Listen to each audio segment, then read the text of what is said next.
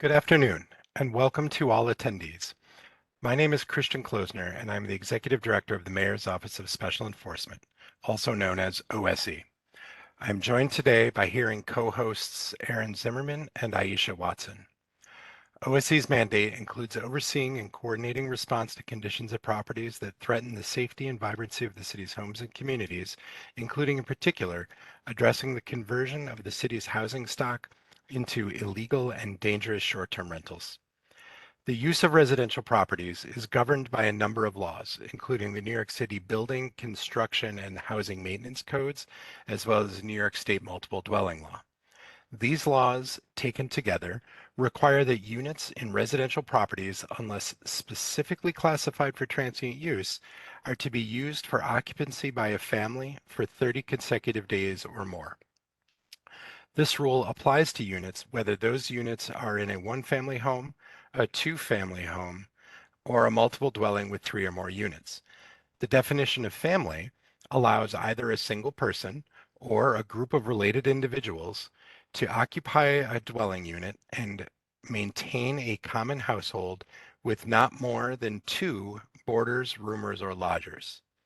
Therefore, short-term rentals in these units under existing laws that predate the enactment of the short-term rental registration law are only allowed when a host is staying with no more than 2 guests and the guests have unobstructed access to all parts of the unit. Local Law 18 of 2022, also known as the Short-Term Rental Registration Law, was adopted January 9th, 2022. Local Law 18 established 2 new sections of law. The first section, codified in Administrative Code Section 26-3101 through 26-3105, establishes registration requirements for short-term residential rentals. The second section of Local Law 18, codified in the New York City Administrative Code as Section 26-3201 through 3203, establishes requirements for booking services regarding registration verification. Local Law 18 further designated OSE as the administering agency. The first section of the law establishes a requirement for hosts of short-term rentals to obtain a registration. The law requires that registrations may only be issued where the applicant is a natural person who is the permanent occupant of the dwelling unit being registered, who certifies that they will follow the city and state laws relating to short-term rentals, including those I just described that pre-existed the short-term rental registration law, and who has disclosed all existing listings. The law also requires an applicant to pay a fee and provide a description of what parts of the unit short-term renters will occupy.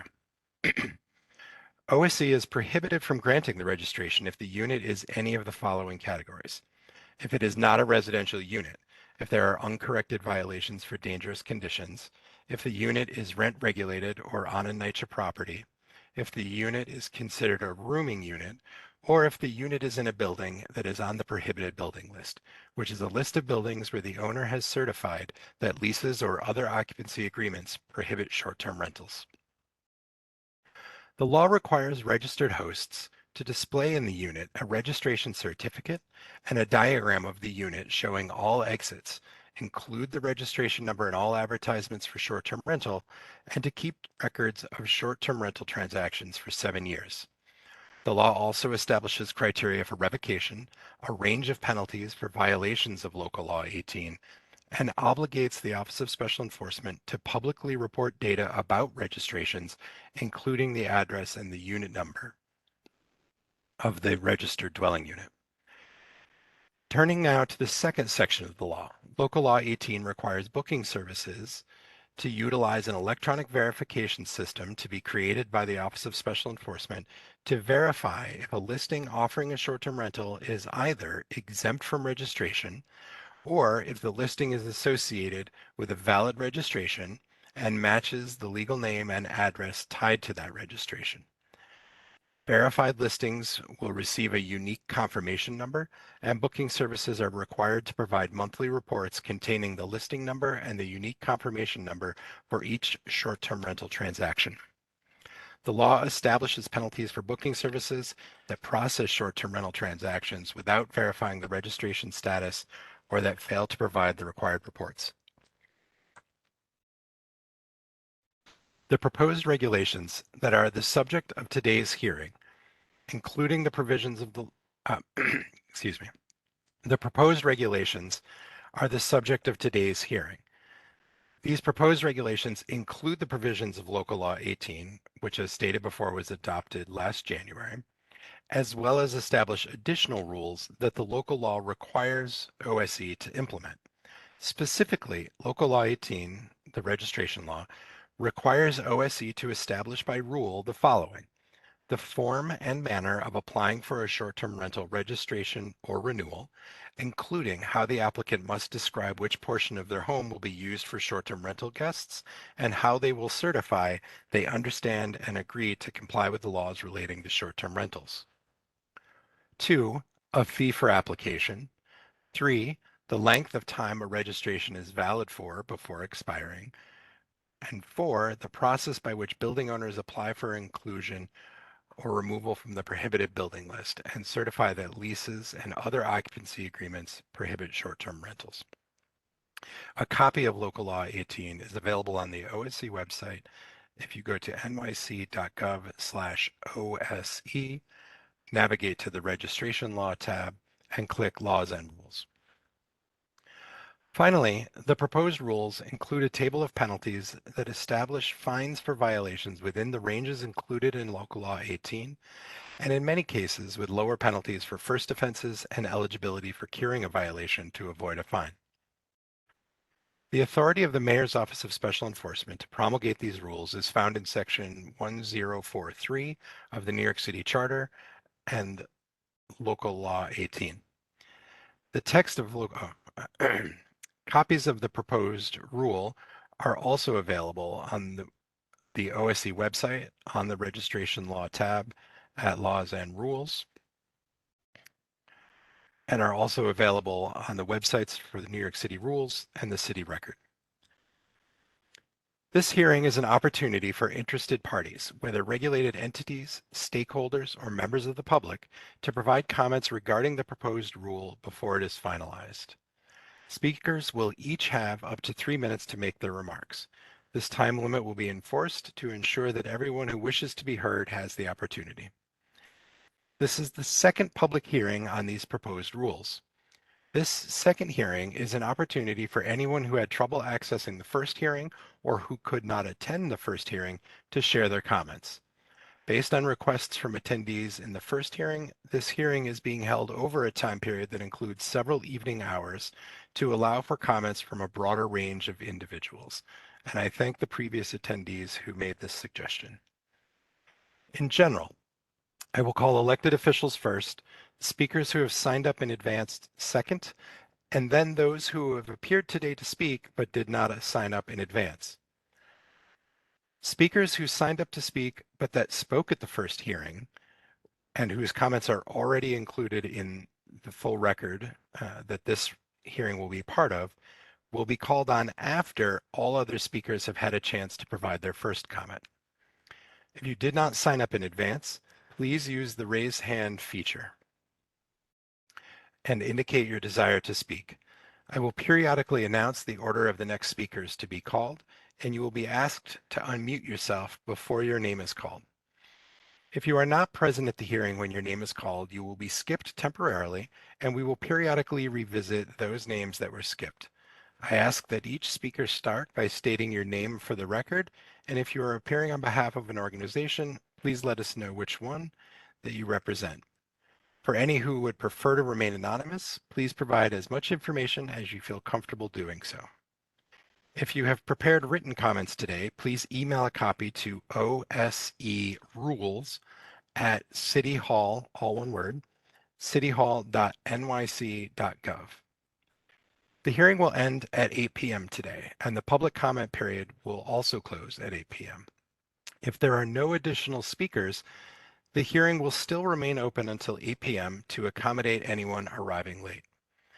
Individuals who have already spoken in this hearing will not be called on for additional comment if there is a down period. where there are no additional speakers to call. Today's proceeding is being recorded. Please keep yourselves on mute to avoid background noise or having a background conversation captured by the auto transcription feature. Users who are in attendance but do not wish to speak may comment in the chat.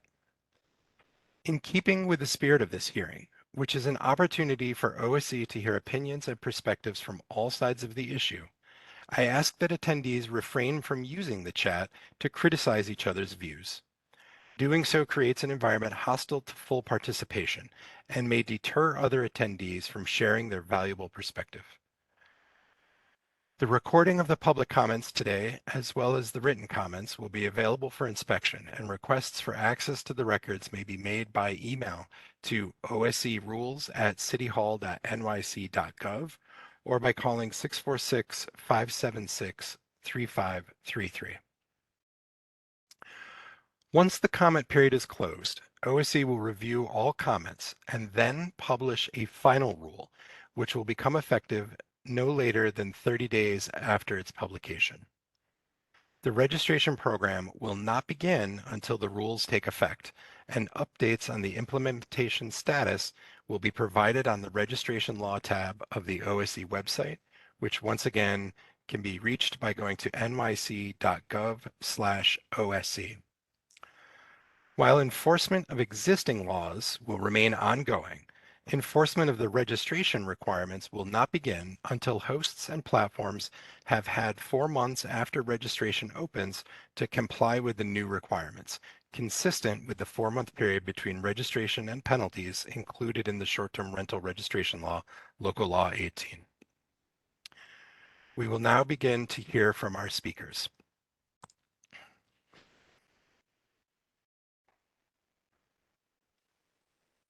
The first speaker was scheduled to be Councilmember Eric Bottcher. He has graciously yielded his position in the speaker's order to Giselle Bloom, who indicated she works 3 jobs and needs to leave by 2 to make the first job. Giselle, I'm going to request that you unmute yourself and provide your comment. After that, we will go to Councilmember Bottcher, then Kathleen Ruwadi, Leslie Borrell, and Andre, who signed up with a Gmail account referencing South Bronx.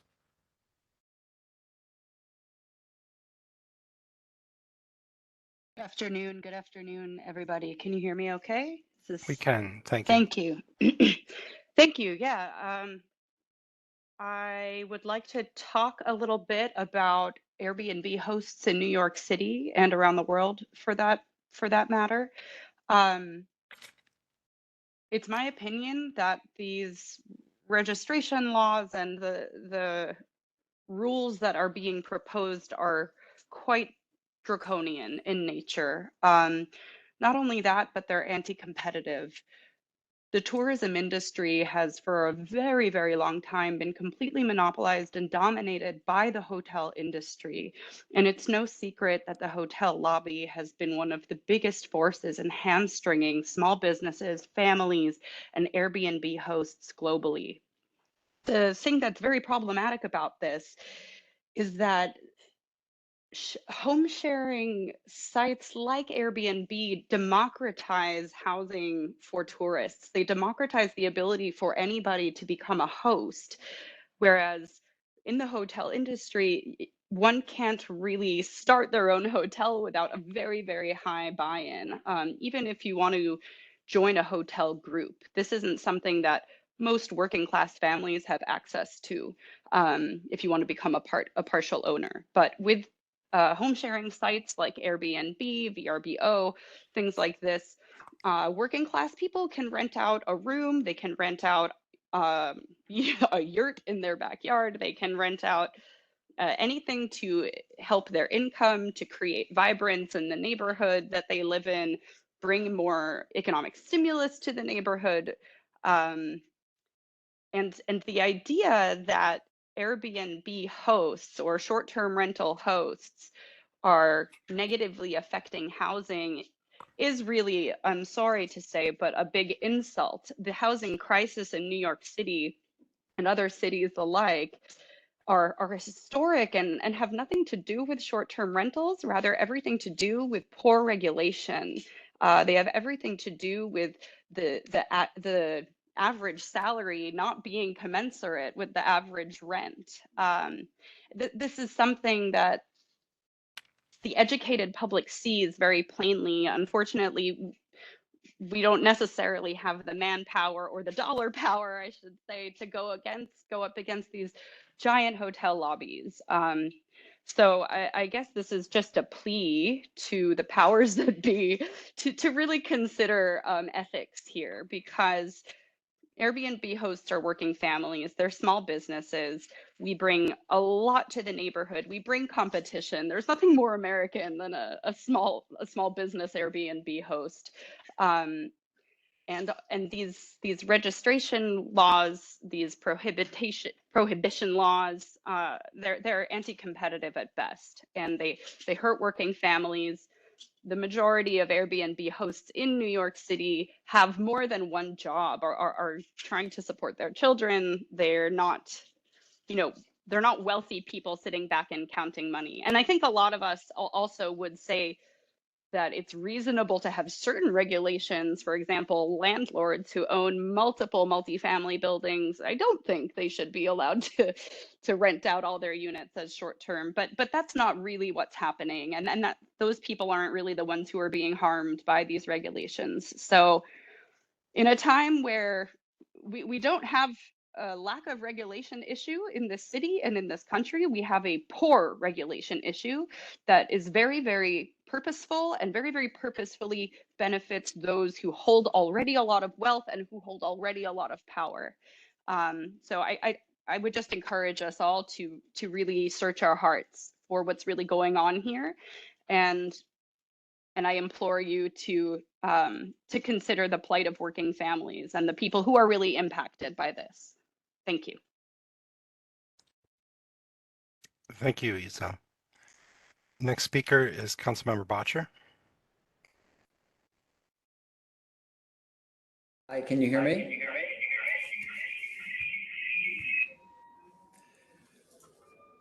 Hi, good afternoon. My name is Councilmember Eric Botcher, and I represent District 3 in the New York City Council. This includes the neighborhoods of the West Village, Chelsea, and Hell's Kitchen, all of which have seen significant levels of short-term rental activity. We are in the midst of a historic housing shortage, and the result has been skyrocketing rents and the biggest homeless population since the Great Depression.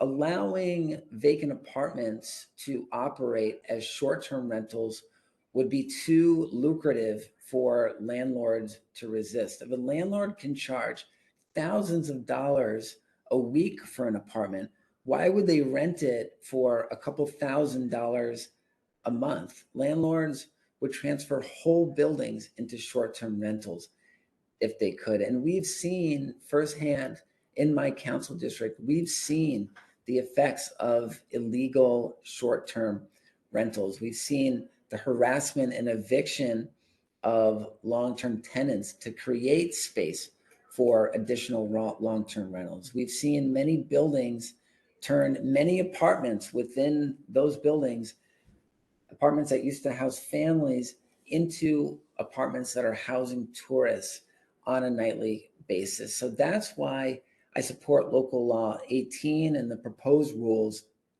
This will help ensure better adherence to state and local laws, and it'll help us control illegal hotel activity. It would still allow for home sharing, which I fully support, but it'll prevent the whole scale transfer of conversion of homes into hotel rooms. And it'll help us put tens of thousands of apartments back on the long-term rental market, which is needed so badly right now. I really want to thank you for the opportunity to testify in support of local law 18. Thank you, Councilmember. Kathleen Ruodi, excuse me if I've mispronounced. I'm new to this Zooming thing. Can you see me? No, but we can hear you fine. Oh, I don't know how, this is my first time having a Zoom experience. But I am a super host for Airbnb, and I just wanted to hope that New York City doesn't make me lose my job, which I love. Just a little background, I'm a 73-year-old widow.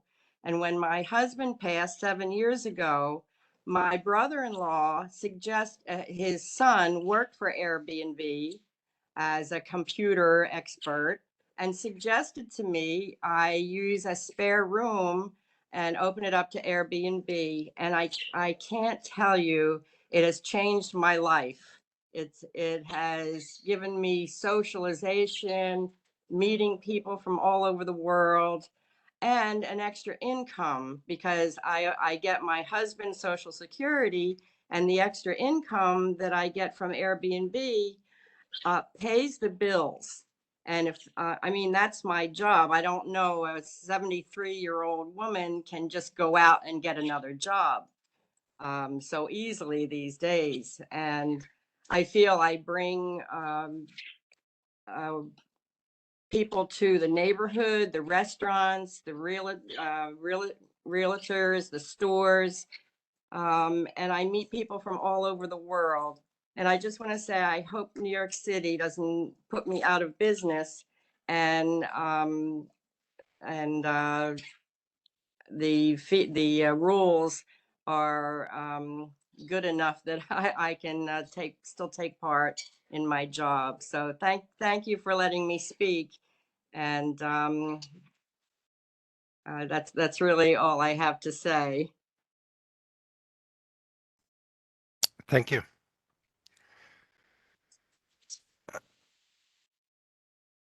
The next speaker, I have requested to unmute. Hi.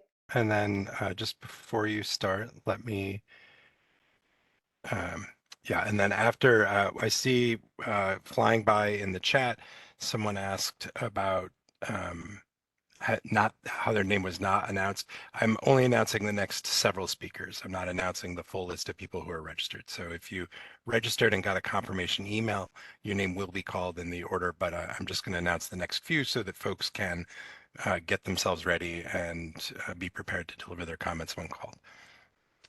Okay, Lauren? Hi, it's Leslie. Hi, and thank you for giving me the time to talk today. I listened to the entire hearing from December 5th and was very disappointed to hear a lot of inaccurate information and really a lack of appreciation for the people being negatively impacted by this regulation. Reading the comments, which I hope all of our representatives have read, it's clear that Black, Brown, disabled, elderly, and many other people will be harmed by this rule being enacted. I am a single mother living in Greenpoint with my son. I moved to New York in 2003 and to Brooklyn in 2009. I sacrificed a lot to purchase my home in 2012, and I've worked hard to maintain it. I don't have family nearby to help, so having my family come to help and give me some support and relief is something that I rely on as much as I do my rental income. When they're not visiting, I offer my additional unit for short-term rental. As a longtime resident of Greenpoint, I always recommend local spots to guests. And most of the people that are visiting are either coming to see their grown kids, their grandkids, or their families with kids, and they love having the space, a nearby park, and a kitchen. This is not something that they can get with a hotel stay. When my family is not visiting, I do rely on this short-term rental income to pay my mortgage and cover my childcare costs. When I was laid off from my job in 2019, I was able to survive because of my short-term rental income. I use this time to focus on building a small business, which helps make childcare affordable and accessible for families. I would never be able to do this without income from my short-term rentals. And as a single mother, I'm also very concerned about the provisions that make data about myself, my home, and my son publicly available. That is just one of the things that concerns me about the requirements for the registration. I don't mind registering in general. I take issue with people saying this regulation is not changing the underlying laws. As we've heard many times over the years and in the press, that 1 to 2 family homes are not the issues that people are concerned about. Yet the OSC is very clearly including them in an attempt to redefine their remit and overreach. If this is truly not the concern, our representatives should be taking the time to ensure that the regulations are being written and focus on the actual problem and not cause more harm to all of the people that they're supposed to be representing. Thank you. Thank you, and I apologize. I think I used a name other than Leslie. Um, the next speaker is Andre. I do not see anyone named Andre anywhere in the search. Andre, please, if you are on, you signed up with a Gmail account referencing South Bronx, please indicate in the chat that you're here so we can call on you. In the meantime, we will move on. The next speaker is Amy Werba. I see 2 speakers named named Amy. If Amy Werba would maybe raise their hand so we could know who to unmute.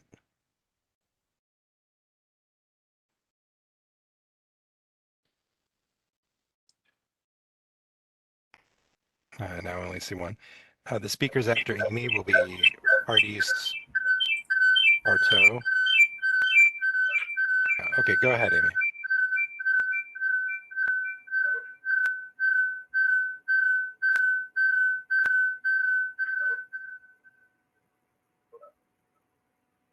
Do you hear me?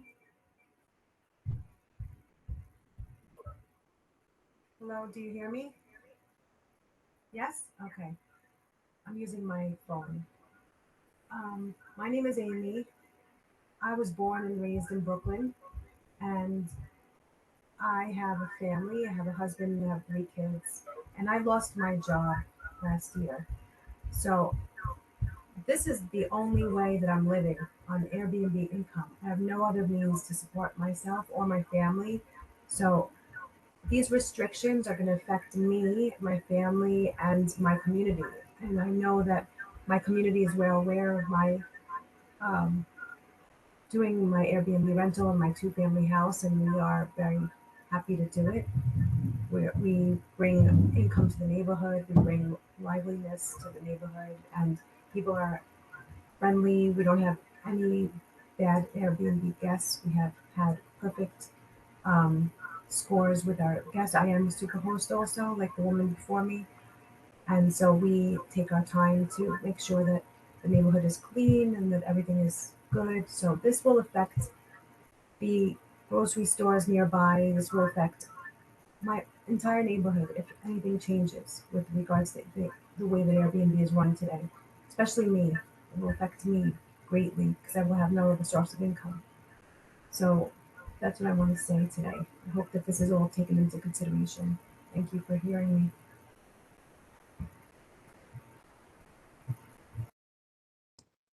Thank you, Amy. The next speaker is Pardis Parto / Brian Long.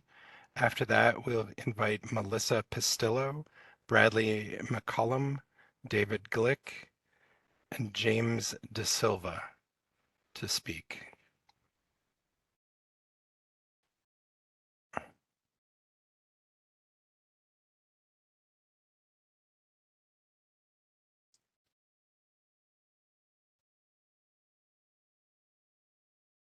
Do we see?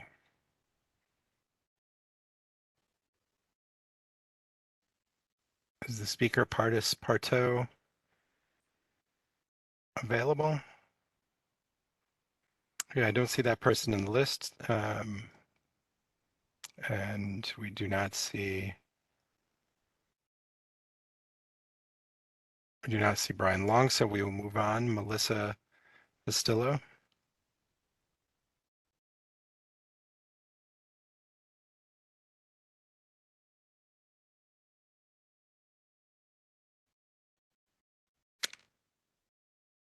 Bradley McCollum.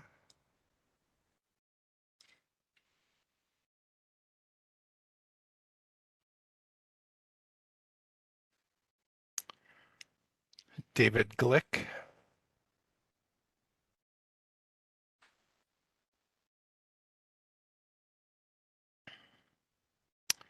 Okay, the next several folks on the list, I'll read the names.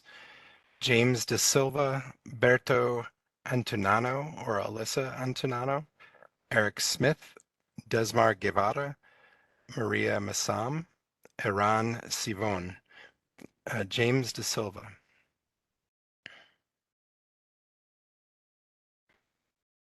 I do see someone on the list named James. Sending a request to unmute.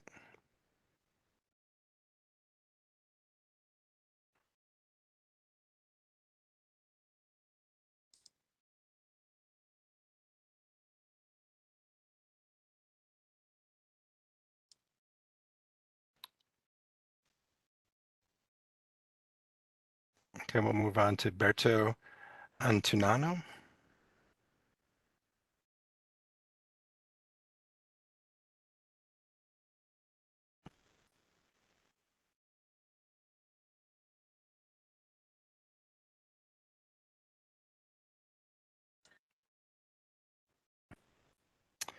Okay, we're going to go back to Melissa Pastillo.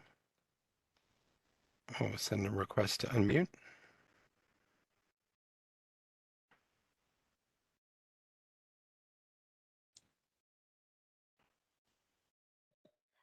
Hello, can you hear me? Yes, please go ahead. Okay, that was a bit of a workout to get here, but okay.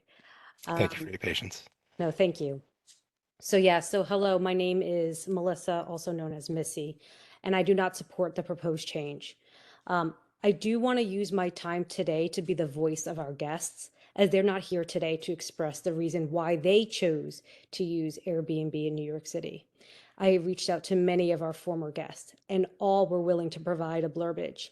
Here are three that I have some time to share. Marcelo stayed July to August of 2022. We stayed at Missy's apartment for 5 weeks so we could explore the city and be close to our daughter, who wanted to share her life in Astoria with us. This would have never been possible without Airbnb. As longtime travelers and currently as remote workers, we're now able to get into the rhythm of daily life in a city rather than simply visiting as tourists. While in Astoria, we established some favorite hangout spots, such as Cab Cafe, for example, and weren't rushed in an attempt to plan as many activities as possible in a short span. If we had to stay in a hotel, 5 weeks would have been diminished to 1 due to the costs.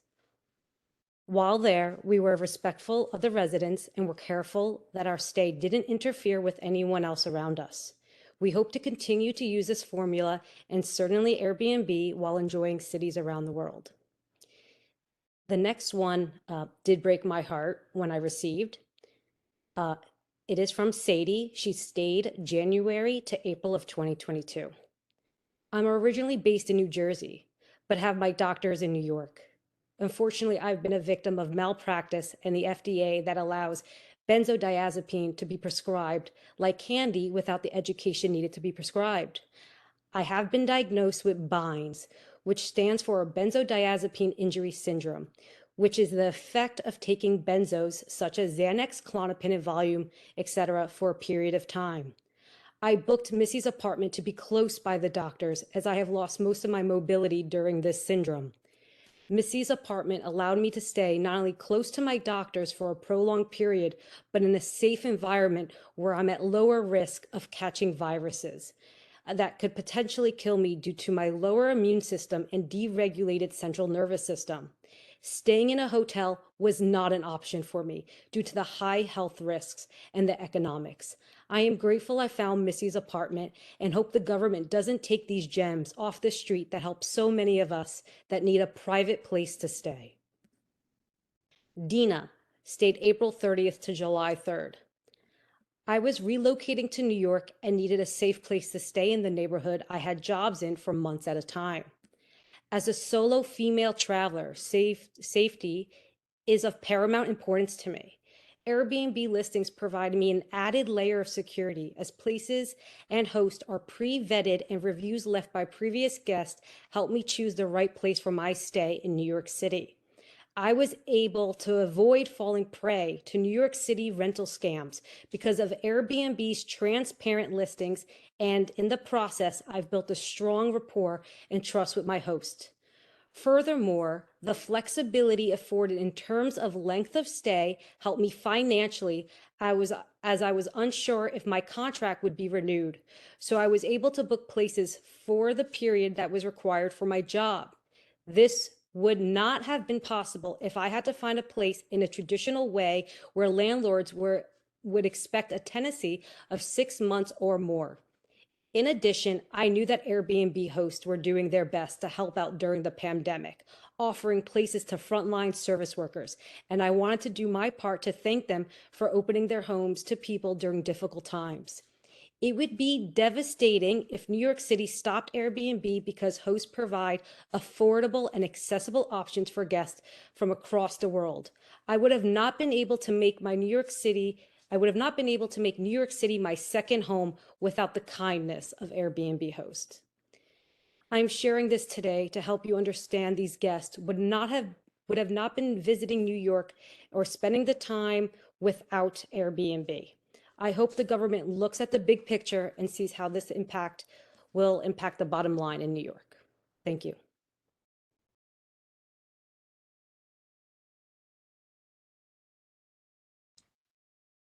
Thank you.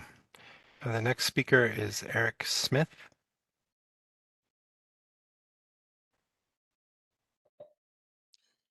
Yeah, my name is Eric Smith, and I have been a short-term rental host for probably 12 years.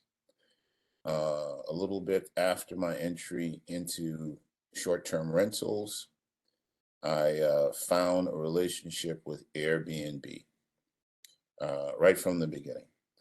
I currently am the busiest host in the Bronx. And before anybody jumps up, I never said I was the best, but I am the busiest. I have over 700 reviews that are openly on the platform, with over 70% of my reviews being 5 stars.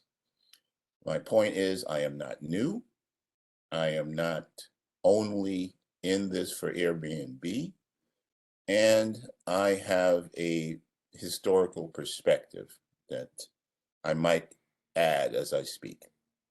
My issue here, after looking at the new proposal, the new law that's going in, is that this was done with a butcher knife, not with a scalpel. There are some bad actors out there who have taken advantage of the system, the lack of proper discipline and policing by the New York political apparatus. Because you don't have the manpower or the funding over the years to do this properly, you are now painting with a broad brush. Many of us own our own homes. Many of us who don't own our own homes have approval by those that do own that home to go about doing what we do, for the most part, within the parameters of the rules that were already there. What's going on now is that we are being scapegoated by the hotel lobby, by the developers and landlords, real estate apparatus, because we have been fairly successful in doing what we do for a clientele that distinguishes us from them in a very positive way. We only make up, based on the statistic I've looked at, as far as housing stock is concerned, we make up about 1% of the available rental housing stock in the city. Eliminating us or making it harder for us does not solve the homeless situation. In my neighborhood currently, and I have some neighbors on this, in my neighborhood over the last 5 years, they've built something like 6 hotels.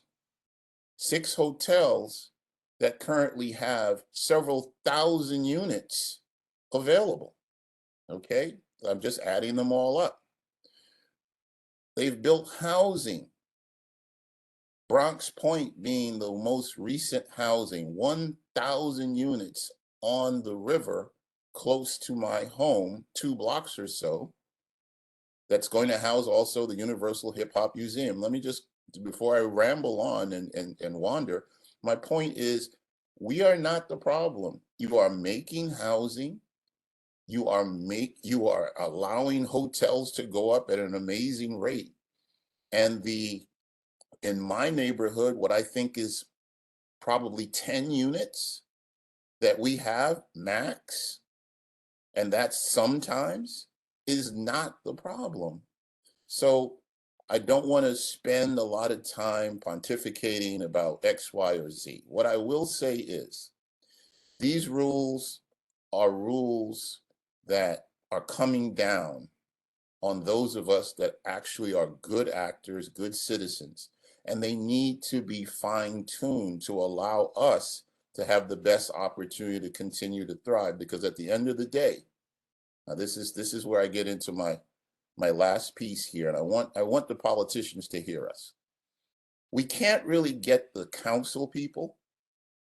We can't really get the Congress people, but there are enough people here, but politically, especially the Bronx or New York City, collectively together can band together and make sure the borough presidents and the mayor hears us in the next election.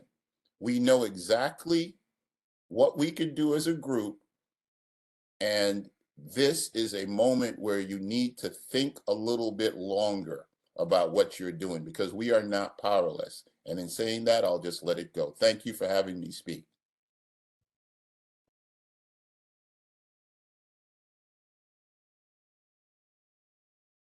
Thank you, Eric. The next speakers are Desmar Guevara, Maria Messam, Aran Sivon, and then I understand that an Amy other than Amy Werba gave their comment, and so we will go back and hear from Amy Werba. So the next speaker is Desmar Guevara. Good afternoon, everyone. My name is Desmar Guevara.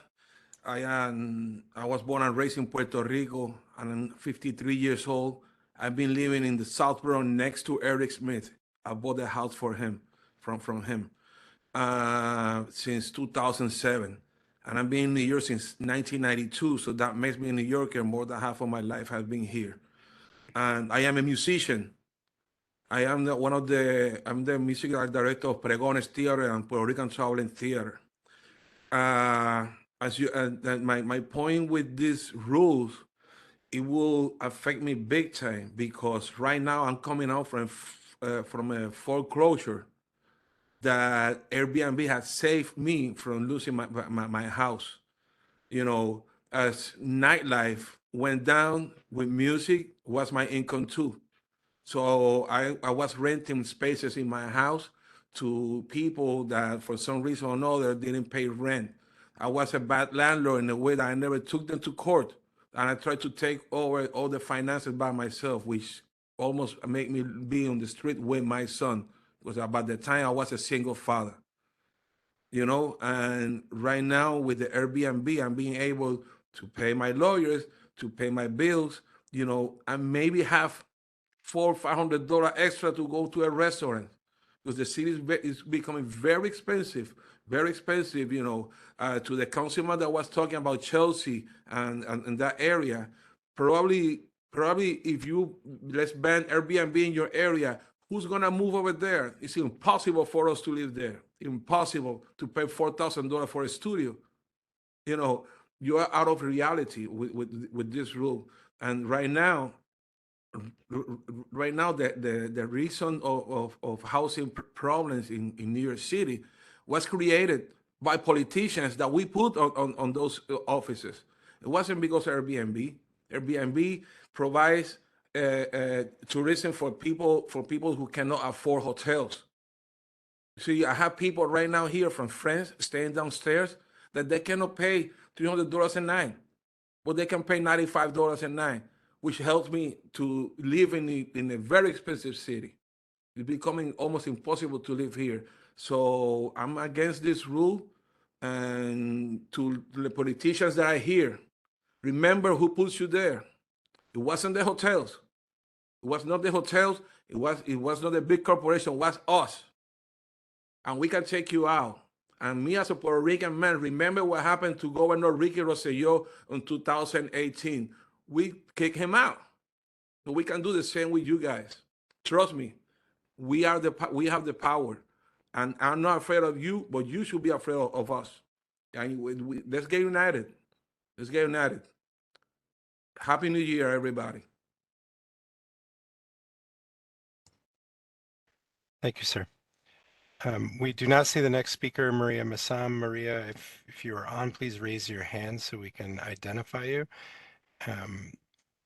We will go to this next speaker after that, Eran Sivon. Hi, can you hear me? Yes.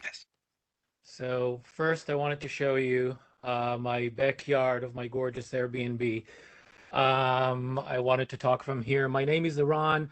I'm a two-family homeowner in Crown Heights. Me and my wife are both teachers and we have a kid.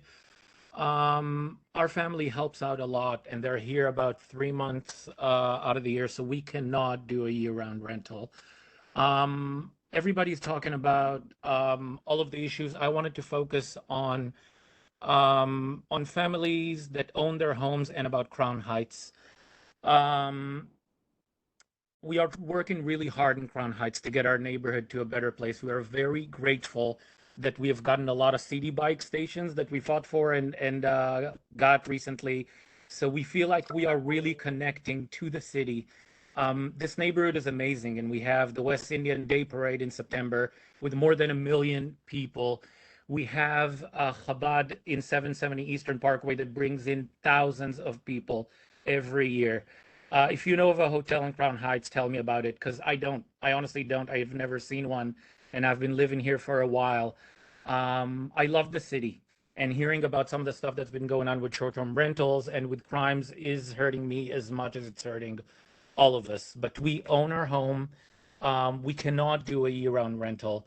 This saves our lives, and more than that, this brings unbelievable life to the neighborhood, both in money and tourism, in just the general vibe of the people that come in. I don't think Crown Heights 10 years ago would have a lot of people from all over the world. I'm talking about it with the guy in the corner deli. It is amazing that the life that we see coming into this neighborhood. I think overregulating is something that's going to hurt us. And I think it's something that we need to focus on. Nobody here wants to have 20 units and rent all of them. We're asking for fairness, and we're asking for results that we can see in our neighborhood right now. My block is cleaner and safer. So think about Crown Heights and think about families who own homes. And thank you. Thanks so much.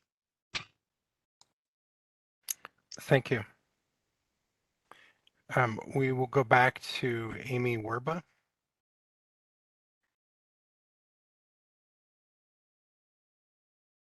Can you hear me? Yes. And maybe you can see me. Hi, can you see me and hear me? We can hear you. We cannot see you, but that's Oh. okay. You can give your comment. Okay, hi. Yeah, I just wanted to say, first of all, thank you for giving us the opportunity today, more than the other day, to have all the hosts speak about the new regulations. Of course, regulations are important, but they have to be fair. I own a two-family in Bed-Stuy. I built this, I got renovated this as a single woman with a child 6 years ago, 7 years ago, and I started on Airbnb in Europe 10 years ago. So I started very early on with Airbnb. I think Airbnb really, as a single parent, saved my life because of all the expenses we have today in these big cities. It could be New York, it could be Paris, it could be Rome.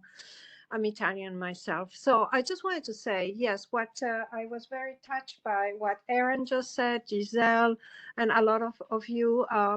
I think people who really do this job well are very serious about it. Like I think I am. I'm a what we call a super host. You know, I have mostly 97 to 100% five-star reviews since years.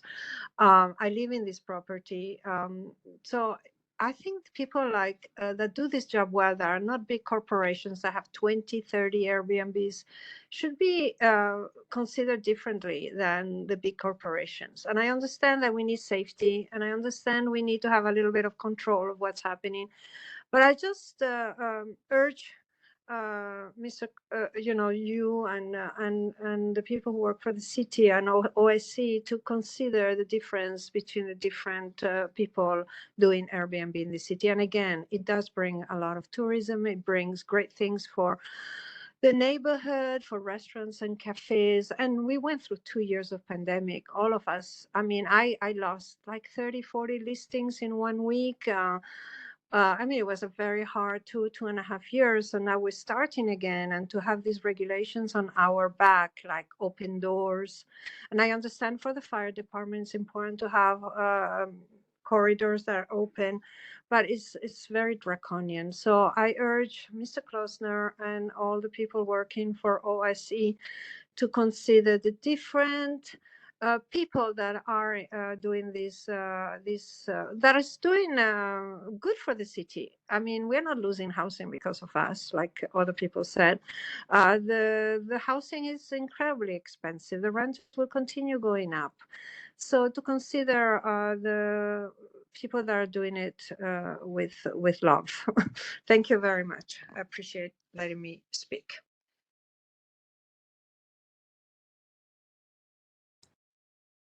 Thank you. The next speakers are Everall Bell, Mustafa Arshad, Asaf Nissim, Isabel Varela, and Marissa, who signed up with an AOL.com email. Okay, Everall Bell.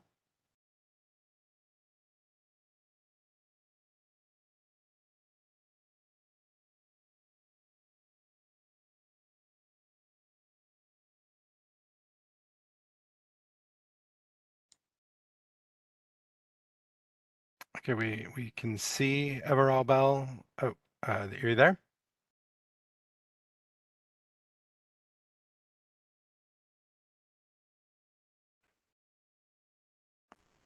I'm sorry, Mr. Bell, we cannot hear you. I can see you, but I can't hear you.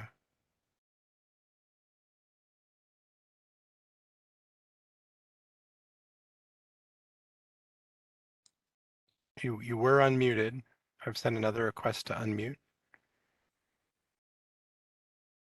No, we can see your lips moving, but we can't hear what you're saying. Mr. Bell, I suggest perhaps if you log out and log back in, we will keep trying to hear from you. I'll come back to you, and hopefully we'll be able to hear your comment. I'm not sure what's happening. And we'll go to the next speaker, Mustafa Arshad.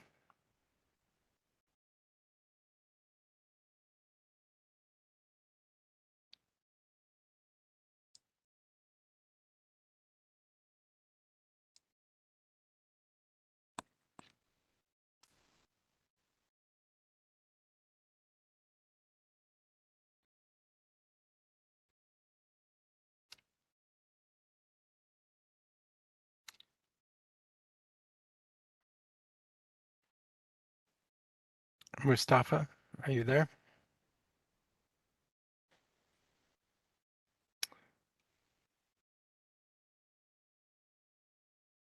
Okay, we can see that Mustafa is unmuted.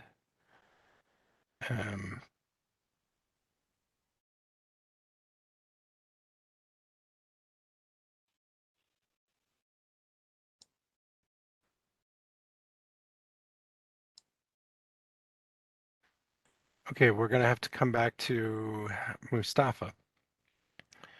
Asaf Nissim.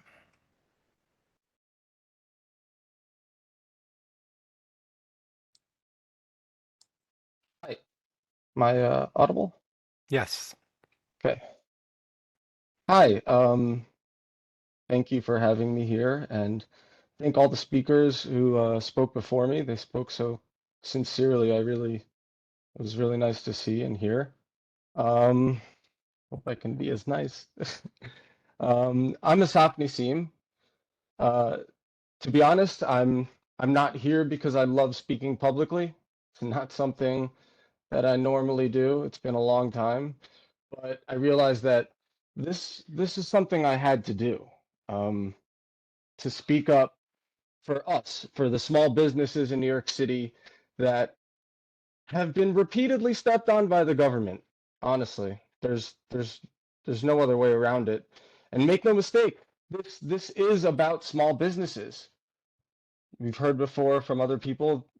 Everybody knows that the hotel industry is absolutely drooling at the prospect of this newest imposition. They're written specifically right into the legislation as exempt. That's no mistake. And frankly, just as a property owner in New York City, it's not been a walk in the park. It's been really tough in recent times. Taxes have skyrocketed, but not only that, they've instituted new taxes with wanton disregard, like absentee landlord tax surcharges, and the taxes are really just the start. It's no secret that the housing regulation has gone off the deep end in New York City. They've produced, I don't know if you guys have seen this, but documentary after documentary about people, normal everyday people like everybody in this chat, whose lives have been ruined by bad tenants, squatters, you name it. We didn't get here by ourselves. It's moments like these where the government pretends it's helping the people. You heard the opening comments. But really, it's only helping the wealthy hotels or whomever at the moment by creating barriers to entry into their markets, barriers to entry. And I repeat, this is just this is just the next iteration of that oppression. My father is 74 years old. He came here as an immigrant in 1972 with zero money, but like many of you, many others, with dreams of starting a business and providing for his family. And he did eventually. Not before he worked every single job this city had to offer a young man with literally no experience and a fairly strong language barrier. His property was always his retirement. When COVID hit, like he was struggling, I was struggling, a lot of us were. Cost of utilities have skyrocketed, cost of everything, really. My father and I decided to start Airbnb-ing the house my family lived in before I was born. Our longtime tenants there actually had just bought a house of their own, God bless them, and so it was vacant. And Airbnb has just been a lifesaver. We're still recovering. The garage roof is still leaking, patch job after patch job. New roofs are expensive. This legislation will take away our ability to engage at all in the market that has kept my father's retirement fund alive, that's kept me alive. And I'm also a musician. You heard so beautifully from Desmar. And we won't qualify for the new imposed registry. My father no longer lives in that house. And worse yet, we are realizing that given the current circumstances that have gotten us to this point in the housing market in New York City, if this all goes through, my father simply cannot afford to own this property. And I personally, I hear pastures are greener in places like Florida. I suspect other people here the same. And not the big wealthy land, hotel, and property owners. Don't worry, they won't be perturbed by this. It's us. It's the small business owners, people like my father who may be forced to leave.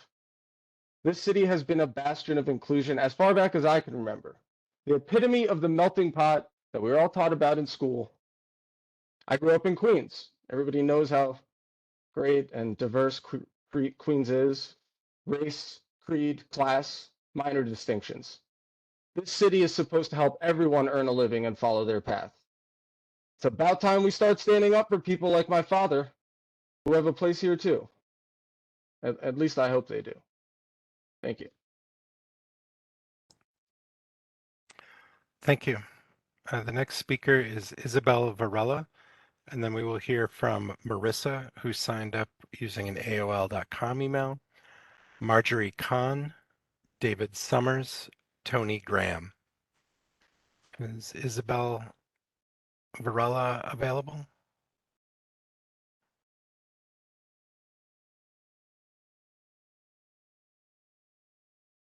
Okay, we do not see Isabel available. Isabel, if you are here and not identified, please raise your hand so we can track you down. We will move on to Marissa.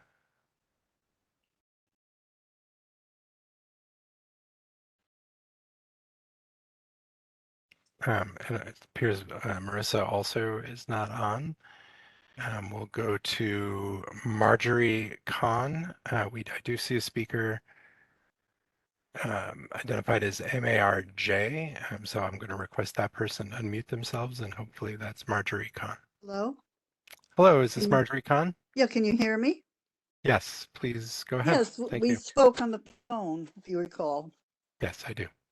Right. I just want to say that I'm 81 years old.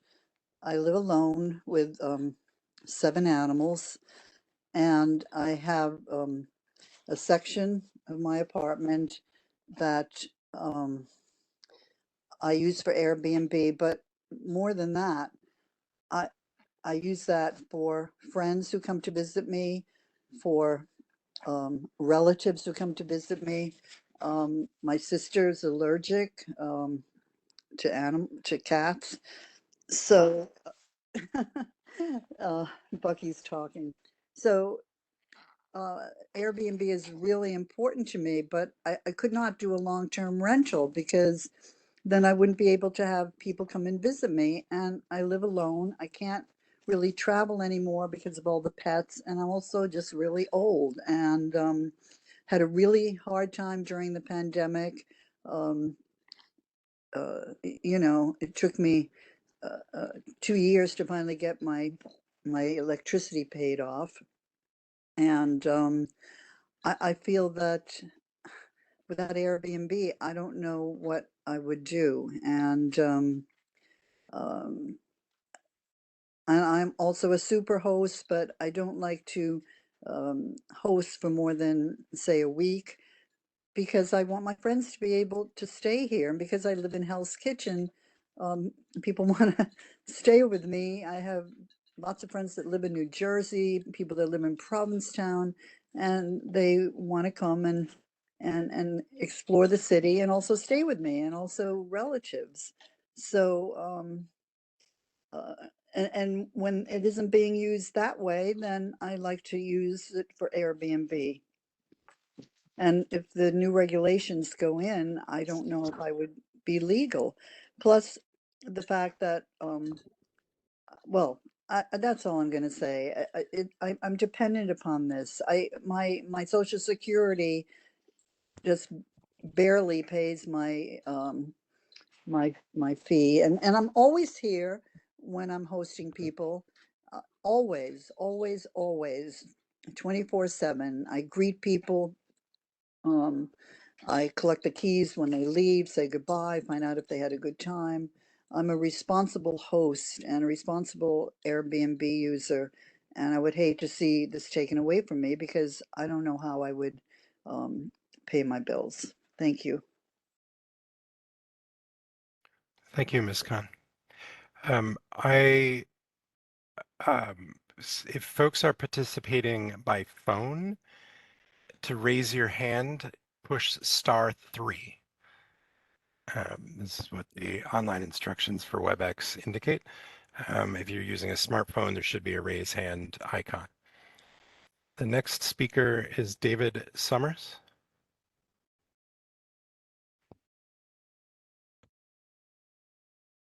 Oh, we have 2 Davids and a Dave S. So we'll go with Dave S. I've requested Dave S. to unmute.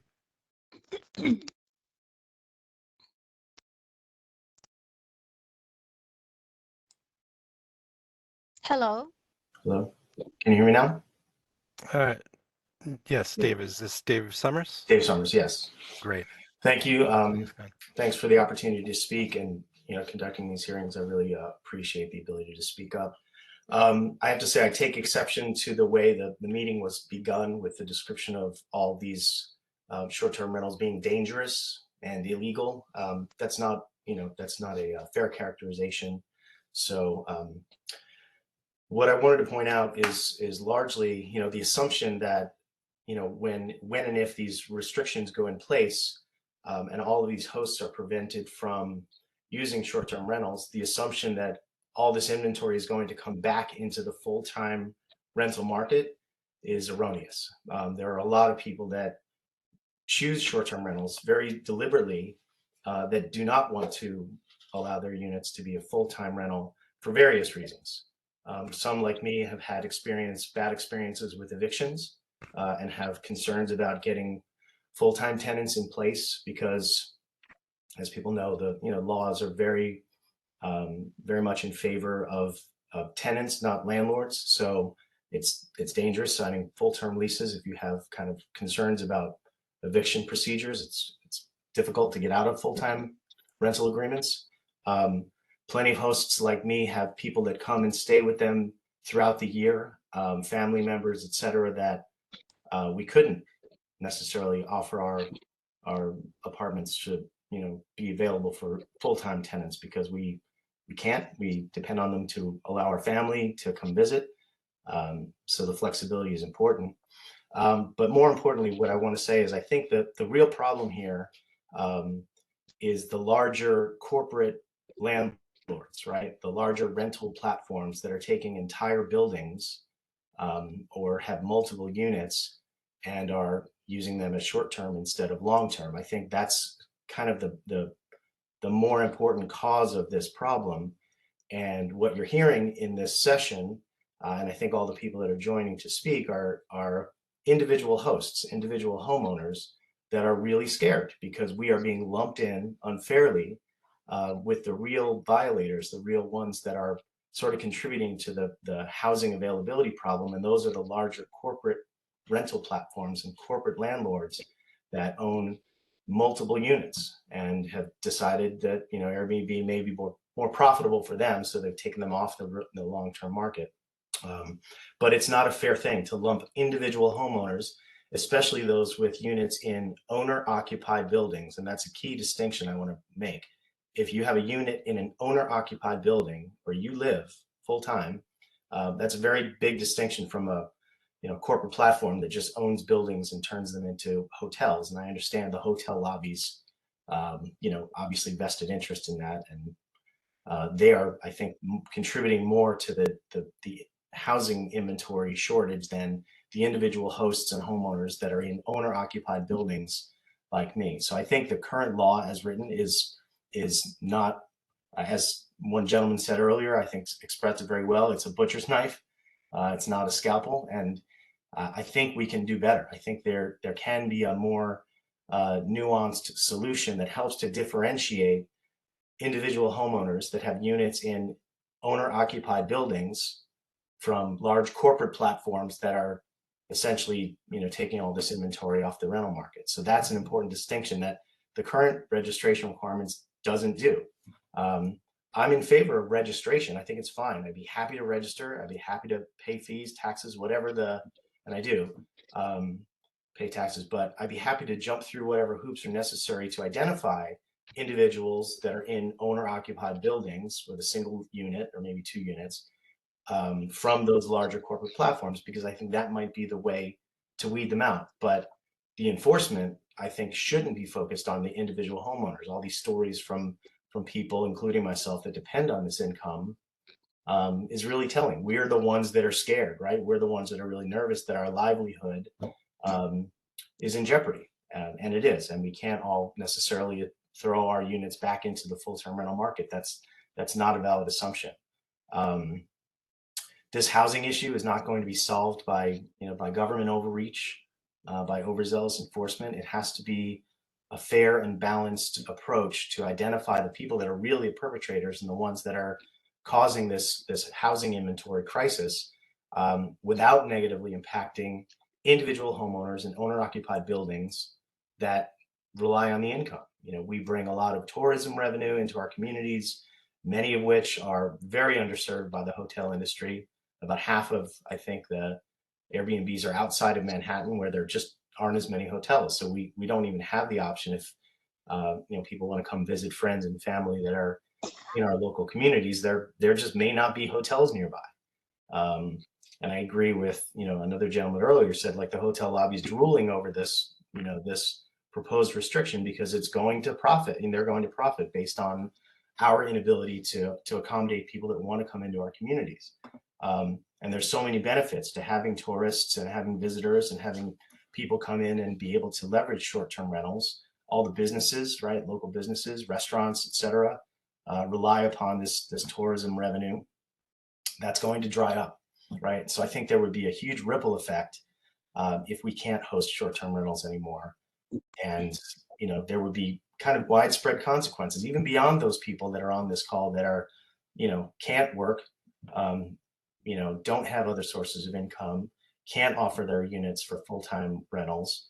It's not just us, it's broader, right? It's the businesses, the communities, the maintenance staff. There are a lot of people that would be negatively impacted by the way that this rule is currently written. It's way too blunt of an instrument, and it needs to be much more focused to help differentiate individuals in owner-occupied buildings from corporate platforms. So that's really what I wanted to say. Thank you very much for the opportunity to speak. Hello. Thank you, Dave. Samita, you are off of mute, but you are not in line to speak yet. We're going to continue with the speakers who signed up in advance. The next person announced was Tony Graham, and then we are going to go back to the folks that we have skipped over.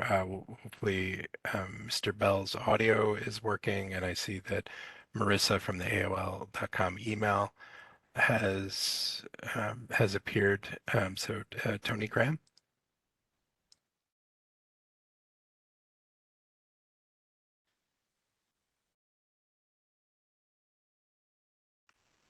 Okay.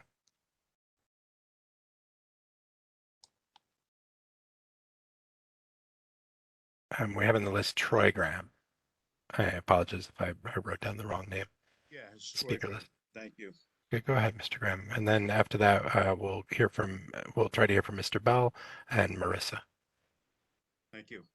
I would like to start off by saying this appeal feels more like we're appealing for a state of execution than anything. The impact of the enforcement of Local Law 18 would be devastating to my family. The rule on its face is cloudy, it's draconian in its definition and the parameters. I think most would agree on this call that the rule should address large multiple dwelling unit investors who transform properties into unregulated hotel space.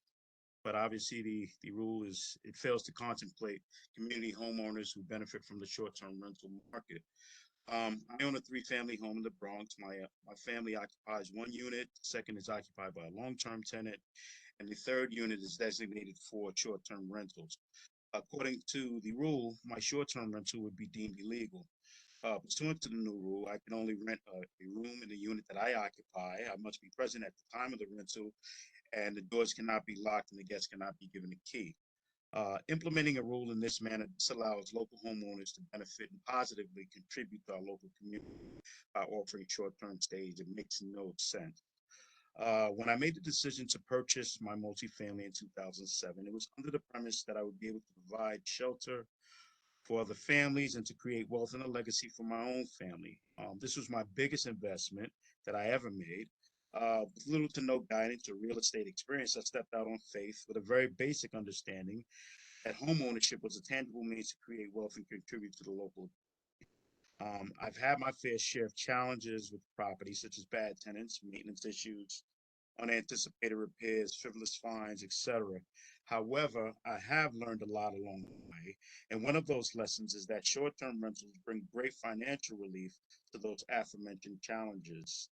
For example, a bad tenant who fails to make timely payments and becoming egregiously delinquent in their arrears is very difficult to evict.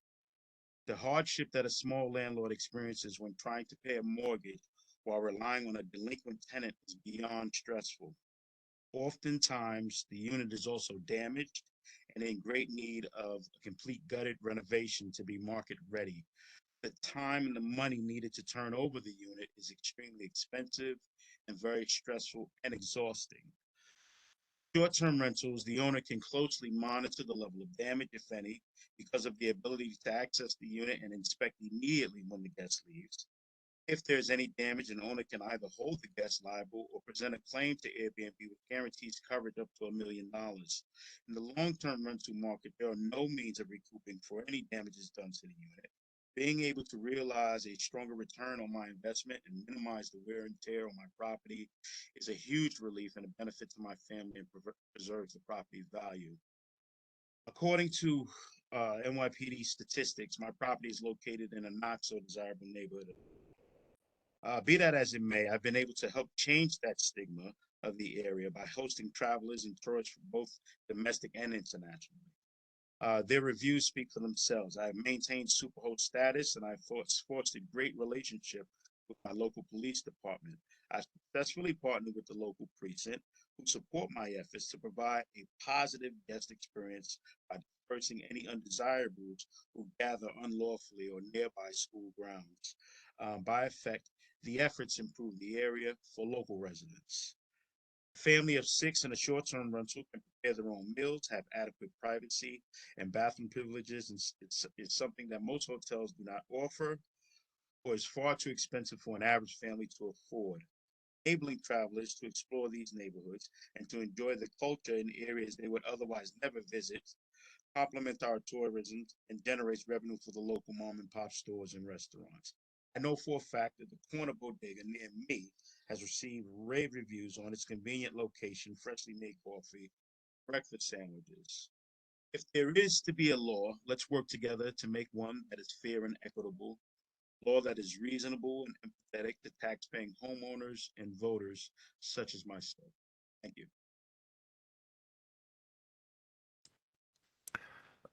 Thank you, Troy. We'll go now to Everall Bell. Hopefully, Mr. Bell, you are unmuted on our WebEx. I can see that your lips are moving, but we didn't hear. Can you try to speak? Hopefully, we'll be able to hear you.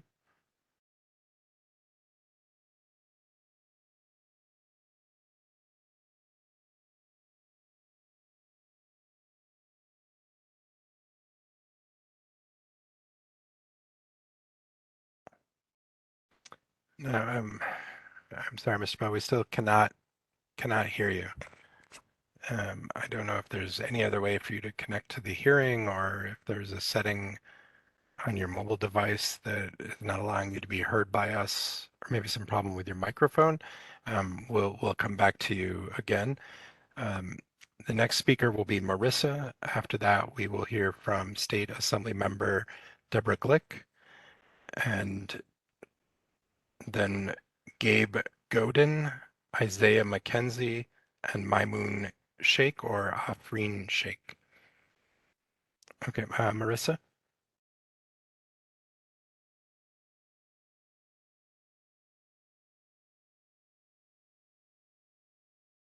Where'd she go?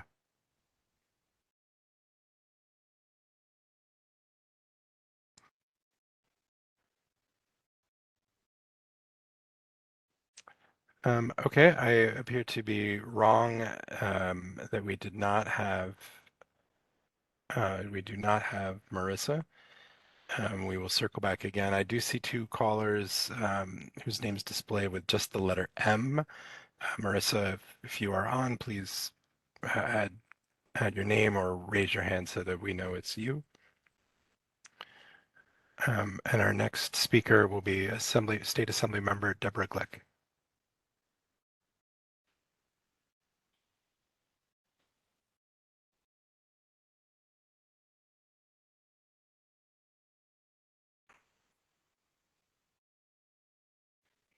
Assembly Member, we can't hear you. You're off mute on our end. How's that? Great. Okay. Thank you. They've been cleaning the office. Obviously, they touched the wrong thing.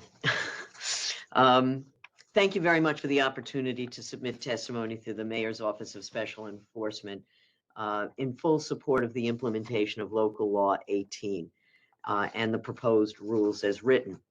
As the Assembly member representing New York's 66th Assembly District, which includes popular tourist destinations like Greenwich Village, Soho, NoHo, and parts of Tribeca, I've seen firsthand how the havoc wrought by illegal short-term rentals. For more than a decade, my office has received numerous complaints from constituents about the quality of life and safety issues caused by short-term rentals, which are illegal.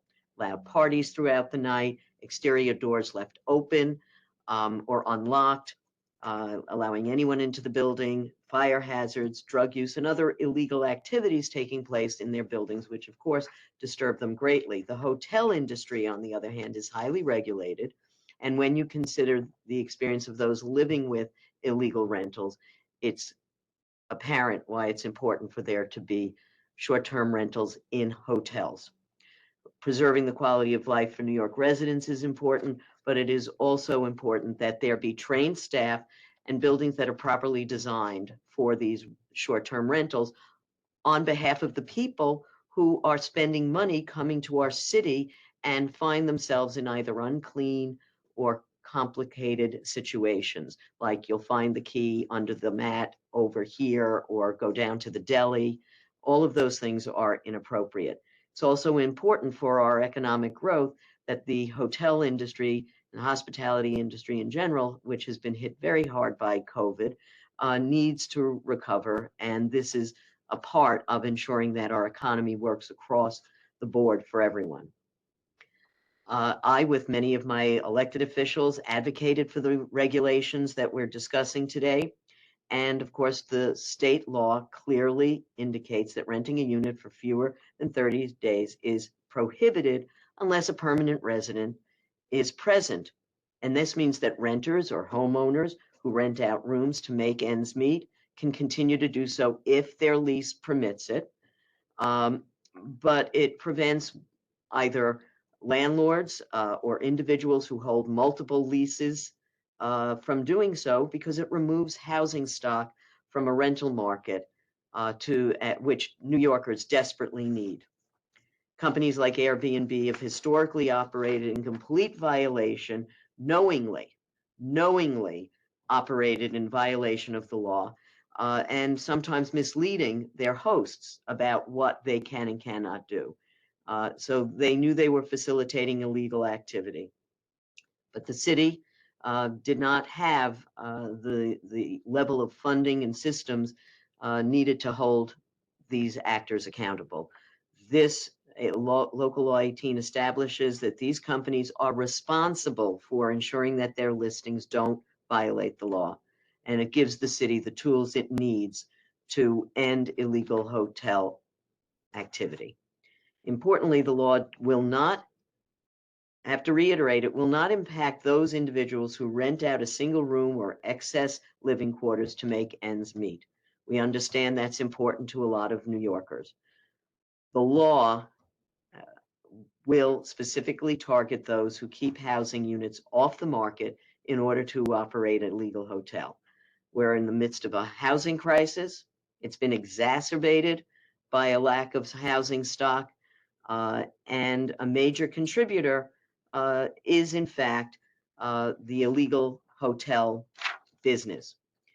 Enhancing enforcement and making it more difficult to operate illegal hotels will return tens of thousands of apartments to the long-term rental market, which is crucially needed. And I appreciate the work that's been done by the Office of Special Enforcement. Hats off to you. But we think you need additional regulations and resources in order to eliminate these dangerous abuses. So I thank you. I appreciate the opportunity to weigh in once again on what I believe is a very pernicious activity that undermines the ability of New Yorkers to find a place to live and creates havoc for those who have to live with it on their floors or next door or upstairs from them. So thank you very much. Thank you, Assembly Member. The next speaker is Gabe Godin. We do not see Gabe Godin in our list. Again, if we call your name, if you're participating via phone and your name cannot be displayed, please press *3 to raise your hand so we can identify you as the speaker who we've called. Isaiah McKenzie.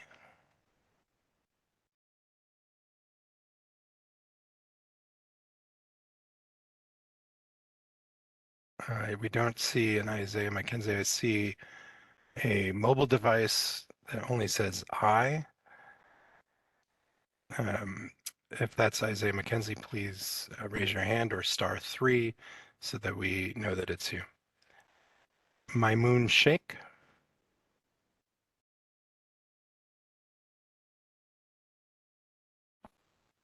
Or Afreen Sheikh.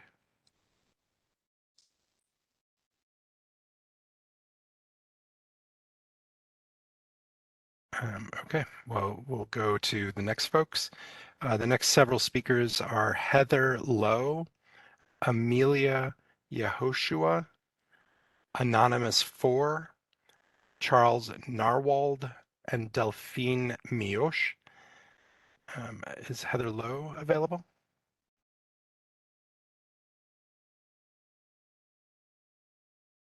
Hello, this is Heather. Can you hear me? We can, if you could speak up a little more loudly, please. Thanks for this platform to speak about my experience with Airbnb and the new law that's about to come into effect. I've been an Airbnb owner in Brooklyn for the last 2 years.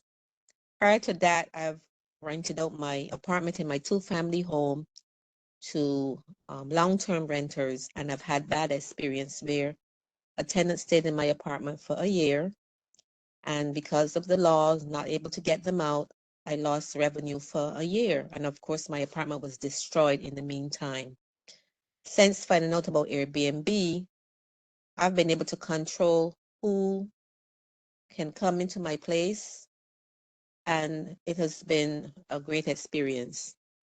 I just retired from my job and my husband, and this was supposed to be an opportunity for us to rent our place, still travel, have family come when we want to, and it's erroneous the way how this law is worded, especially for the small people who are just trying to rent out their place. My husband and I struggled for years to pay our mortgage, to keep our home in good condition, and now it's really sad that this law is gonna ruin our life as far as able to keep up since we are retired and our income has diminished tremendously. So I hope you politicians understand it's not the small people that are destroying what's going on. It's really the big people who have money to fight. We're voters, we take care of a community, and we're just trying to pay our mortgages and keep a roof over our head. Thank you so much for the opportunity to speak. Thank you, Heather. The next speaker is Amelia Yehoshua. I do not see that person in our list. We will move on to Anonymous 4.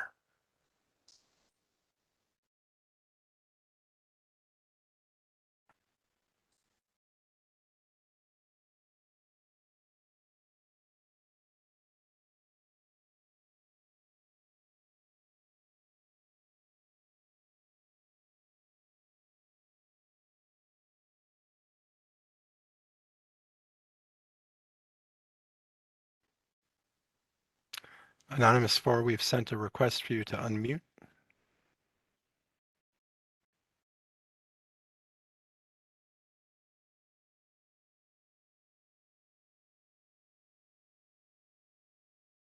Okay, we'll move on and come back. Charles Narwald.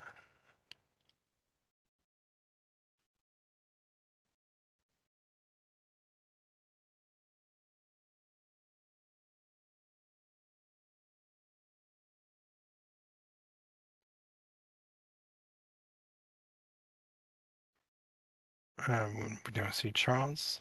Delphine Mioche.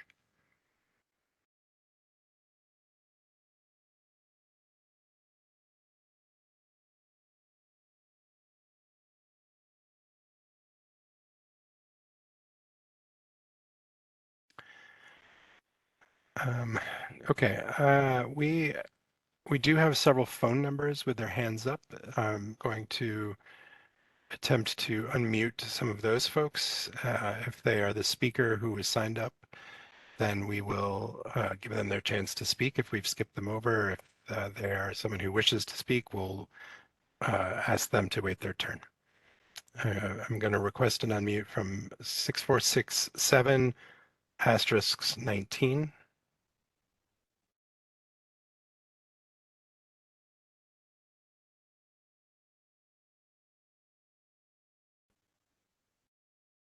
And phone number 6467 * 87.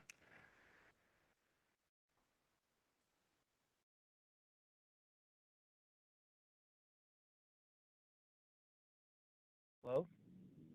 Yes, are you one of the speakers that we have called but had to pass over? Yes, I just wanted to share my comments and my experiences with what's going on with the new rules implemented Sure. Can by we New York have City. your name? Can we have your name? We're hoping that you're one of the folks that we've called on. Yeah, Wayne Chen. Okay, I think you're much later in the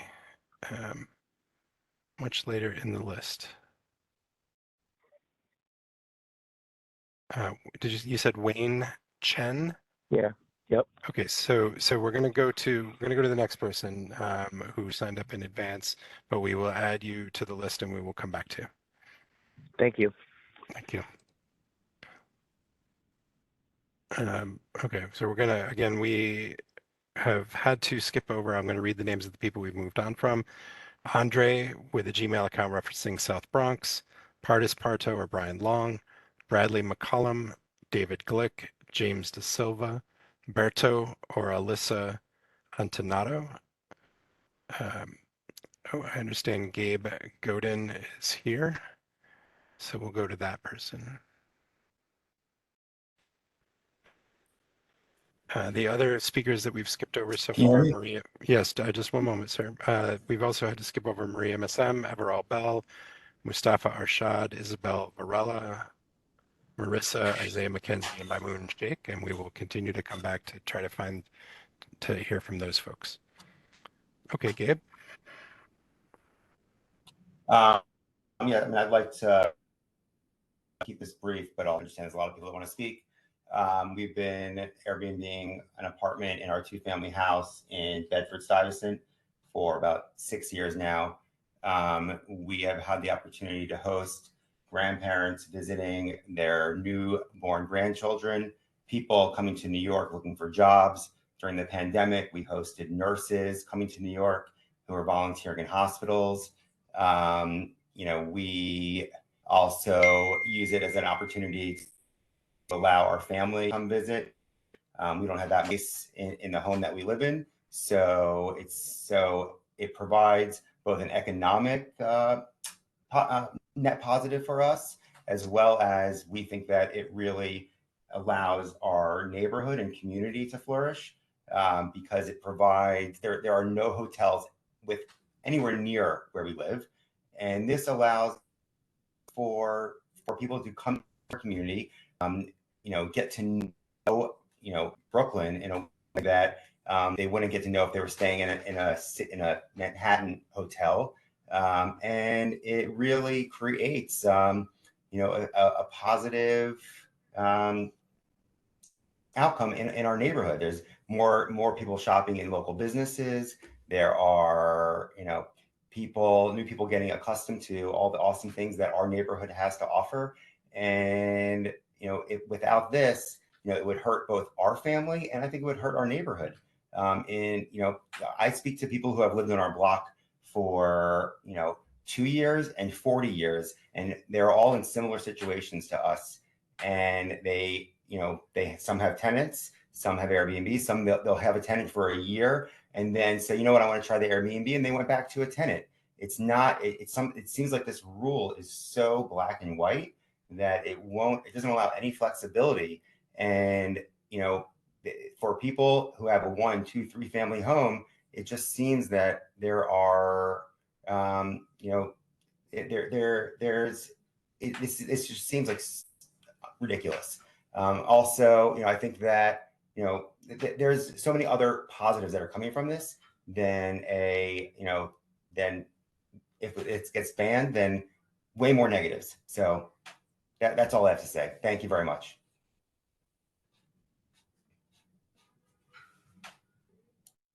Thank you. And the next speaker is Victoria McLeod.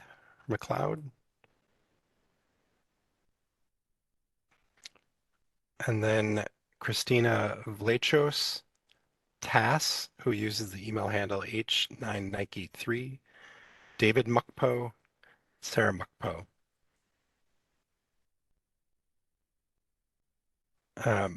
Victoria McLeod.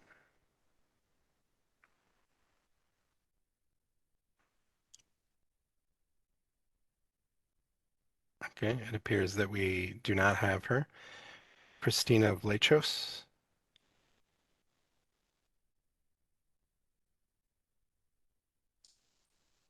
We have 2 Christinas, one with the hand up, one without the hand up.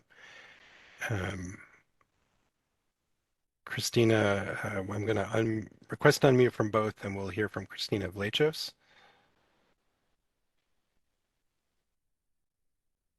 Are you able to see me? I can see it's pretty dark where I'm sitting.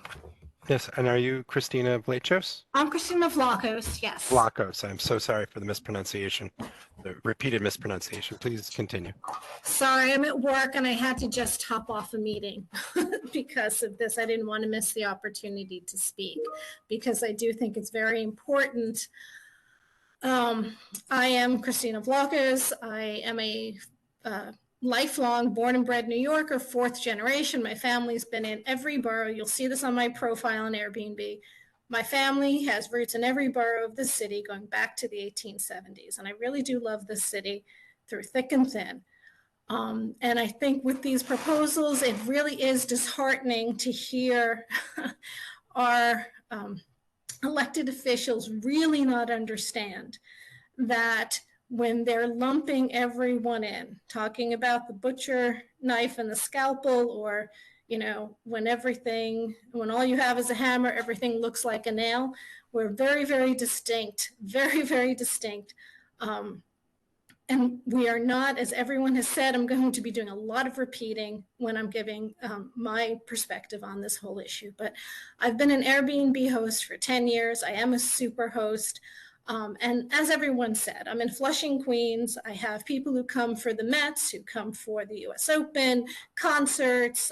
They come to Queens College to take their PE exams. They come for residency interviews at the local hospitals. It's really, I have people who are coming for a variety of reasons, visiting their grandkids, newborns, like everyone's mentioned before. And the guests that I have, it's just like I said, repeating it, they come because they want to be at Airbnb. They like the personal touch. They like being in a neighborhood. They can't afford hotels. I had a couple they were people from the US Army who were on vacation, and they stayed with me for 10 days and said if they couldn't have afforded a hotel, they could not have come to New York other than staying with me. So we are really helping tourism. Like to say that you can't have Airbnb, and it's not just Airbnb, it's Vrbo and home rental. It's a platform. It's not just Airbnb. We're not illegal short-term rentals. It's a platform. And are there some people who use it illegally? Yes. And those are the people that you should be going after. Like a lot of other people, I'm a single parent. Like a lot of other, you will find a lot of Airbnb hosts are single women, a lot of single parents, a lot of immigrants, it's a very cross section of this city. We are not, multi-million, dollar hotels and illegal landlords and what everybody else is saying. It's not going to alleviate the housing crisis outside of Manhattan. And that's the politicians that you're hearing from. I know Liz Kruger back in the day, 10 years ago, was very big on getting rid of Airbnb.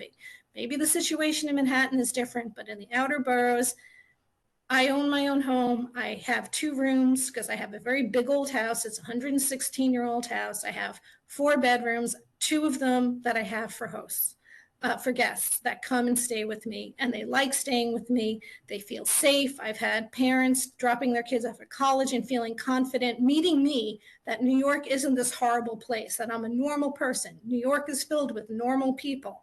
It's been a good experience, a good advertisement for the city. There is nothing that we're doing that is harming the city. And as other people have said, I have a house. I have a private family home. I would not be putting an apartment. I don't have an apartment. I have 2 rooms and I'm welcoming people. And I don't have locks on my doors. I consulted with my lawyer, with my accountant, everything. I pay tax on my income. I'm not doing anything illegal. But I feel like there are more and more, not against a registry, but I really feel like when you listen to the politicians, they're really lumping all of us in with people who are trying to destroy, the city and affordable housing and crime, and that they're horrible experiences. And I wonder if they really have spoken with anybody at Airbnb. Have they spoken with any hosts? That's not the landscape at all. And it's like saying you can't have McDonald's in the city. It can only be fine dining because they're going to compete with each other and it's not fair. They complement each other. There are people who are always going to stay in hotels and they're not going to stay in an Airbnb. And there are people who are going to select Airbnb and other short-term rental platforms because it suits their needs. And there's definitely enough room and regulation to make sure it's safe, but saying that if someone's staying in my home that they're going to be murdered or have, they're going to die in a fire or whatever, these politicians think, where a hotel definitely is no safer than staying in my home. And regulation, there is regulation. And I just really hope I hope the city council will be taking a look at all of the hosts that are speaking here today to see that this is the true face of Airbnb hosts and not what they're being fed in the media. So thank you. I really appreciate the opportunity. Thank you. I am going to remind speakers to please keep your comments to 3 minutes so we can get through the list of everyone that we have. The next speaker was Taz. I don't believe that person is on. It seems like they've vanished from the list. Let's try Everall Bell again. Hopefully, Mr. Bell, will be able to hear you now. Pressing on mute. Are you Yes, hearing? we Okay. can hear you, sir. Thank you. Okay. I'm going to be as brief as I can be in this situation. The thing is, I bought this house in 1985. It was a dump. I put my life, my blood, my money, my time, my youth. I bought the house at 32. I'm now 69. I fixed it myself. I worked for HPD for many years as a property manager, as a loan coordinator, as a budget analyst, as a HDS, housing development specialist. I know housing. Stopping Airbnb hosts from conducting legal, appreciated business is not going to solve the serious problems of homelessness. The politicians don't know what they're talking about. They should talk to people like me. I worked in HPD, I worked for welfare, I worked for food stamps. I know the whole thing about what's going on in poverty in the city. We don't add to poverty. We assist the neighborhood stores, the bodegas, the small guys in the street selling food from a cart or whatever. Our guests patronize these people. We do a good job of being good ambassadors for the city. I love my guests. They're from Australia, from New Zealand, from the UK, from Scotland, from Canada, from Alberta, South Africa. I've been doing it for 5 years this year. It took me 4 years to fix my apartment up for Airbnb. I own a 2-family house. I got a mortgage I got to pay. I got light. I got gas. I got oil to heat the place. I don't have the income. I'm retired now. I didn't make a lot of money when I worked. I got a 4-year college degree, a 2-year college degree. I'm qualified to say what I'm saying. We Airbnb hosts are an asset, not a liability, an asset to the city and to tourism in the city. Everybody can pay $300 a night for a small room in the city hotel. My guests appreciate what I do. They're like family, and they're from all over the planet. We are good ambassadors for the city. The hotel guys, like the lady said before, a lot of guests will not come to an Airbnb. They go to a hotel, they can afford it. But a vast majority of people from all over this planet come to Airbnb. I'm in Brooklyn. They love Brooklyn. I'm sure they love the Bronx and they love the Queens and they love all over the city that they come to. Sometimes they come to my place for a week and then they go to another place in another borough to experience what it's like in that borough. In Brooklyn, they can take a bus to the beach, Rockaways or to Coney Island. They can jump in a ride share service and they go to the airport, 15 minutes to Kennedy Airport. They love I have had people come to do a medical training at downstate. It's not far from, it's walking distance from where I live. I've had people go to Wall Street. It's 40 minutes from where I live. They go to the Statue of Liberty.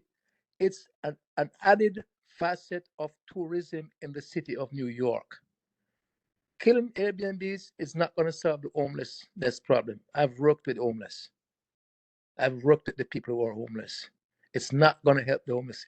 Politicians need to sit down and get policy in place to create affordable housing for people and stop scapegoating Airbnb.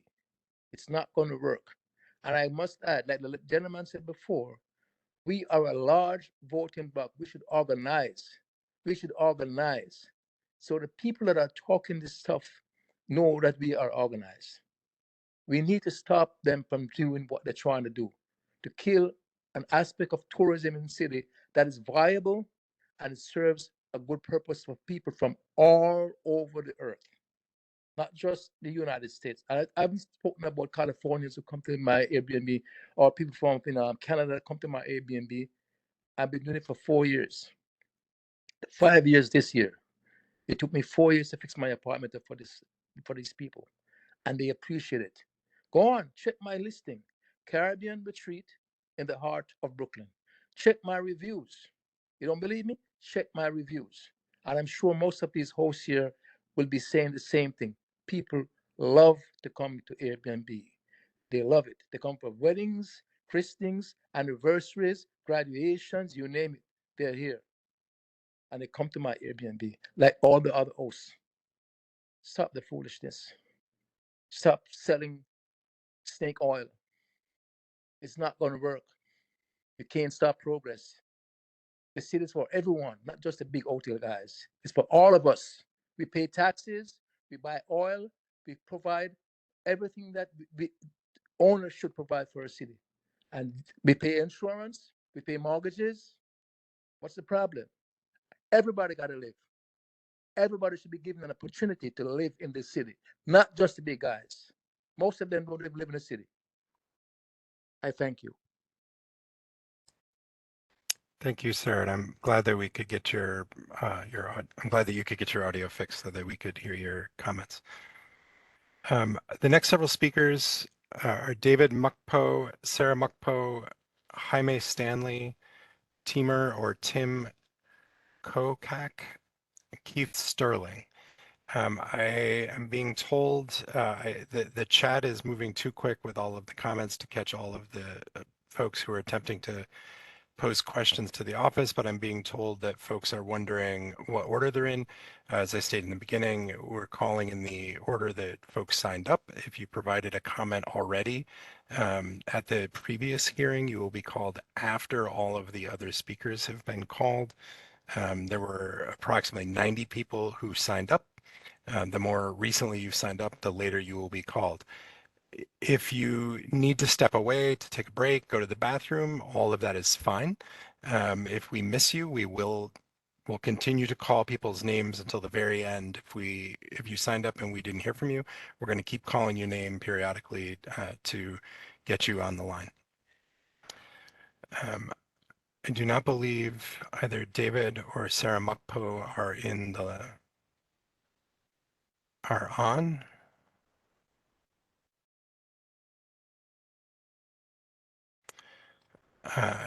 Jaime or Jamie Stanley?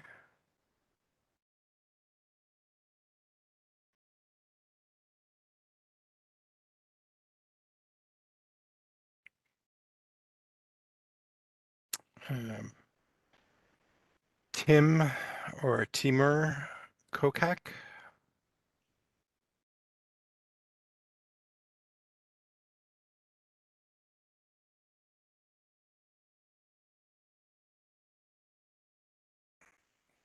Tim, we've sent I'm here. Great. Go ahead, Tim.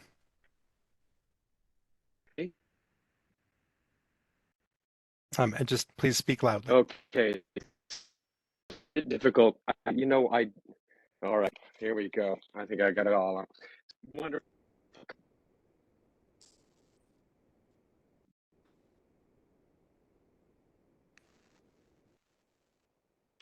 Oh. Tim, you're cutting in and out. Okay. We can't hear you.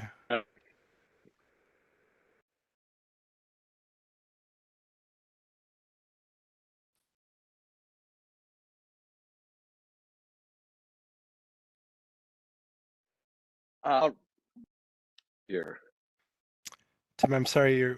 We cannot hear you. You're cutting in and out, and we're getting very infrequent glimpses of audio.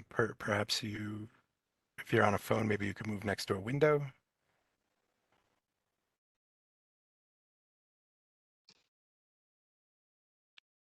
Center? Yes.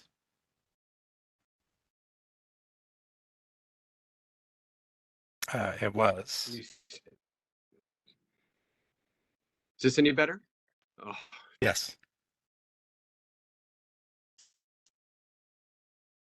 All right. Can you hear me now?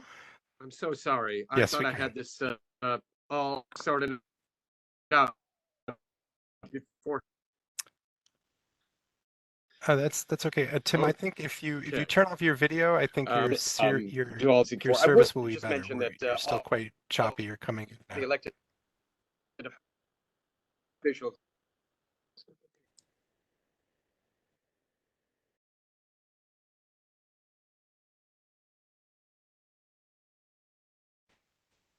Tim, you've frozen and you're cutting in and out. I'm going to go to the next speaker and then we'll come right back to you. In the interim, Okay. please stop your video and try to get a good signal. Oh boy.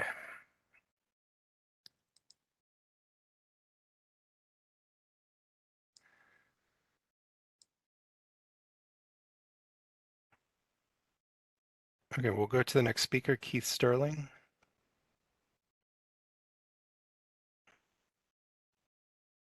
There's someone named Keith in the list. We're going to unmute. Hi, thank you. And thank you for holding a second hearing on this. It kind of gives me hope that the city and OSE will reevaluate their position and maybe come up with a more sensible option. Actually, I did a lot of research since the last meeting. I'm kind of a numbers guy, and I spent a lot of time and effort, looking into some things. And according to Inside Airbnb, there are about 40,000 Airbnbs in New York City, which is a number that seems to be floating around. Of those, only 11,300 are active and rent short term, meaning that they've rented their space in the past year. So when OSE estimates over 10,000 listings will be closed by local law 18, it means almost all Airbnbs. Of those 11,300, only 7,000 are full-time listings, meaning they are renting at least 6 months out of the year. 4,200 are entire homes and 2,800 are shared spaces. So when OSE talks about adding housing to the city, that would be the maximum gain, 4,200 units and 2,800 rooms. That's what this is all about, 7,000 listings that are active and full-time renting short-term. It might sound like a big number, but when one realizes there's more than 3.6 million homes in New York City called housing stock, Airbnb represents a very, very small percent. It's barely even a drop in the bucket compared to the amount of housing stock in the city. To think eliminating Airbnbs will increase housing stock or create more affordable housings is just flat out a mistake. There's major studies. I saw two of them.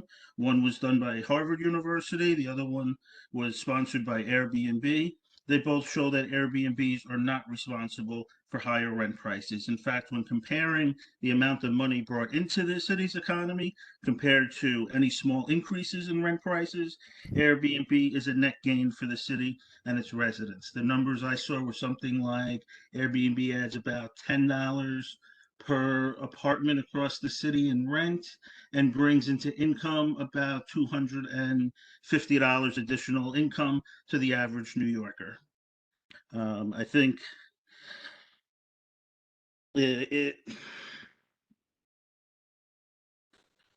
what the real problem here is the city's policies that are responsible for higher rent prices. For over 100 years, the city has tried to limit how much rent could be increased. It's a failed policy. It hasn't worked. Rents are still too high.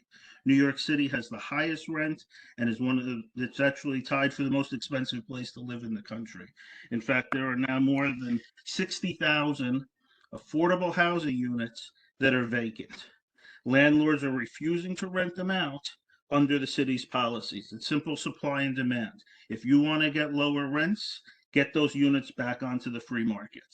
Additionally, since 2017, the city has added more than 175,000 new units to the housing stock. It's the fastest growth of housing stock in the city's history, all during a time where the city's population is declining. Last year, New York ranked 47 out of 50 states in population decline, and 12% of the city's millionaires moved out, severely affecting the amount of taxes collected. People have clearly had enough with the overregulation and are fleeing as fast as possible. We don't have a housing crisis in the city. We have a policy crisis. The city needs to get its knee off of the necks of its citizens. Allow the free market to work, and you will get better results. The Airbnb model is a far superior to the city's policies. Under the city's model, certain units are classified as hotels, while others are affordable housing and others are free market rent. This creates a ton of waste. For example, hotels are built for maximum occupancy during peak travel season. The rest of the year, they sit half empty.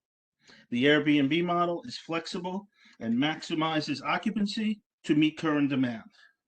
During the pandemic, when travel was restricted, many hosts took in traveling nurses and people working remotely who stayed weeks or months at a time.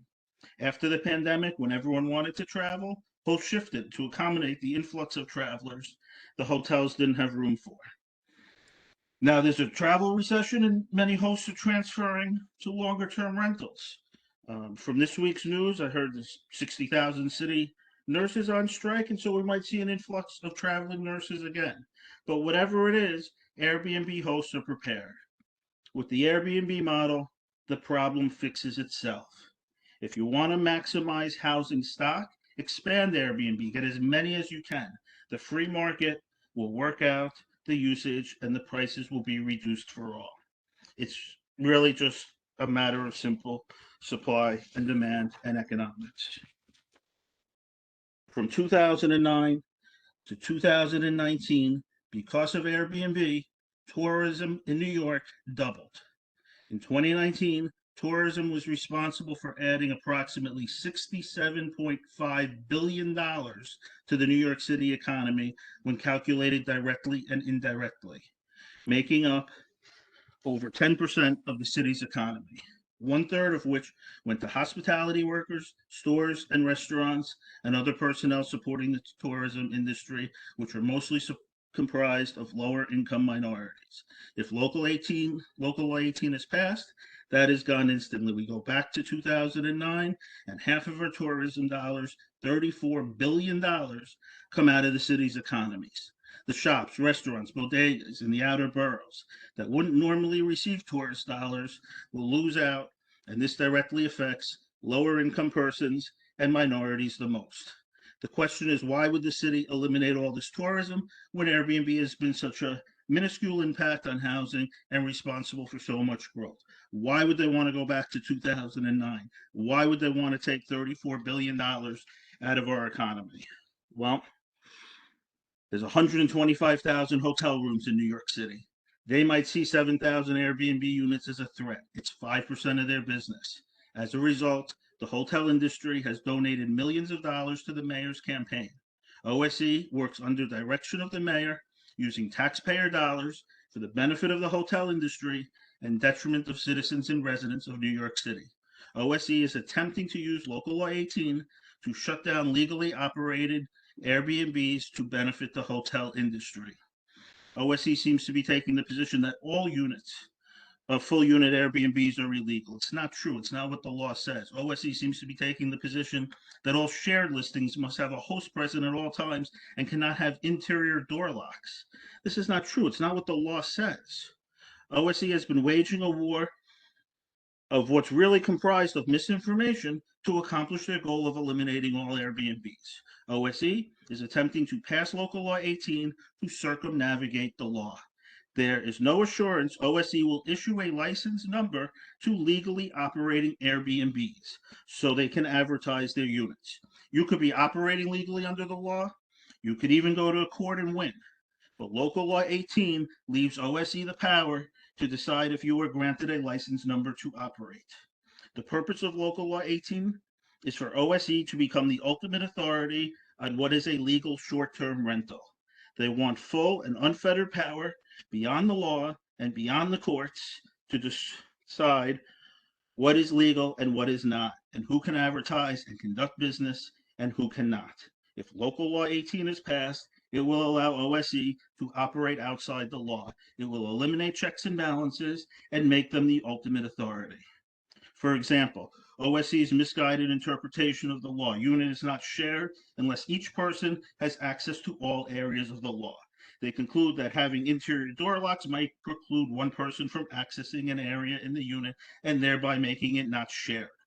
The definition in the dictionary of share is having a portion of something with another or others. It is possible for a common household to have interior door locks. The law does not require each person to have access to the whole. The example the dictionary gives is sharing a pie. I consume a piece and you consume a separate piece of a whole. OSE's interpretation defies the laws of physics. We can't both consume all the pieces. We can share a bed. I take one side, you take the other. A door lock doesn't stop us from sharing a bathroom. I go first, you go next. Under OSE's interpretation, we would both have to sit on the toilet at the same time. The safety issue doesn't come from hosting guests. Airbnb was founded on trust. I trust guests in my home, and they trust that the unit is as advertised when they rent. But what if an intruder comes in? Most people would run into a bedroom or a bathroom, lock the door, and call 911. The extra moments gained by locking the door could be the difference between life and death. Likewise, if I wanted an intimate moment in the bedroom and kids live in the house, I might lock the door. It doesn't mean I don't share the bedroom with my kids or that we don't live in a common household. I just don't want them walking in at an inappropriate time. But OSE doesn't seem to care. In reality, I could just provide somebody with a key to all the interior locks. But it's just deterrents that are being set up to accomplish a larger goal of helping the hotel industry. In truth, there is no reason for registration. OSE already receives all the information they need directly from Airbnb. If Local Law 18 is passed, it will have an outsized and disappropriate effect on lower income persons, minorities, the elderly, LGBT persons, and persons of domestic violence. We've already heard from so many hosts who rent out their place that it now allows them to afford in the place where they're living. Airbnbs are generally priced lower than hotels and afford lower income persons the opportunity to travel to the city that otherwise wouldn't. Housekeepers and others in the tourist industry, mostly those who are comprised of lower income and minorities, will suffer. Additionally, Local Law 18 requires hosts to list the full names of all persons living in the household. Those in the LGBT community who may be living with a partner would be forced to out themselves. There are laws to protect persons of domestic violence that are being ignored, and listing full names and addresses could reveal their locations. There are basic safety measures Local Law 18 does not address, such as making maps of a person's home public. Should I give the combination of my safe deposit box too? Or is that not allowed because that would be considered a closed door and the guest doesn't have access to it? What about a licensed firearm? I don't have one, but should those not be locked either? Additionally, a consequence of Local Law 18 will be higher crime in the city. Local Law 18 will significantly reduce tourism and income to the city residents. The net effect will hurt our economy. We all know when the economy suffers, crime increases. And I'm old enough to have lived in the city in the 70s and 80s when there was crime, drug use, graffiti, etc. I remember the city being hours away from bankruptcy only to be bailed out at the 11th hour. We've come such a long way since then, but the policies that the city is trying to enact have the ability to take us right back there again. I think the city and OSE's intentions are good, but I think they're misguided. In short, enacting Local Law 18 hurts our city in so many ways, and it seems to be done just to benefit the hotel industry so they can make a couple extra bucks. Thank you for my time today. Thank you, Keith. And I will note that not only did you thank us for your time, but the time of several other speakers who expressed an interest in yielding their time so that you could go well over 3 minutes. I ask that speakers keep their remarks to 3 minutes. My goal is not to cut anybody off, especially in the midst of a speaker criticizing our office personally. That would have looked quite bad, but I do ask everyone to be diligent, that we're here to hear from everyone and be respectful of everyone's time by limiting yourself to 3 minutes going forward. Linda Egbe is the next speaker.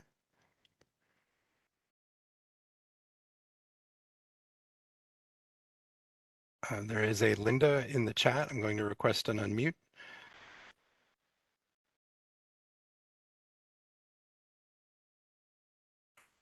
Hello, Yes, is this Linda Egbe? this is. Hey, okay, great. Please proceed.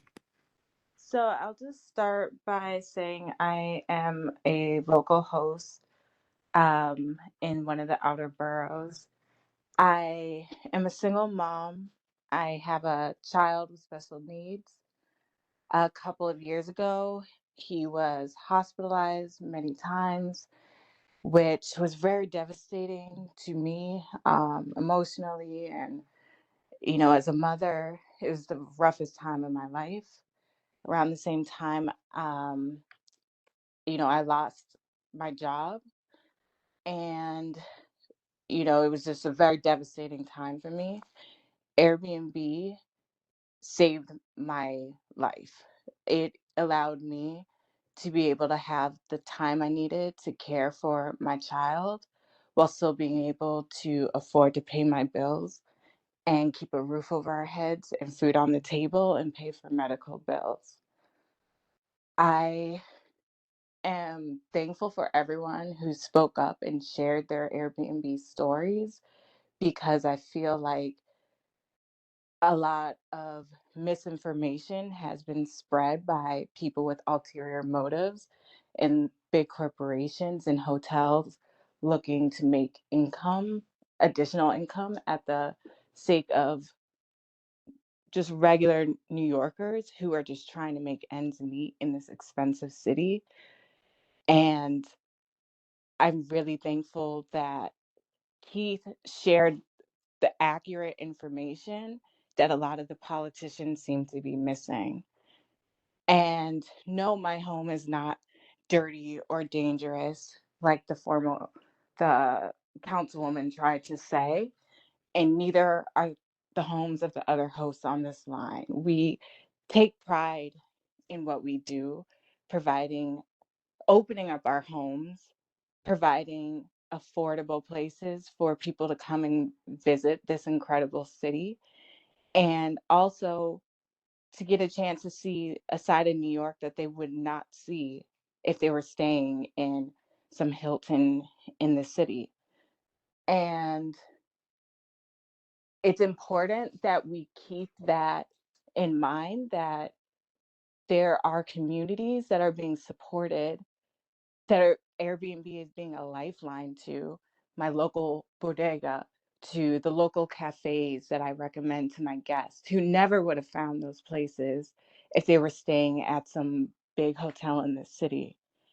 And also people like my cleaner who has increased business, not just from me, but from other local hosts that support her cleaning business. And she's able to make a living with the frequent number of cleanings that are being done in our homes to host our guests who pay these cleaning fees.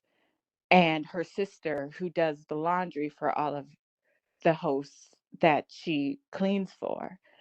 And her husband, who is a maintenance man who does maintenance at all of the different places that her clients have as well.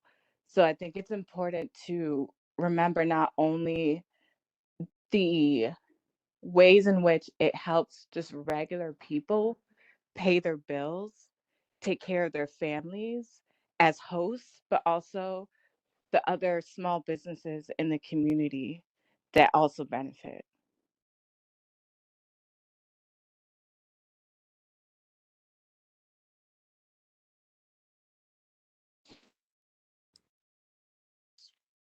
Linda, or did you stop? Are you done or did you pause? No, I'm done. Okay. Great. Thank you for your comment. The next speaker is somehow a participant, Tom Thompson, has taken over with a whiteboard. I ask that speaker stop presenting. And apologies to the rest of attendees. It's not clear to me how this person is able to present. Tom, if you cannot stop sharing the whiteboard, I'll be required to, I'm going to have to expel you from the hearing, and then you can log back in, hopefully not being presented. I'll give you approximately 30 seconds to take down the whiteboard. Eric Watts.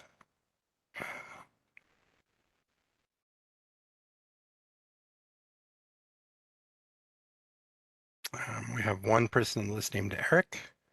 I've requested an unmute.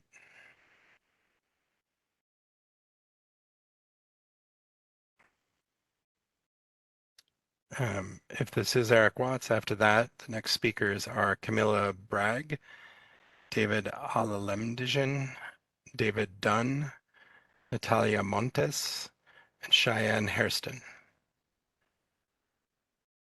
Okay, Eric.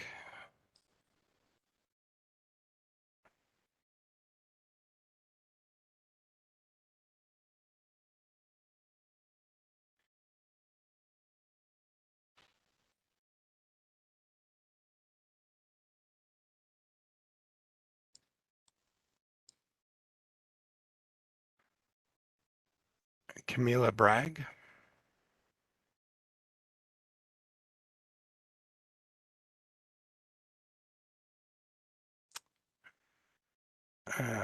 David Alalemdijan.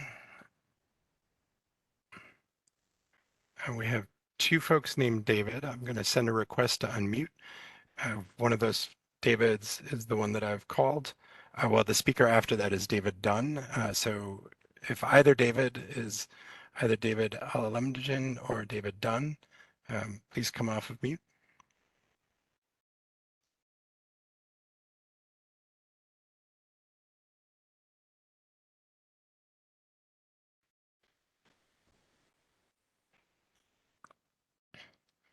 Okay, we'll move on to Natalia Montes.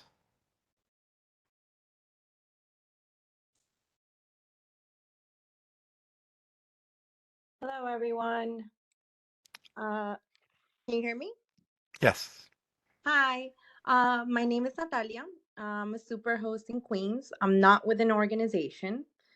This is our family home. My mother and I, we have a small studio on the first floor of our house, which we rent on Airbnb. We have glowing reviews on Airbnb because people really love our space, and they also love that we give them local recommendations, help them when they need something, and overall, we're always available for them. Like I'm pretty sure many hosts here are. Our guests are mothers visiting their children and grandkids, children visiting their parents, their grandparents, long distance relationships uniting, locals that have roommates and want a space to escape for a while. These are people interested in cooking a meal and feeling at home.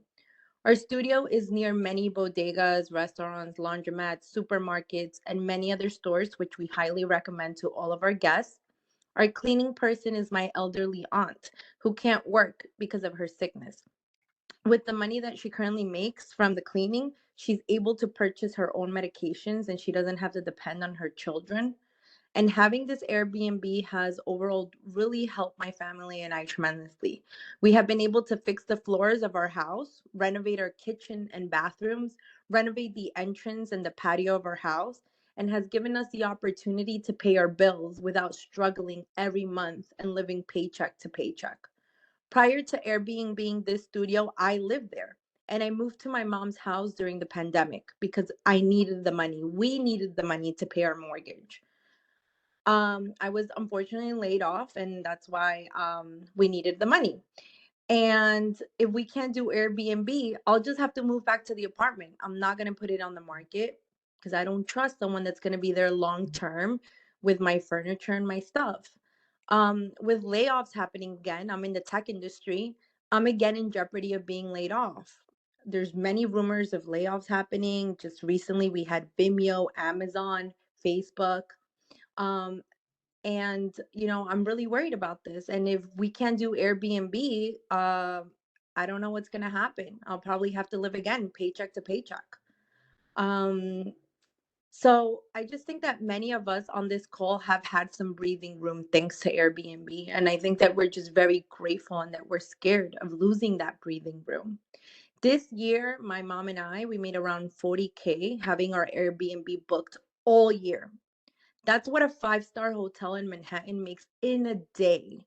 I know that in the last hearing, someone mentioned numbers that were nowhere near correct of what a homeowner or an Airbnb host makes. So I just want to clarify that these are not exuberant numbers that we're making.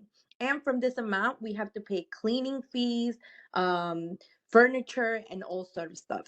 Anyway, thank you so much for hearing me out, and I really hope that you reconsider this law.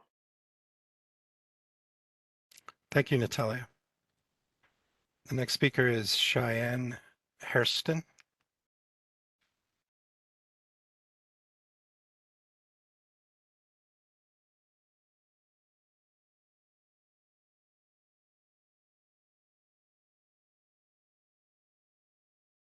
Cheyenne, I've sent an unmute request. Hi, good afternoon. Hi, we can hear you.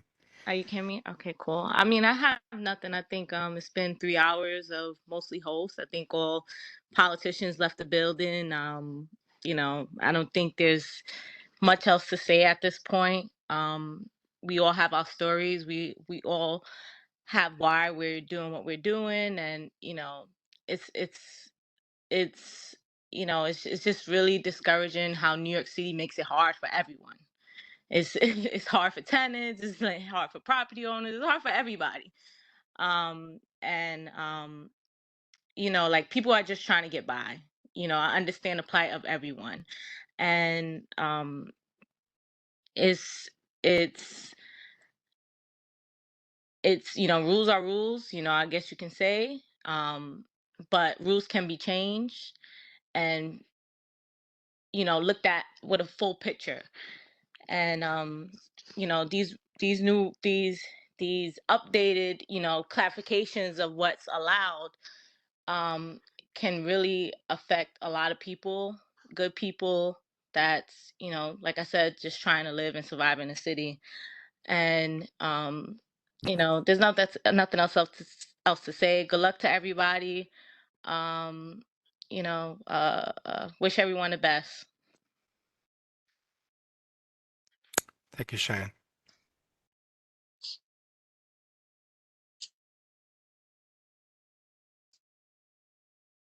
Okay, we now have Dan, and I apologize, Dan, for butchering your name, LLMGN. Hi, everyone. That's okay, Christian. Dan LLM John. Thanks for having me here. Thank you for the opportunity to speak. I have read the proposal, and although I would still be able to host like I do, I still very strongly feel against these proposed changes, and I'm going to list those reasons now. First and foremost, it adds further burden to our already stretched government. Home sharing brings much societal and economic benefit to our city, and it sickens me that we're looking for ways to regulate it and reduce it, when instead we should be looking to grow it. It's not clear to me what the issue is we are solving by introducing such stringent regulations and a process that feels not far from getting your driver's license. Government priorities should remain focused and not stray to such punitive topics like home sharing. If it's housing affordability, this won't solve it. Let the economics and market demand play out naturally without government intervention. Housing affordability will always be an issue in any successful city. It's a sign of a great economy. 2, it adds a fee to hosts who are playing by the rules. If there's any fee, it should be under $10 and be a one-time payment. Number 3, the cost of managing these regulations will be passed on to government, taxpayers, and hosts, making this city more expensive place to visit and live. Little by little, New York City will further lose its competitiveness among other cities to visit. Even if the costs are covered by fines, it seems such a waste of energy for government. Number 4, registration will add a burdensome barrier for hosts. The most impacted will likely be the underserved, elderly New Yorkers who are not savvy with computers nor comfortable with stringent government registration processes, requesting forms and diagrams and high upfront fees. All this reducing the number of hosts and the free ambassadors we are for New York City. Fewer listings will drive up the cost of living in New York City, and we'll lose out on the valuable foreign currency that goes directly into the hands of regular New Yorkers and their local nearby businesses.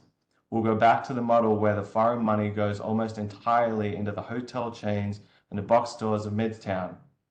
Number 5, we'll lose out on diversity and block young people's dreams of coming to New York City through higher accommodation costs. Number 6, New Yorkers will lose out on the societal benefit of mingling with strangers and improving the social fabric of society. Number 7, the application process asks for the following items which seem unnecessary. Information about all occupants of the dwelling unit. Also, the month and year of the applicant began residing in the dwelling. Thirdly, lease information. Next, a renewal after 2 years. Also, in addition, 7 years of records. Addition to that, the type of dwelling unit. The government should know this by us referencing the address. Most people don't know their dwelling type.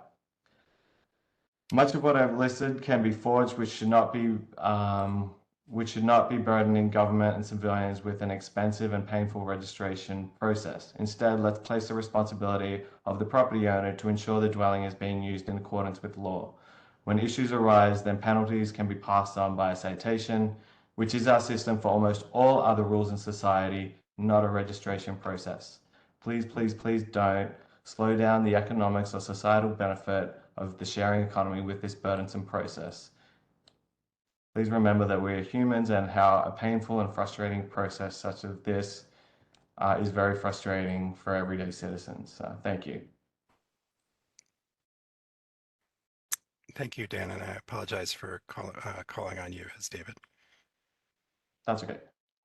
The next speakers are Christina Kosak, Carol Ann Hochbruckner, Murray Cox, Marlene Prieto. I'm noticing in the chat that hosts are giving erroneous legal information. I encourage folks to go to the OSC website to get information, in particular the question about sprinklers.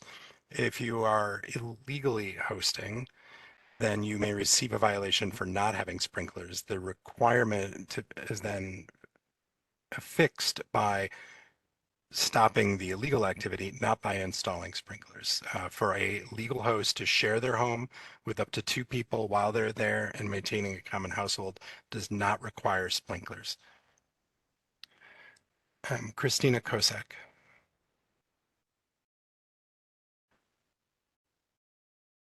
Hello. Okay, go ahead, please. Hi. I just want to ask what city officials are listening right now. Is that possible to find out who's attending this hearing right now? I mean, it's not a Q&A. I refer you to the participant list. The city officials hosting the meeting are myself. I'm the executive director of the Office of Special Enforcement, and my colleagues, Aaron Zimmerman and Aisha Watson. Beyond that, I can't say. And while that question is on, I feel incumbent to clarify. The law has been passed by the city council and it was adopted. There is no council vote after this. These are proposed regulations to implement a law that has already been passed. And for anybody, there is no obligation to be on the call all day. If you can and you're interested and you want to, you are welcome. That's fantastic. But other folks who come may leave, and shouldn't reflect on their character, whether elected official or a private individual. Okay, so the next, I'd like to speak. yes, yes. I'm so sorry, Christina. I started to take over your time. Please go Okay. ahead with your comment. The reason why I asked was we're listening to hosts, but I'm just curious what elected officials are actually listening to the hosts that are speaking, because it's important that elected city officials actually listen to what responsible hosts of Airbnb are, what our requirements are and needs as small landlords. I bought my building in 1997. I'm 55. I'm a single woman. I'm an artist. I depend on Airbnb for income. So if of the 30 years that I've owned a building, I have had tenants for about 15 to 20 years of that. And it hasn't been pleasant. I've had extremely difficult, challenging times with people who throw parties, smoke pot, damage the floors that need renovation. My building is an older building and it there's no modern amenities. So I'm limited by who I can rent to that would be willing to live in an older building. So if my building, which is a 2-family over a storefront, I live in one unit. If I had to, if I'm really required to have a long-term tenant, um, am I really solving the housing crisis in New York City? Like, what is affordable rent? 2,000, 3,000, 3,500? I mean, I'm in the center of Williamsburg, just off of Bedford Avenue. And I've been, like I said, been here for 30 years. And it would be extremely challenging for me to go back to long-term renting because, frankly, I've had horrible experiences with tenants and Airbnb guests. They leave, and I appreciate that fact. I like what I do. I'm a super host. I've been doing it for 12 years, and I I every person who has spoken today, I've been listening, is very articulate and thoughtful in their response, and I really hope that the city officials really listen to uh, small owners of 1 and 2 family houses. The woman Deborah Glick, she said that people in her area were affected by people having parties, strangers in the hallways, people doing drugs. Well, those things, obviously, no one would like to live in any situation that has that going on.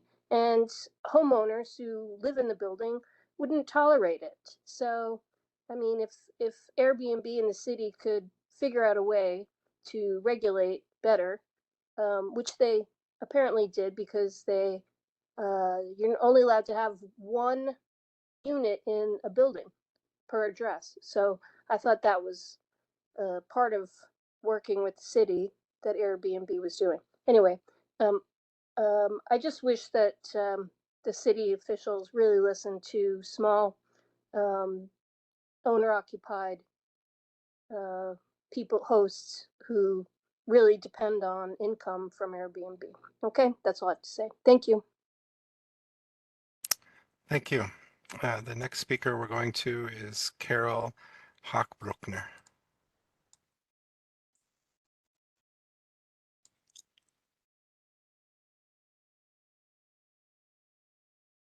Can you hear me?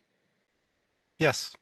Okay, hello. Thank you for this opportunity to present our opinion. I'm Carol Ann, and this is my husband, George. We are senior citizens who live in a Harlem brownstone that is owned by our son and his husband. They are both UN workers, and presently one is in Yemen and one is in Spain right now. They have been with the UN for more than 10 years, and they bought their home here in Harlem back 13 years ago.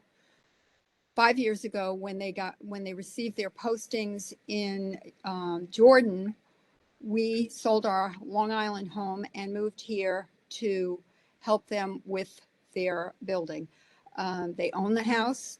The home was built in 1908. It has a lot of rich history. We love the Harlem neighborhood. There are no close hotels. There's one small hotel about a mile away. So we do not impact in any way, shape, or form on the hotel industry. Also, we would never be in a position to rent out the part of the house that we are not using because we have family and we have our son and his husband that are back and forth operating out of the UN on a fairly regular basis. We have been super hosts for the past 5 years. We live on the 4th floor of this 4-story brownstone. And we rent out the remaining 3 floors to one group, either a family group, a small family group, or a small group of friends at a time. We have never even once had a complaint from our neighbors. We are good neighbors, good citizens. We participate in the community, members of the local parish, the block association. We help with the street cleanups. We are model citizens. And if we were not, if the rules changed and we were not able to continue to operate as an Airbnb, it would be a tremendous, it would bring great difficulty to ourselves and our family. I appreciate all of the comments that have been made prior to us. I think everyone is making the case that there are specific situations. We're not talking about large scale, taking over a whole building and renting it out. No, so many of the people that have spoken before, they live on the premises or they live right nearby, and they are doing a service for the city of New York. People who come to Harlem, many from Europe, many from all over the world, are delighted with the opportunity to see a vibrant and growing community that is friendly, is, for the most part, very safe. We have never had a single problem, except one time we had a break-in by a raccoon. That was the one problem we've ever had.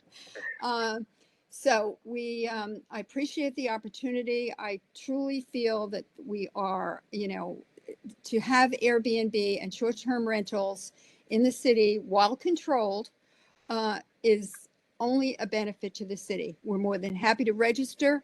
We're more than happy to pay a fee for that registration, whether it's yearly, whatever it is. We want to play by the rules, but we want the rules to be reasonable and fair.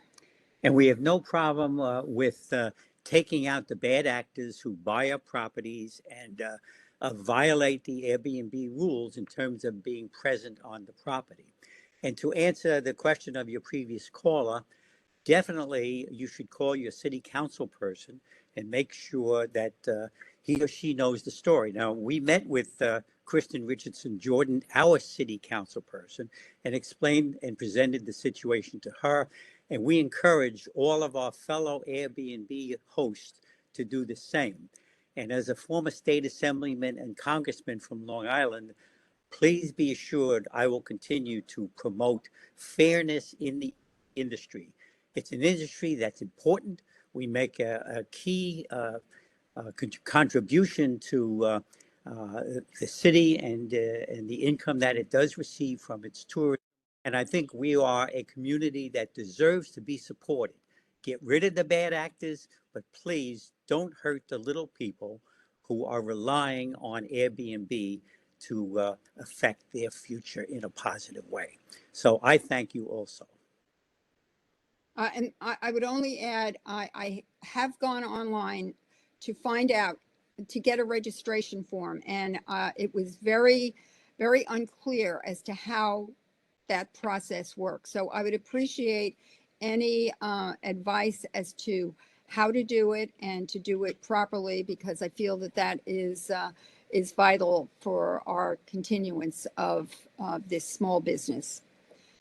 So again, we thank you for the opportunity to speak, and I hope that our council people in the city and our mayor make the right decision regarding everyone that lives here and wants to prosper in this fabulous city. Thank you very much. Thank you.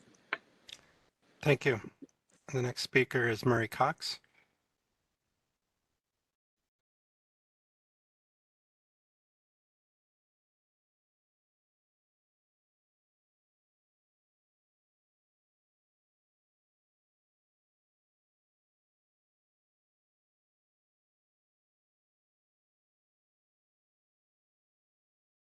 Good afternoon, everyone. My name is Murray Cox, and I'm the founder of the Data Activist Project inside Airbnb, which has been providing data on Airbnb's impact on New York City and hundreds of other cities around the world since 2015. That's almost 8 years.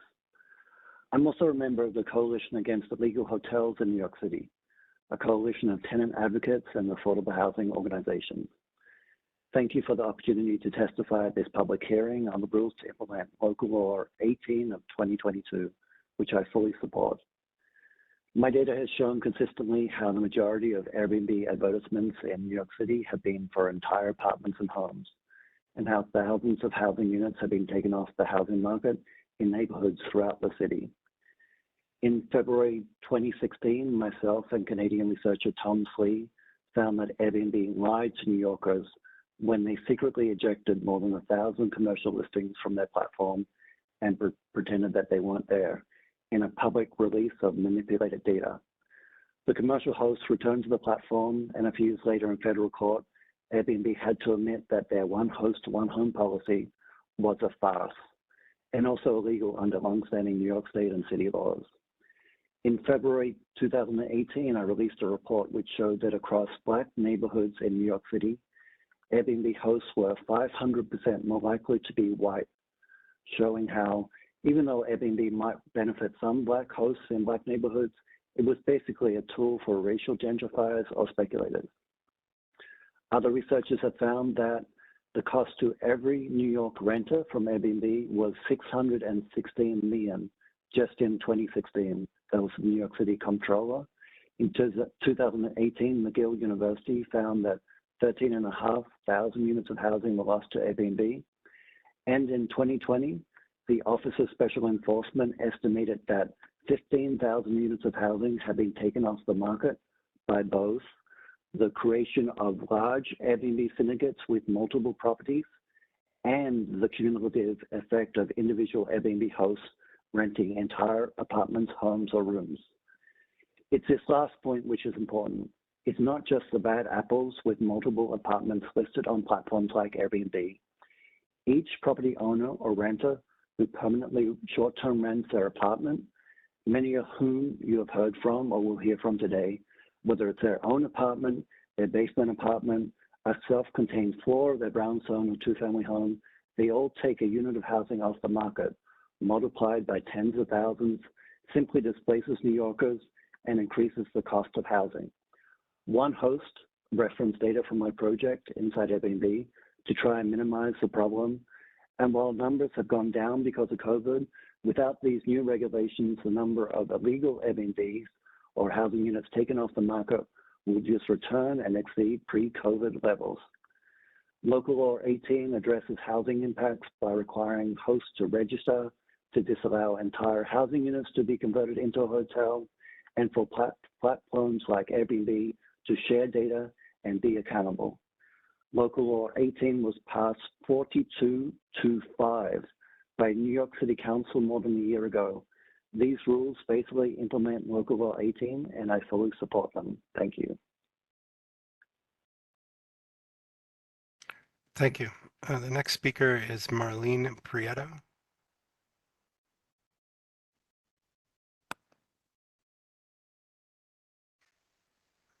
Who I don't see on. Let me take this chance to read out the next several speakers so folks can get ready.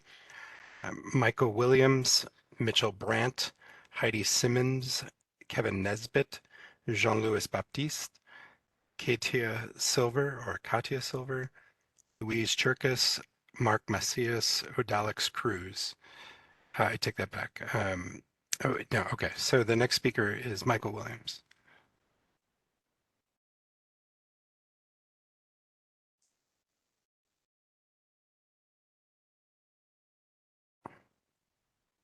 All right, I don't see Michael Williams. Mitchell Brandt.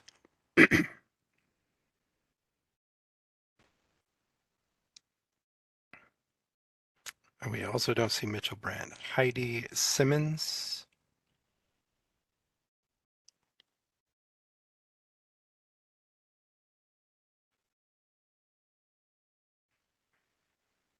Okay, Kevin Nesbitt.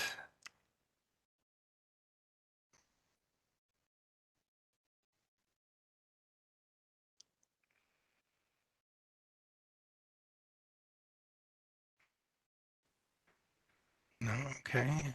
Jean-Louis Baptiste.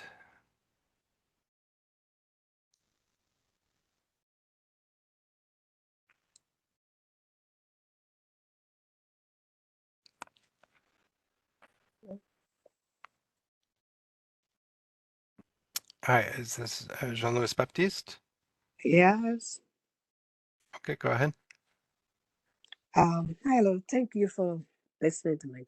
Number one, I've been on Airbnb for the past 6 years, and I'm loving it. And also, my guests, they are very great. Without Airbnb, I would be a statistic to homelessness in the street. My family depends on it, pay my mortgage, my bills, and it's an awesome platform. Some people use it for the wrong reasons, and it's like one apple spoil the rest. But if you give us a chance and give everybody equal fare to live and let live, it'll be a happy city because everyone that comes to the city loves the city. I provide backyard patio space. They use my barbecue grill. They entertain. I have a two family. I rent one apartment downstairs with 2 bedrooms, living room, kitchen, dining room, and they love it. The minute they enter my door, they said they feel like home, like they never left. I put extra amenities in it, snacks, beverages, water, everything, fruits, and they love it. And without this, I will be detrimental for me and my family because that's my only source of income. Because if you apply for food stamp or whatever, they tell you you're overqualified.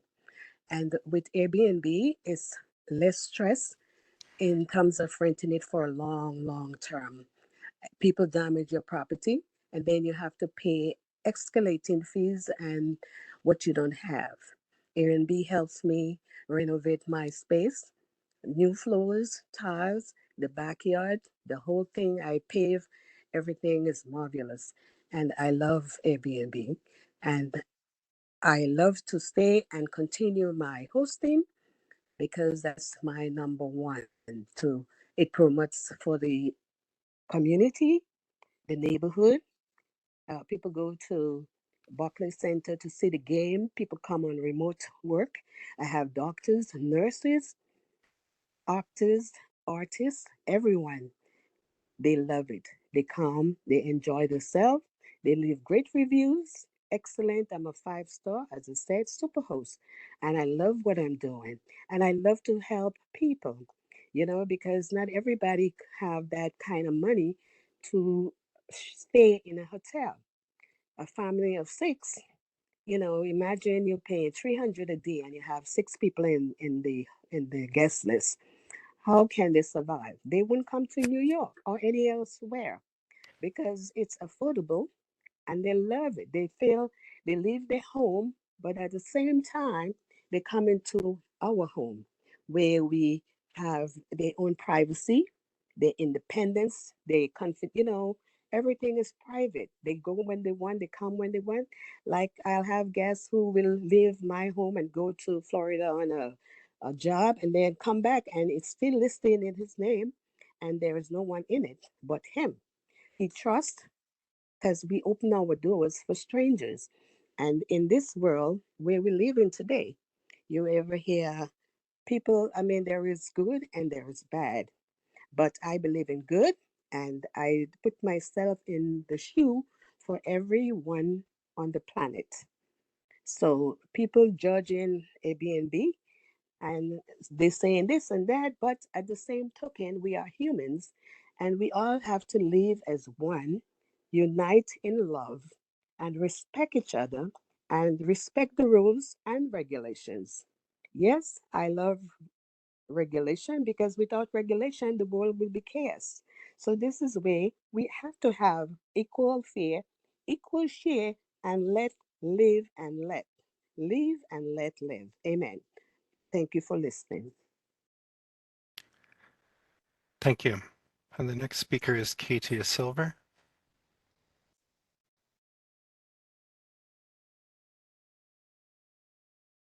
Who we don't see in the list. I'm going to read out several next names: Mark Macias, Odalix Cruz, Carrie Fulton, Grace Tidwell, Milton Galloway, Senator Rivera, Nick Sakai. Mark Macias.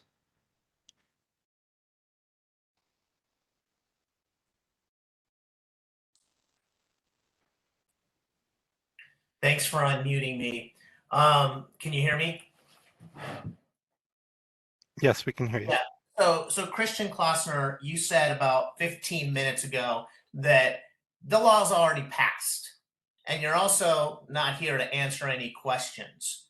When another person asked, "Hey, how do we know which city council members are here?" You were so quick to dismiss, "Oh, well, there's some people that can come on shortly and then leave." And, so what's the purpose of this hearing? Everything I'm going to say is exactly the same thing that 100% of the other people said. I live in Bed-Stuy. We bought our home, 2-family. We tried the rentals. It was horrible. We rented for 6 months to 2 college graduates. We thought they were great. They ended up leaving, going back to their home country. While we were stuck with cleaning up after them, while we were stuck with behind rent. It's no different. This law is not going to curb any housing shortage. If you want to curb housing shortage, then make it easier for developers. Give tax credits for that. But don't go after New Yorkers who live and own 1 and 2 bedroom, 1 and 2 family homes. We're not talking Deborah from the Manhattan Assemblywoman, another crazy lunatic 72-year-old who doesn't even live in reality, to say like, oh, there's all of these people doing drugs and all this. No host wants any drugs in their home. So that's a lie. I'd love for reporters to look into that. Deborah Glick, you say that there's all of these complaints. Give us one complaint that shows people are using drugs. You live in Manhattan. First of all, there are no 1 and 2 family homes there because you're in the expensive Greenwich, West Village area. In Bed-Stuy, this short-term law is going to steal jobs from cleaners, from people that are, help with landscaping. This short-term law, I spoke to a New York Cranes reporter earlier today. She called me, and when she asked me, well, what are you going to do if this passes? Well, first of all, according to Christian, it's already passed, so we're all just wasting our air, Christian Klossner. She asked me, what are you going to do? Well, there is nothing to do, because as the owner of a 2-family home, it doesn't matter. We still can't rent unless we do 30 days. We do not want to get into the business of tracking down renters. And the fact that New York City council members, like everyone who voted for this, is in the pocket of the hotel industry, period. Because anyone who's a real New Yorker and thinks that this is going to curb any kind of housing shortage is living on the moon. So maybe I just wasted my air, since Christian Klossner said 15 minutes ago that the law already passed and there's nothing any of us can do. And he's obviously not answering questions with his law degree. Great. Mayor Adams, who actually represented my district in Brooklyn, what's the purpose here? Let's just go and just all bend, just bow down. That's it. Hopefully, Christian, you're appeasing your boss, Mayor Adams, and saying, oh, I listened, but I told them it was already done.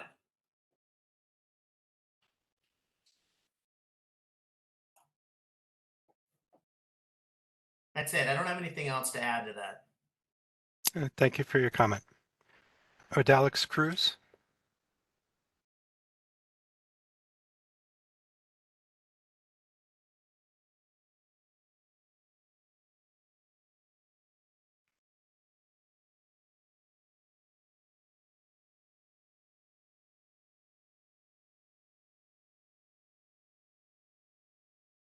We've sent a request to Hello? Odalix Cruz to, okay, there she is. Okay, go Hi. ahead, ma'am. Hi, yes, my name is Alex Cruz. I am a single mother as well, but I'm for it because there's no apartments available in New York City as is. So the little bit that there is, or the little space that there is, needs to be for the New Yorkers that are willing to stay here for more than a year or more than 6 months at that. And we need the space for our children to grow up in safe neighborhoods, not in neighborhoods where people are going to come in and out and raise the rent more than they should be. And that's why I don't want this to happen. Oh, I want it to happen. I want the bill to pass. So I am for it. Yeah. Thank you. Thank you. I can see in the chat that folks are eager for a response. I will clarify where we are in the process, because it seems to be a point of confusion both from reporters and attendees. The law passed. The local law 18 was adopted January 9th, 2022.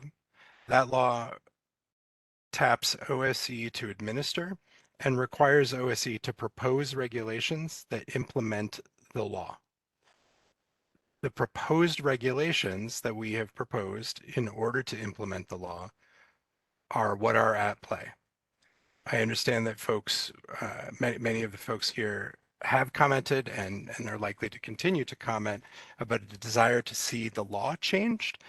We are happy to hear those comments and infer from those comments what that means. But the subject of the hearing is the proposed regulations, not the underlying law. I hope that that clarifies what the posture of this hearing is. And the next speaker is Carrie Fulton.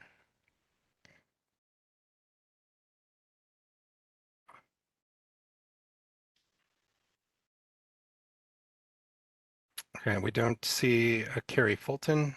Grace Tidwell.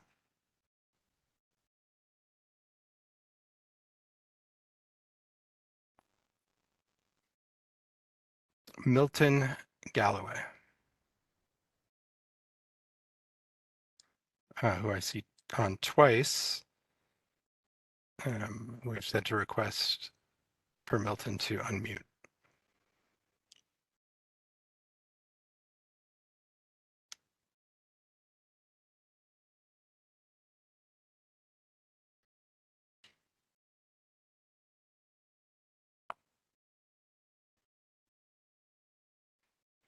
Okay, Milton is not responding to the unmute request.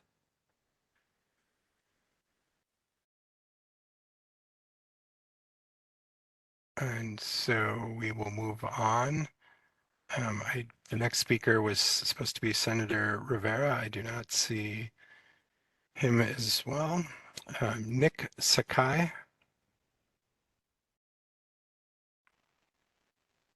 Oh, Senator Rivera, hold on, please. Or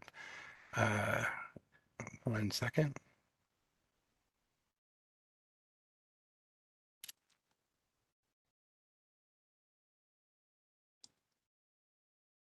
Thank you for that. Okay. So my name is Gustavo Rivera. I am state senator for the 33rd district in the Northwest Bronx, representing about 320,000 folks. And even though my district has changed because of redistricting last year, I still represent a whole host of folks that for whom housing is the number one, number two, and number three issue.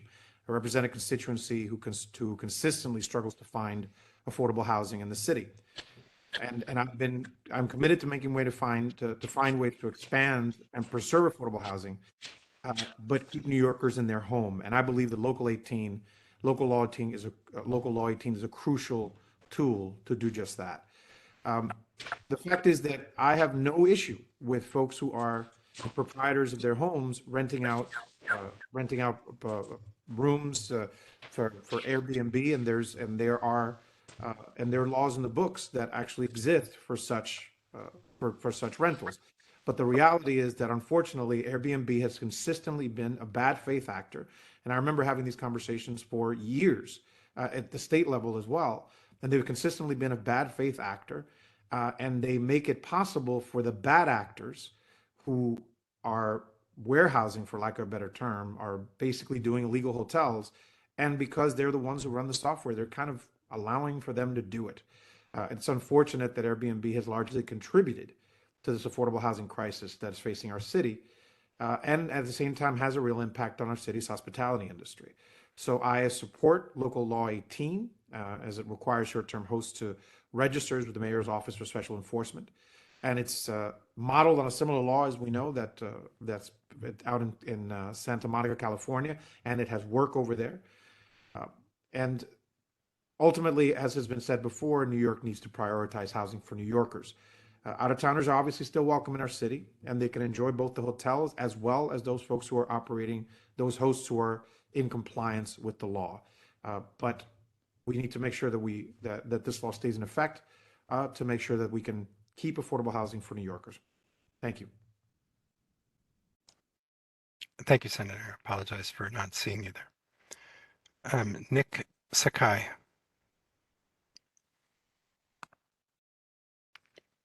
Okay, we do not have that person in the list. The next several speakers are Alfredo Franco, Kuber Puri, Ike Brown, Ming Chen, Laura Burgess, and Senator Robert Jackson. We'll go now to Alfredo Franco.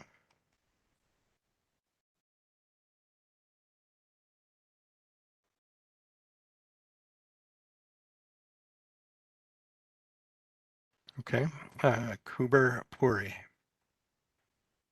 I apologize if I got your name wrong.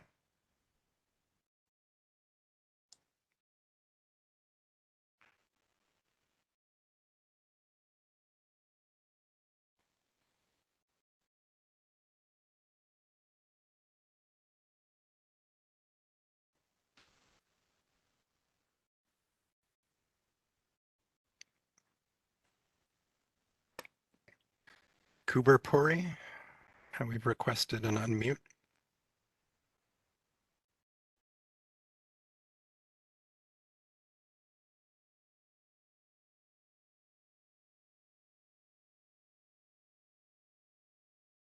Okay, I will come back to Cooper Ike Brown.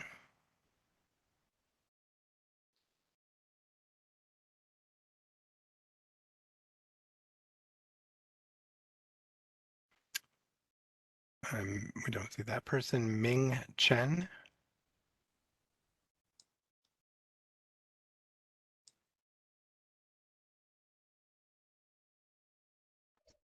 Hello. Hi. Hi. Okay, my name is Ming Chen. I want to testify in favor of local law 18.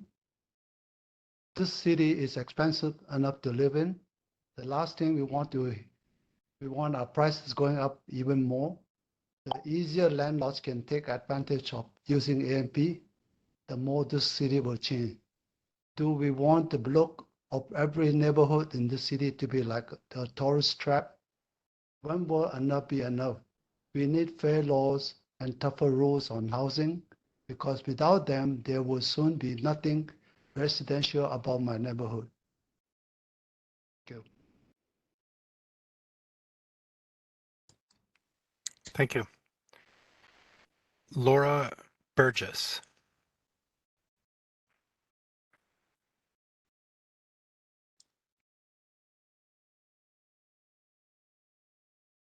Hi. I'm Laura Burgess. I live in Brooklyn.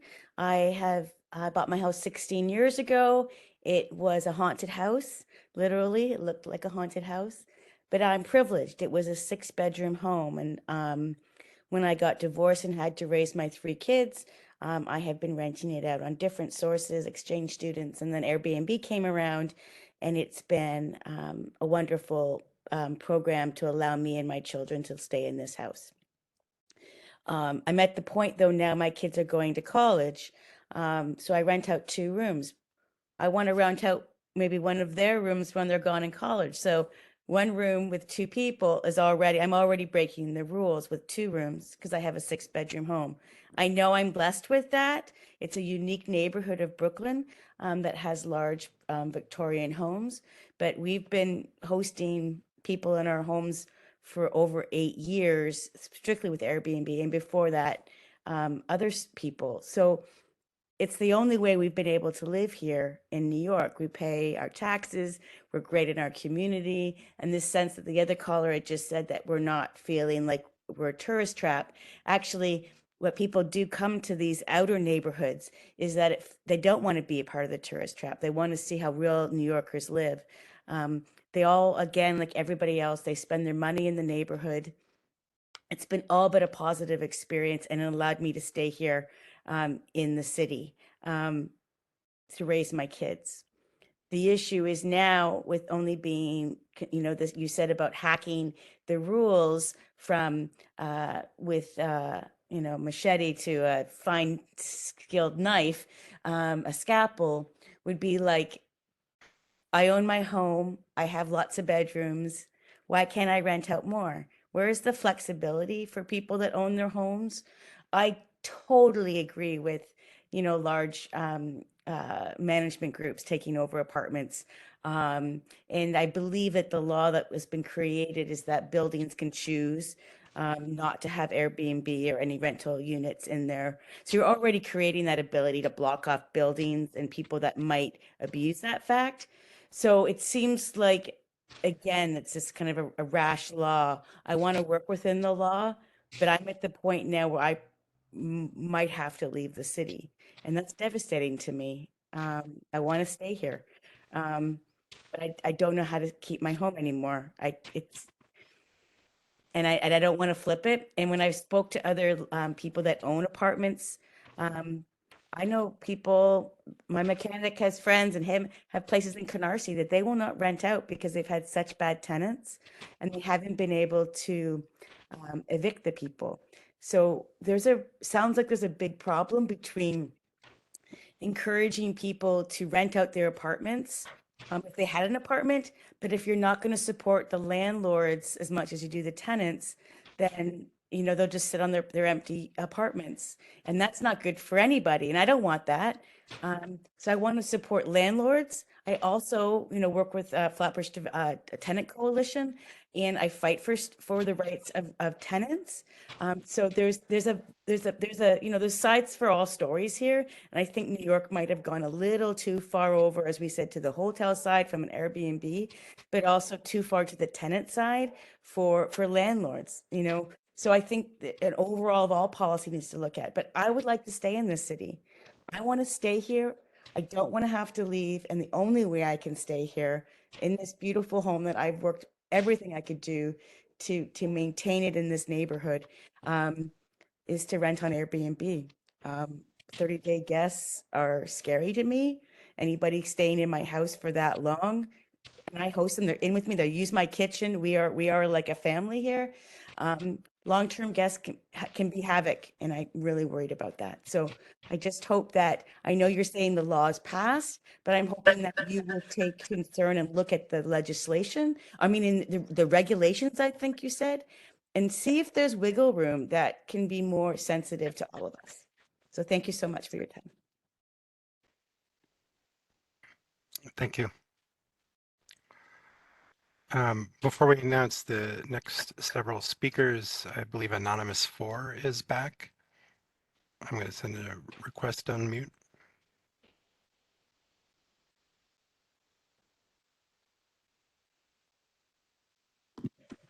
Hi there, can I be heard? Yes. I think we've already communicated so many statistics and personal anecdotes with the OSE, so my goal here is hopefully to provide something new for us to consider, even though it wasn't what I had originally planned to say.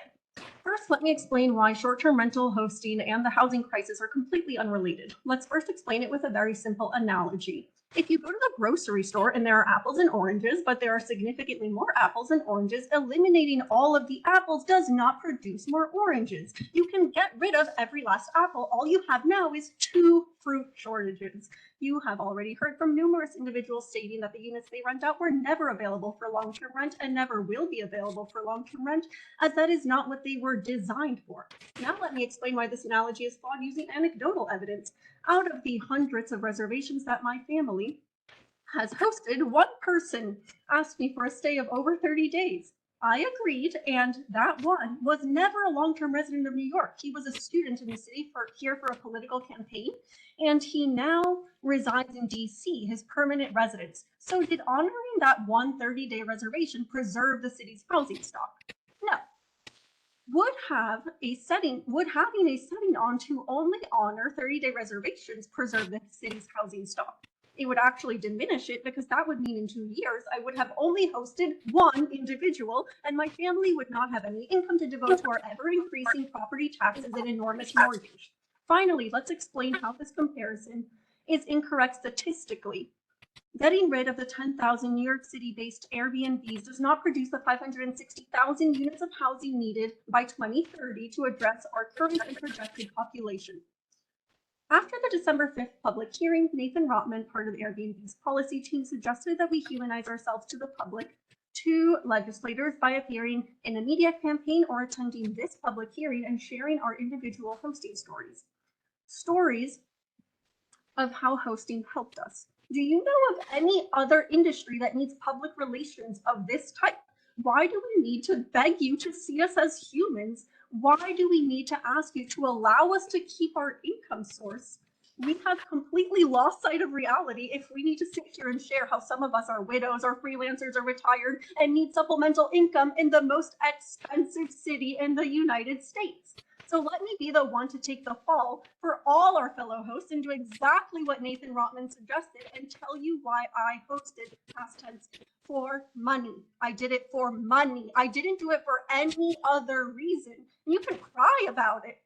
There are other benefits to hosting, though, absolutely. Societal benefits and personal benefits, and you've already heard some of those benefits when previous speakers mentioned how instrumental we were to hosting traveling medical professionals during the height of the pandemic. And that societal benefit also applies to me. But the motive, the primary motive for hosting was money. Do we use that money for noble purposes? Sure, I paid off my godfather's medical debt. But why do we have to have a sob story? We all host to make money, and that's completely fine. There is literally no other industry where this line of questioning makes sense. You don't ask people who work in sales or who are cashiers or who are lawyers or who are chefs why they work in the industries they do. They are all working to make money. We don't live in a bartering economy. We live in an economy where we trade goods and services for money. And speaking of money, Linda Rosenthal has been running campaigns since 2006 and has raised $19,400 from the Hotel Restaurant Club Employees and Bartenders Local 6 Union, $17,900 from the Hotel and Motel Trades Council, Harvey Epstein, another sponsor of this legislation, $4,400 from the exact same sources. Finally, let's look at Ben Kalos's contributors, as he is the author of this legislation. Liz Kruger was his contributor back when he ran for office, another politician heavily funded by the hotel industry. Liz Kruger can't pretend to care about the housing crisis because her contributors include a long list of BlackRock employees and investors, a gargantuan corporation that considers residential real estate an investment. Another Ben Kalos funder, Carolyn Maloney. Carolyn Maloney, shockingly, also heavily funded by the hotel industry with a $7,500 contribution from the Anonymous American 4, I'm Hotel. going to ask that you wrap up your comments. You were a previous speaker, and previous speakers were intended to speak after those whose voices have not yet been heard. I'll give you another 30 seconds. From the American Hotel and Lodging Association, among others. I hope that by just highlighting these 5 incredibly powerful New York City politicians that you're getting a sense of how systemic this corruption is. And it should be noted that political contributions from corporations and unions is public data and easily accessible, but obtaining data on individual donors who donated to these politicians is much more difficult, as many of them don't disclose their occupations or industry. So the numbers I mentioned are actually incredibly conservative figures, and I can speak on the following topics later on. Thank you. Thank you. I apologize to the other attendees who have not yet had their voices heard in the prior hearing or this hearing. This individual changed the name that they were testifying under, and I did not realize they were a prior speaker. We'll now go to Jeremy. The next speakers are Jeremy Aden, Samuel Higgins, Melanie Diaz, John Iltis, Crystal Feng. Jeremy Aden.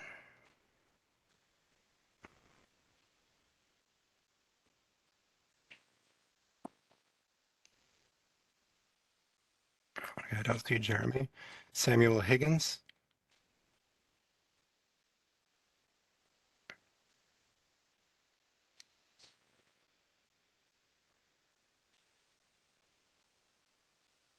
I don't see that person either. Melanie Diaz. Oh, hello.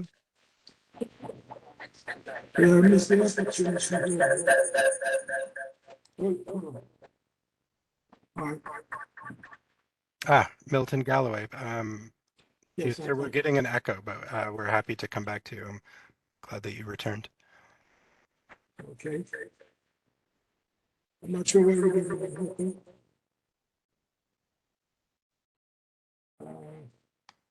Are you hearing me?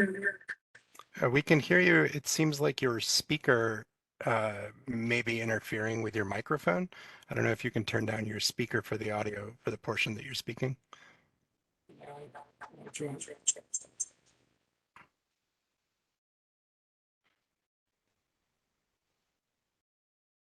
Can you hear me now?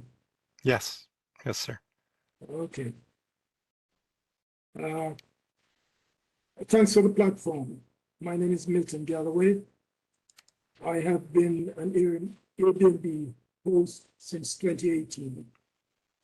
I'm grateful for this, for the income that I have been able to earn to supplement my monthly income so that I can underwrite the living expenses for me and my family. I think it is deceptive for any politician to state or imply that Airbnb hosts are generally conducting illegal businesses. Whilst that may be so for a few, have any of those against Airbnb done the research or investigated those who are supposedly violating housing rules? I have included Airbnb income in all my tax returns and is already paying taxes for my home. Besides, New York City New York City housing officials have demonstrated that they are more interested in the rights of tenants than the landlord.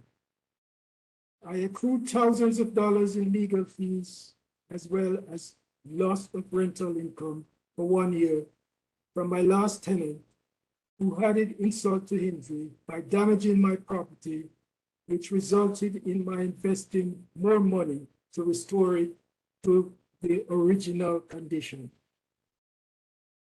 New York City Utility Company did not make any concession for the increased heating bill I incurred because the tenant spitefully turned up the heat, broke the front window of my home during the dead of winter in 2014.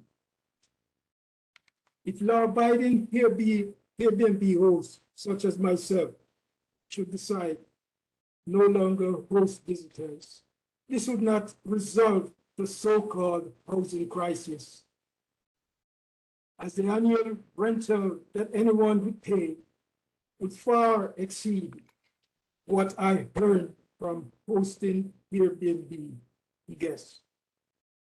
In case you are unaware, we do not have a guest in our home every day of the year.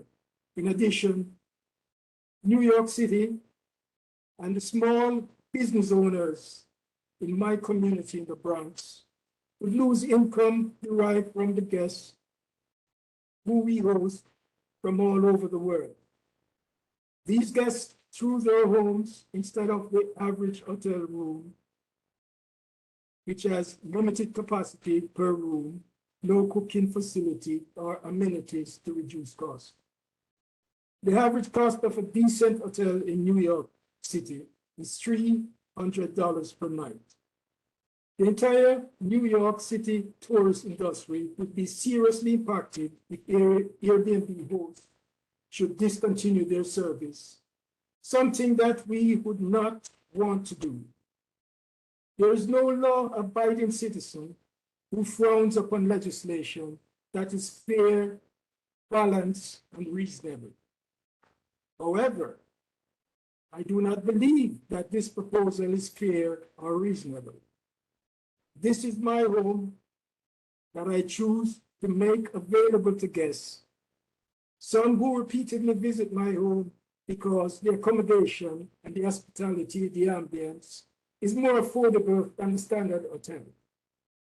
Besides, they also appreciate and enjoy the hospitality of the host and value the opportunity to connect with local residents such as myself, who help them with identifying and assessing the jewels of the city that they would not generally be able or be aware of if they were staying at a standard hotel. Therefore, why should I have to be legislated like this? Or why should we have to be legislated like this? Or more than the hotels in New York City? I ask that the city consider our situations and to build affordable homes for New Yorkers to address the city's housing crisis. I thank you. Thank you, sir. Our next speaker, I apologize, I read several names and realized that I had skipped over Senator Robert Jackson. Senator Jackson requested an unmute.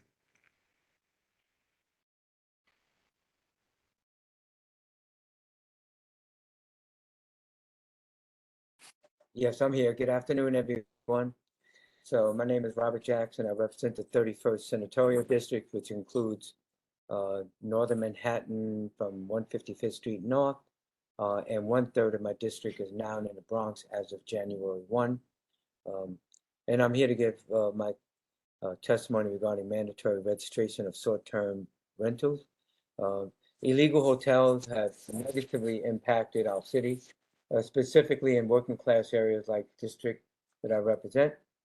Prior to January, I represented from 26th Street and 9th Avenue, a Midtown, part of Midtown, Upper West Side and all the way up to West Harlem, all the way up to Marble Hill. But my district has changed now. But they pose a great danger to the occupants who are often forced to live in unsafe conditions. In addition to intensifying the housing crisis across our city, it contributes to reducing affordable housing opportunities, and this is not right. It is vital to put an end to this problem, and Local Law 18 is an important measure to address, ultimately resolve this problem. The proposed rules are sensible, equitable, and well thought out, providing a balance between allowing for short-term rentals and providing a clear framework for enforcement and protecting the rights of tenants and communities. Under Local Law 18 of 2022, hosts must register with the city and present proof of residence to verify they are New York City residents. Additionally, the law provides whose apartments from being rented out for more than 30 days in one calendar year and mandates hosts to pay taxes. This bill and its associated rules safeguard affordable housing while simultaneously ensuring legal and responsible hosts are protected when they rent out rooms in their primary residence on a short-term basis while they are on site, as allowable by state law and local law. Overall, I strongly support Local Law 18 and the proposed rules as written. It's an important step towards restoring housing security and affordability in our district and across the city. And by enforcing these rules, we can ensure that illegal hotels are shut down and that our residents are provided with safe accommodations. We must take a stand against these illegal activities and protect the rights and welfare of all New Yorkers. And this is a sensible solution that will help protect the housing market and the rights of tenants and our communities. So thank you for giving the opportunity. This statement I will be submitting to you for consideration. Thank you, Senator Jackson. And apologies again for skipping you.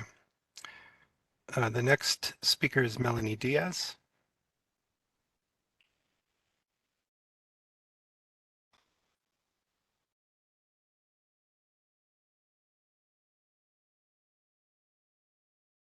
I don't see Melanie. John Iltis is next. I see a John I. His camera came on shortly after I announced he would be one of the next speakers. Great. Hi, good afternoon. Can you hear me? Yes, you're John Great. Iltis. Hi, good afternoon. So Okay. we wanted to go through, so a lot of the people on this call, they've gone through a lot of the same items that I would have to discuss also, the exact same reasons why this law and these regulations will hurt the current small-time landlords and their tenants. We've owned a two-family house in the South Bronx for about 5 years now. And so it's our apartment and the one right above us. And we used to have long-term tenants. And then approximately 3 years ago, the city shut down. People lost their jobs. People stopped paying rent. And we were in lockdown for COVID. We eventually had pretty much all of our tenants could not pay rent. So we were stuck with paying the mortgage, paying all the taxes, paying all of the heating bills for many months. It got up to about $28,000 in rent that we did not receive. And the city had the ERAP and the LRAP, and that was not sufficient. That there were a lot of problems there. We were out of pocket for many months. We applied for forbearance. We could not afford our mortgage. We once we got into forbearance, then we tried to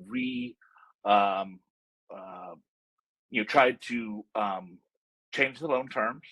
They did not let us do that, so we had to then stop with the forbearance and then pay up the $28,000 in mortgage and taxes that we owed.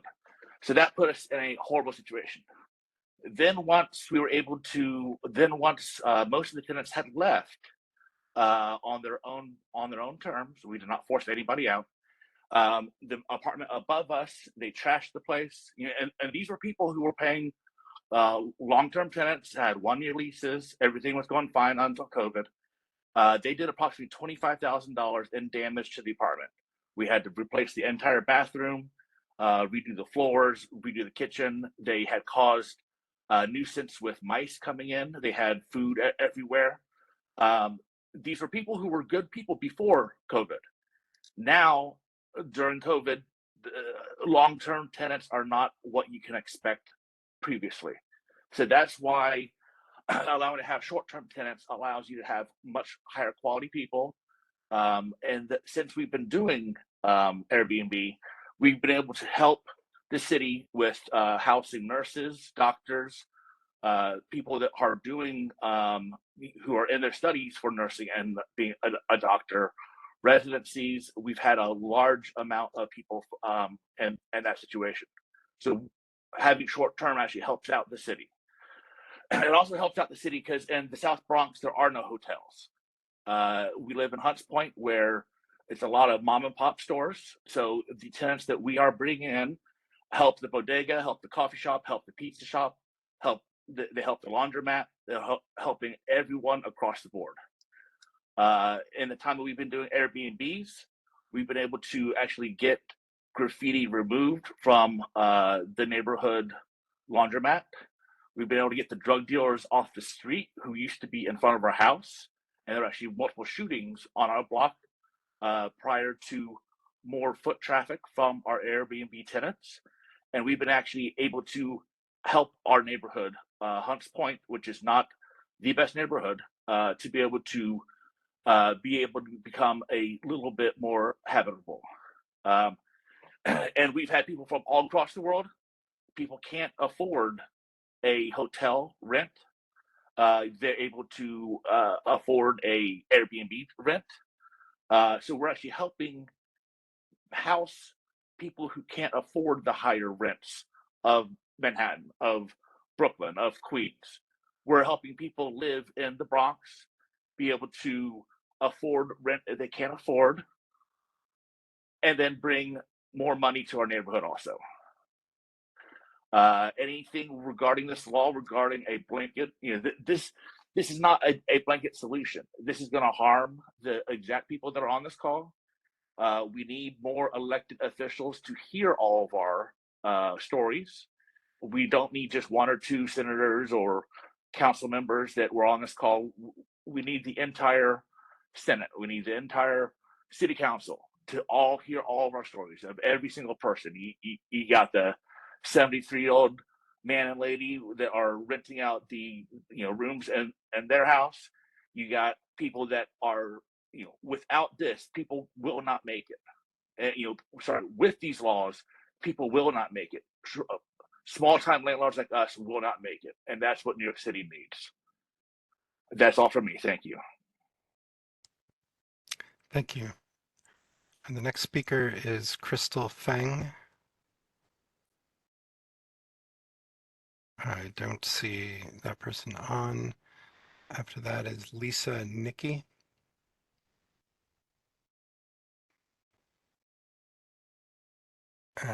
There are 2 people named Lisa. I'm going to request unmutes. The Lisa that is Lisa Nicky, please offer your comment. The other Lisa, if you're interested in commenting, please raise your hand and we'll get to you. Hi, this is Lisa Nicky. Thank you. Great, thank you. I'm, like many of the people on this call, I could tell you this similar stories, but I think, what I'm really struck by listening here and listening to the individuals on the call, as we talk about affordable housing, it is short-term rentals that make housing affordable for those of us here. This program, being able to do short-term rentals, is something that allows all of us to be in the city, to raise our families in the city, to form a connection quite intimately to the businesses in our city.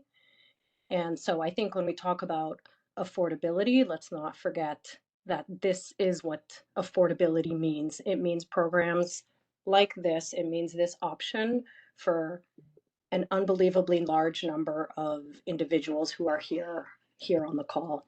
I think the other thing I'm quite struck by is that there are many, I think it was one of the council members who spoke who said, Airbnb is a bad player. Well, if Airbnb is a bad player, then regulate that company, find that company, don't penalize all of us because the city hasn't been able to find a way to work with Airbnb. And I think overall we all feel and share the same sentiment that you are sweeping a massive brush at the tiniest player in the room with the least amount of resources. We don't have lobbyists. We don't make massive campaign contributions. We speak with our votes, but it really seems that there are a few issues here. Number one, hotels. We are not hotels. We do not charge the same price as hotels, and we certainly do not have the same service offering as hotels. People who want to stay in hotels are not interested in staying in our Airbnb. Many on the call, I have reached out to people who have upcoming bookings to alert them out of decency that they may be compromised. And all of those people are families who now have to question their ability to visit New York because Airbnb is what makes it affordable for people with families to come here. I think the other thing we have to think about as well is we talk about all the bad players or the bad landlords. That is not the people who are on the call here either. We are individuals with a home who have taken space away from our own families to host short-term rentals in apartments that are not for families long-term. It's a sofa bed in my case and a room for people with children. We are not the same as a landlord who has taken over multiple units or who has taken an apartment building and converted it into a bunch of short-term types of rentals. And yet when we look at the regulations that you are proposing, there is no distinguishing element between these different groups. These are people who are committed to the city, committed to our neighborhoods, and I think it is just almost, incomprehensible to look at the regulation and see that you paint us all with the same brush when we are not all of the same. We're not offering the same service, and we are certainly not exploiting a housing stock in the same kind of way. I just hope that the city can find really a way forward. The regulations that you're proposing are so, I will say, over the top that even my family residence in its current state would be in violation of the things you have listed there, from locks on doors to closets that locked. I mean, no New Yorker has a house that probably conforms to what you are proposing. And I think what we are here pleading with you today is that you adequately identify the different problems and the different issues that you are speaking to, and try not to introduce a draconian set of regulations that in effect only harm the smallest player in the room and are not showing any tangible proof of actually addressing the real issues that you are speaking to. So we ask you to please go back and look at the different kind of offenders that you have and write regulations that are appropriate for those different sorts of people. We don't send everybody to the electric chair for the same offense. And we are asking for the same consideration when it comes to short-term rentals. We will pay our taxes. We will register with appropriate security for our personal information, and we will work with the city. We will help to work with Airbnb to come up with a solution, but do not paint us as hotels and do not paint us as people who are abusing housing stock and abusing their tenants. And that's really all I have to say. And we really ask that you go back and you look at this with the different issues you are facing, the different individuals, the different types of property, and you regulate accordingly. Thank you. Thank you, Lisa. Crystal Fang, who we just skipped over, is now on the list. Crystal?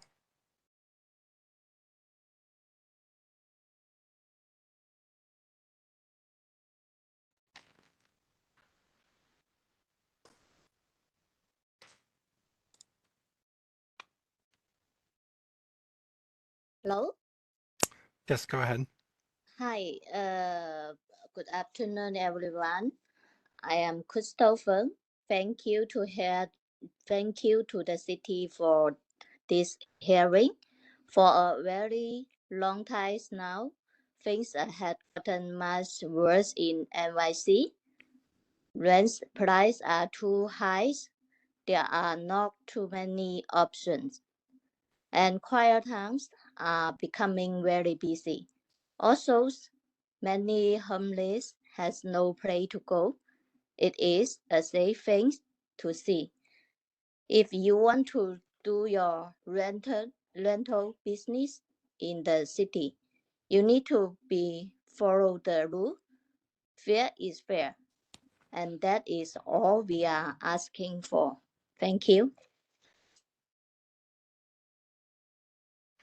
Thank you.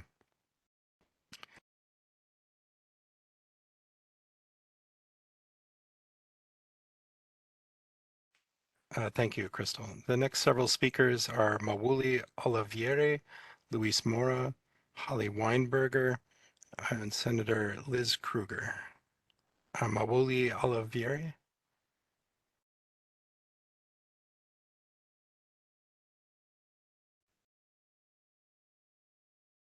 I apologize if I'm missaying the name, but I don't see a match in the list. Luis Mora.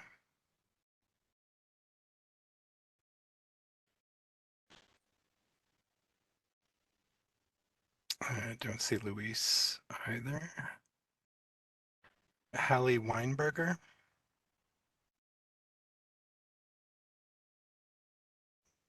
We do have a Hallie in the list. I'm requesting an unmute.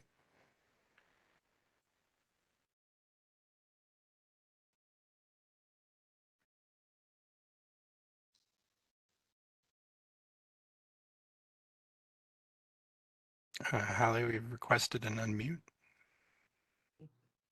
Can you hear me? Yes. Okay. Go ahead, please. Thank you.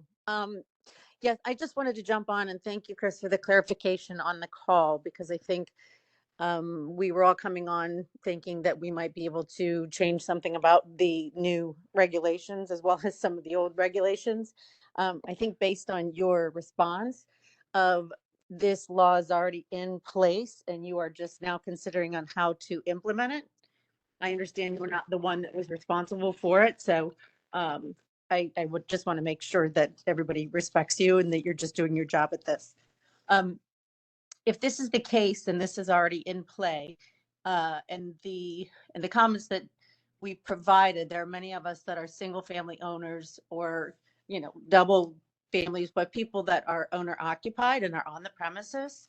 I can see having everybody that's on Airbnb signing up and getting their certification or whatever that is. But I feel that when doing that, looking at single family owners, owner occupied, and those that are on-prem should be immediately, I guess, scraped from the list of further requirements, as these are not the people that you are looking to weed out. These are people that are sharing their homes that they're living in with their families, and not the people that are taking rental space from other people in the city.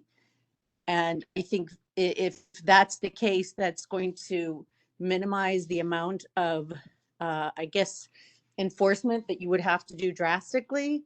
However, I wonder at that point what the real point of this is, because as far as the amount of fines or violations that the city will be able to collect from this is really going to be the people that, if they're bad actors to begin with, they're not going to be the people that are providing the information in an accurate way to begin with. So the people that are going to be doing and trying to do and sign up, as we have been for the last couple of weeks after hearing this, these are not the people that I believe that you are targeting, but these are the people that are the ones that are obviously the most concerned about this issue. So I don't know if you can speak to that or confirm what I'm understanding is that you're just now looking at how to implement this process. And I guess my input would be anyone that owns their property and is owner occupied would be something that would, just be an automatic. Would be no problem. They're obviously following the rules and regulations. Or the other option is to have Airbnb ask these additional questions through the app when they are keeping us on the app, so that that information can be stored along with our contact information, which is already there and you already have access to if needed. And these are also the people that are already, getting their tax forms, paying their tax bills, and all the information that you're already able to see. I think the concern is we're doing something additional that you can already get from Airbnb, unless you're not able to, in which case it's something you should probably take up with Airbnb rather than, as the previous caller said, the individuals. And those are my comments. Thank you, Hallie. Yes. I appreciate your kind words in the beginning. Please let me say to everybody, I understand that folks have feelings about our office as a public official. I do not mind if folks share those feelings. Part of my job is hearing those concerns. I will say I did see in the chat that one of the speakers who spoke in favor of the bill was immediately criticized, and people were referring to knowing him personally. I find that is unacceptable, and what I asked not to have happen in the beginning. This is a space for people to share their opinion. We all need to respect that. It's my job. I'm a big boy. I can handle criticism if folks want to level it at me, but please do not target your fellow speakers who are not public officials. I'm now going back to Mawuli Olivieri. And thank you for notifying me that we had that you were on the list under a different name.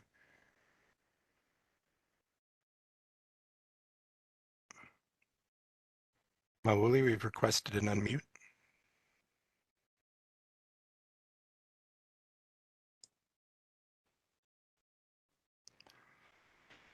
Hello. Yes, go ahead, sir. Can you hear me? Yes. Can you hear me? Yes, we can. You can hear me? All right, great. So yeah, my message is really for all of the people on the call, really, because like what's already, a lot of what you said is already true. What everyone has already said is very true.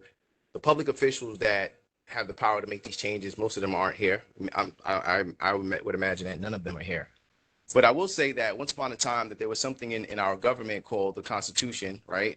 I don't know if that still exists in New York, and there's a phrase in it that says life, liberty, and property, right? Once upon a time, there was something called life, liberty, and property. That's in the United States Constitution. That's also in New York's Constitution. So here we are. We're at a time right now where we've all, New Yorkers, and I'm talking to all of you New Yorkers, you've allowed your government to do this to you. You've allowed your government to take too much power, and now here you are. They are using that power against you. Once upon a time, America was about gaining property, right? And being sovereign in your property. Unfortunately, we've lost that power now. Even during the whole pandemic, when, many of you, probably some of you right now who are on this call, you allowed your government to allow you to segregate some of your own citizens based on what they call the vaccine status, right? I am now at Airbnb as well, but I already knew this was coming. You need to start waking up, New York. Don't think that this is going to change, because it's not. Until you wake up and realize that this is your fault. You sat quietly and allowed your government to become too powerful. I was born in Brooklyn, raised in Brooklyn, right? I've seen Brooklyn change. There's always been a housing problem in Brooklyn. They're using it's about separation. It has always been about separation. They're using those who are less fortunate, right, to make a wedge between those who have property. So now they're going to use the pain of those who are having housing crises in New York to be the enemy of those of us who do have housing, right? They're going to use their story and say that it's because of them that we're doing this. But notice that none of these politicians, none of them can say, produce the evidence, produce the notes, produce the amount of messages that the one, what's the name, Glick, Senator Deborah Glick, she claims that she's receiving so many messages of all of these people who are complaining. Where is the evidence? Produce it so we can see, so we can understand, but they won't produce that because there is a plot, there's a plan to make New York, not just New York, it's happening all across America. They're taking away your liberty. because you've done nothing. You've thought all the time that voting is the only way to make change. No, it's not. Unfortunately, you did not get involved, and you have not gotten involved. So now they're turning on you. All of these political leaders are turning on you. And I'm sorry to say this, there's really not much that we're going to do. I hope to be wrong in this scenario. I really hope to be wrong. But the facts show that we're not wrong. The facts show that it is now an attack on the working class and the middle class. Why? Because you, as the working class, as the middle class, you're the most intelligent. You are the ones that could stand up and read the laws and understand it. So if by doing things like if Airbnb, it gave you financial freedom. Even the Uber, they targeted the Uber. Those of us who some of us left their job, they were doing Uber. They quit their job to do Uber because it gave them flexibility, it gave them financial freedom. They can take care of their kids on their own. They targeted Uber to make Uber pay them less, right? There's something called the Great Resignation. People weren't going back to work after the pandemic because they found a different way to make money. They're targeting all of these sources that's giving financial freedom to the citizens, because when you are free to do what you want to do with your time, you become an enemy to your political leaders, who is in bed with all of your corporate leaders, right? You heard the woman who I don't know her name, but she apparently got on twice. She talked about BlackRock. Some of these politicians are being funded by BlackRock. If you really do the research, you realize that all of those who are supporting this bill, they are all funded by the political leaders who, like BlackRock and the hotel trade unions and all of these individuals. Pay attention. Even those who support the vaccination, they're all funded by the pharmaceuticals. So wake up, America. Wake up, America, because you're losing your country under your watch. So my message is for all of the people who are on this. I'm not talking to any of these political leaders because they don't care. They don't care about you. I'm talking to you guys on the call. You guys that are worrying about losing your livelihood, you are the ones that need to stand up and take your country back. Take your state back. Because New York never used to be this weak. I was born and raised in New York, and we were never this weak. We would never let our political leaders do this. So it's your fault. Wake up, America. I yield my time. Peace. Thank you.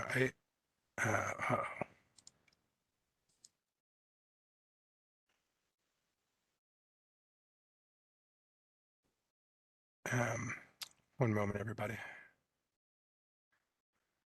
The next speaker is Helen Morley.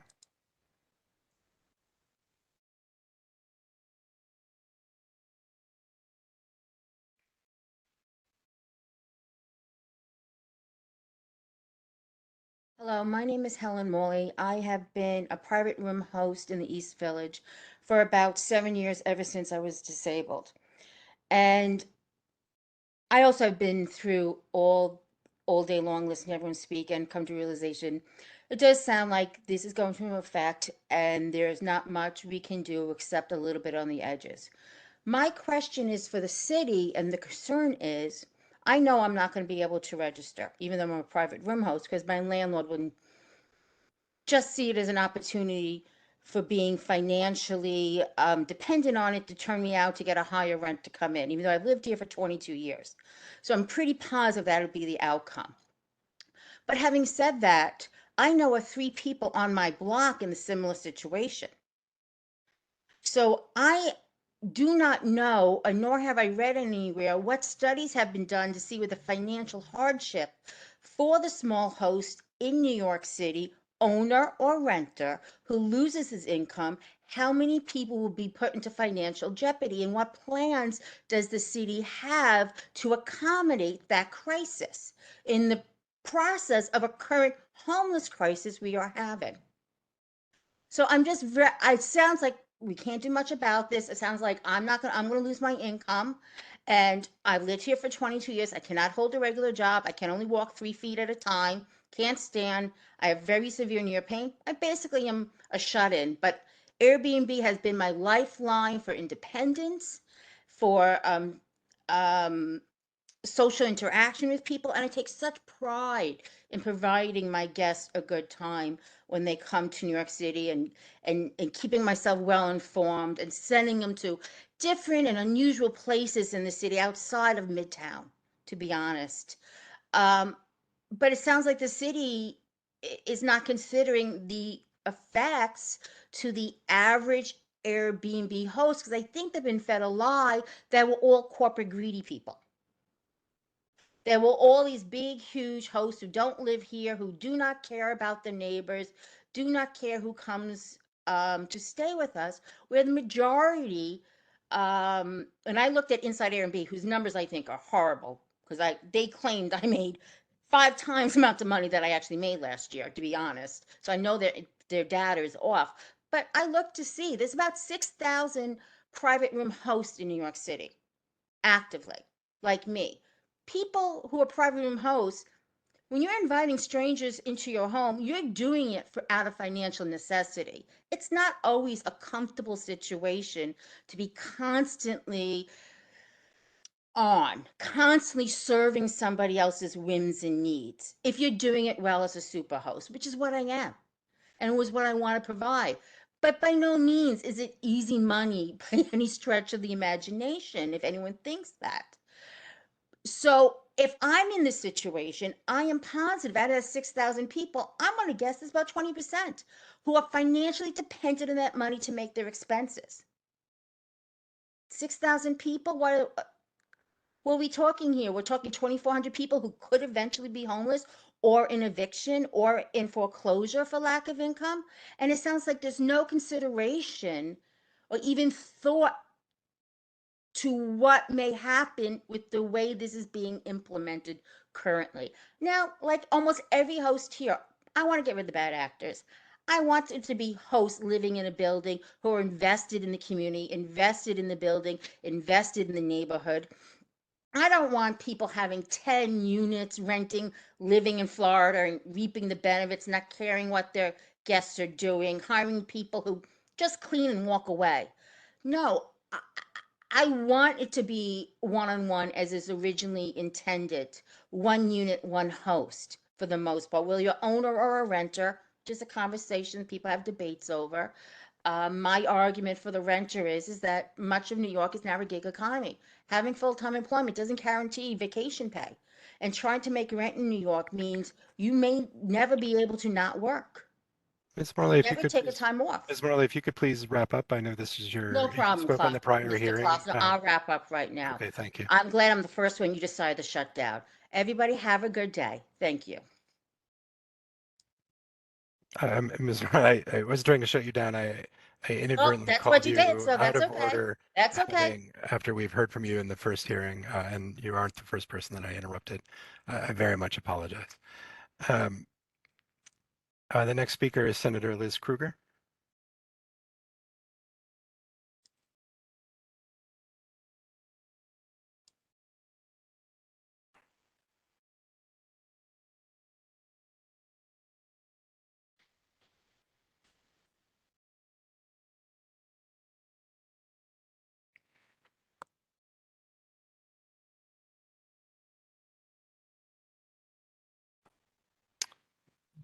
Senator Krueger.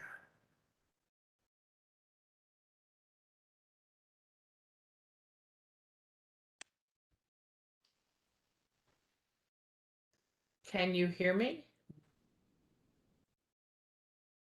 Do you want me to testify now? Hi, everyone. I'm Liz Krueger, State Senator from the East Side and Midtown and Chelsea and Times Square, Penn Station, Roosevelt Island. I have been working on the issue of the problems that have grown and grown and grown because of Airbnb and those types of companies in our city. I proudly passed a state law back in 2010. I am here to support strongly the city council law that will hopefully soon go into effect. We have seen speculators take tens of thousands of apartments intended for actual residents of New York City off the books and out of availability for people who are living here desperate to rent apartments. Yes, if you live in an apartment and you are renting out a room while you still live there, fine. The rules are the rules. But if you are actually holding an apartment in New York City that you don't live in and instead are renting out to other people, that is in violation probably of your lease, whether it's a rental. Certainly, if it's a rent regulated apartment, it's in violation of your lease, and in most co ops and condos. But much more important to me, you're actually a speculator, like a war exploiter, taking a unit that's desperately needed by people who try to live in the city and choose to make money off of that, even money at a higher rate than we allow the landlords who own the apartments to earn on those apartments. So I am a big fan of this bill. It has worked in other parts of the country to try to put some bells and whistles around what the rules are. I am reading the various chats, and I know many of you disagree with me, and I disagree with you. And frankly, we need to get this under control in our city. We have skyrocketing homeless rates. The research shows Airbnbs actually increase the cost of rentals for everyone, and that is the wrong direction for New York City to go. And we know that we are hundreds of thousands of units behind where we need to be in affordable housing. So losing perhaps 10, 20, 30,000 units that should be available to residents in the city, to people who are going down this road, is just the wrong public policy decision. So I worked with the previous city council in developing this law, and I want to thank the current city council for taking up this challenge and understanding we're all under pressure about housing costs in the city, but this is a crucial step for the city of New York to take. Thank you very much for giving me a few minutes today.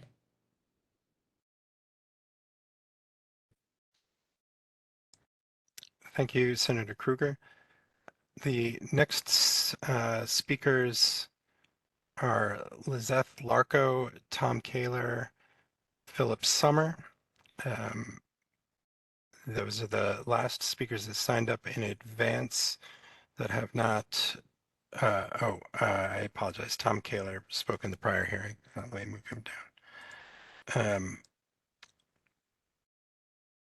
Lizeth Larco.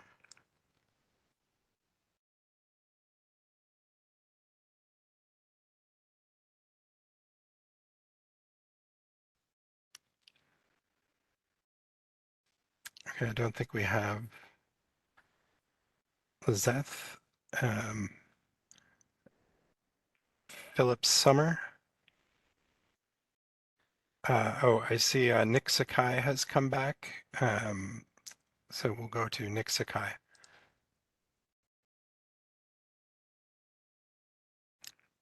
Hi there. Hi guys. So I have a couple questions. So the short-term rentals are defined as anything shorter than 30 days. Now, some of us, including myself, we only do over 30 days rentals at a time. And so those of us who only do, I guess, the long term, do we still need to register? So that's my first question. No. Okay. The other question is some of the hosts who haven't been doing 30-day rent, 30-day or longer rentals, they're concerned about the squatting law. Basically, some guests might choose to stay there beyond what we agreed to.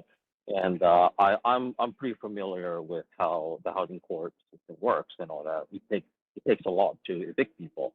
And do you guys have a plan in terms of protecting those hosts from being affected from the squatting law?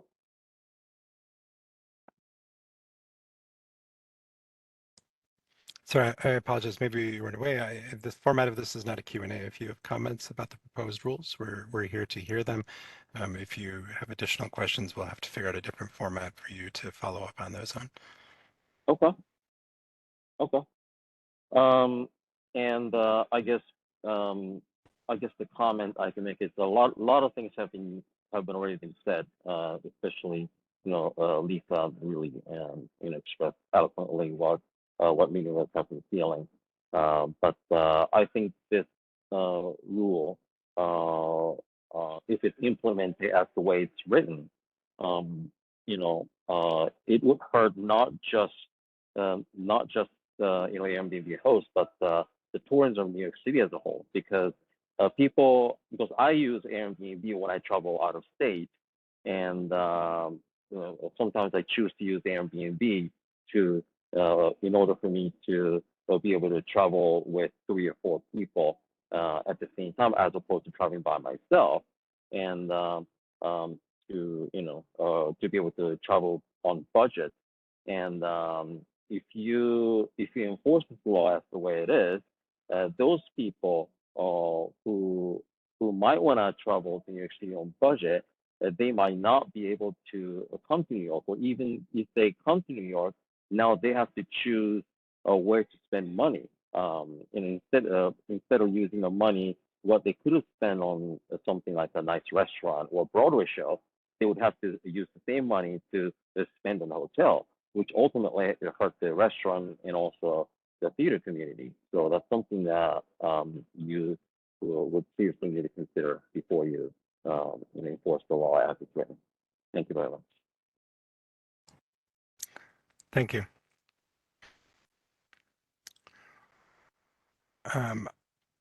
The next speaker is Phil Summer. Here. I have such a request to unmute.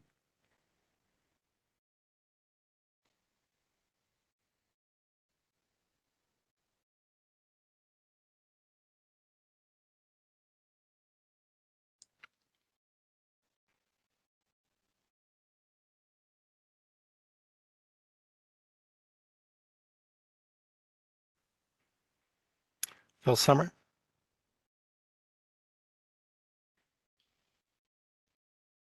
Am I audible? Yes, you are now. Great. Well, thank you very much for the opportunity to speak at this hearing. My case is pretty simple. We live in a 1-2 family dwelling in Brooklyn. We are in a block that is zoned with any rent protection or other things that have prevented us in the past from listing in Airbnb and doing short-term rentals. We live in this house as a family, 4 with 2 kids. We have a small backyard and 2 cats, and once or twice a year we are out of town in summer for a bit longer, because we have German origin, and my wife takes the kids to the family abroad. In that time, we're actually very happy if we can utilize Airbnb, because somebody needs to take care of our garden, somebody has to look after the cats. Our neighbors are fully aware of this, and they're actually happy that we have Airbnb, so they don't have to take care of our cats, so to speak.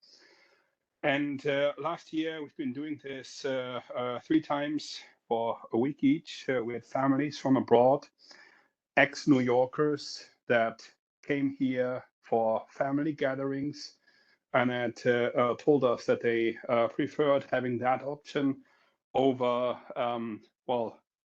using a hotel. And I mean, it was just very nice occasions. We got in touch with those people.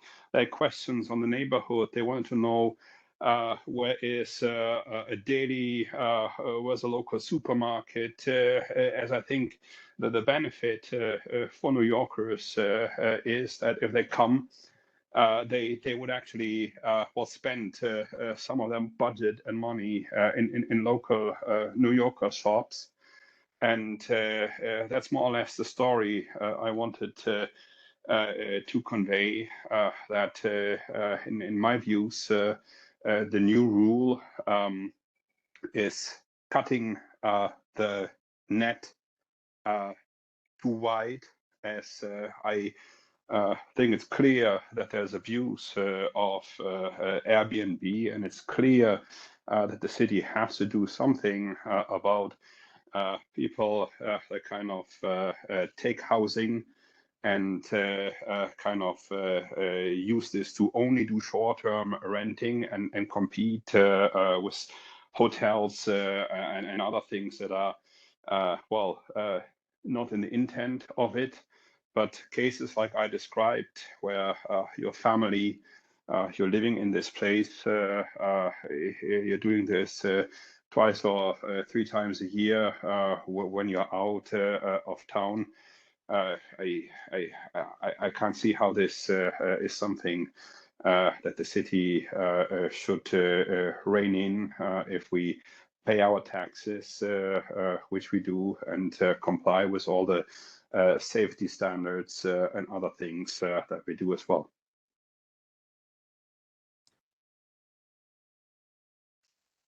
Any other questions or comments on that? I was going to say thank you. Is that the end of your comment? That is. Okay. Thank you. Thank you. That we're at the bottom of the list of speakers who signed up in advance that did not previously speak. I'm just going to go back through the list of folks that we had to pass over, and we'll compare that to the list of people that we see in the participant list. We see Tim Kokak. I know we had some audio trouble. Tim, I'm going to ask you to come off mute and hopefully we can hear your comment. Hi there. Can you hear me? Yes. Oh, good. Great. Great. I'm glad it got fixed. Thank you for waiting. I'm not going to turn my camera on. You don't need to see me anyway. So really, almost everyone who piped up said something that I was going to say, but I would like to take exception with the fuzzy causality that was stated by State Assemblywoman Deborah Glick and Councilman Eric Bottcher and the senator, and I mean, every elected official that has piped up has basically said the same thing, that the number of apartments that are available to people who need apartments are diminished by the apartments that are available on made available on Airbnb, and it's just not true.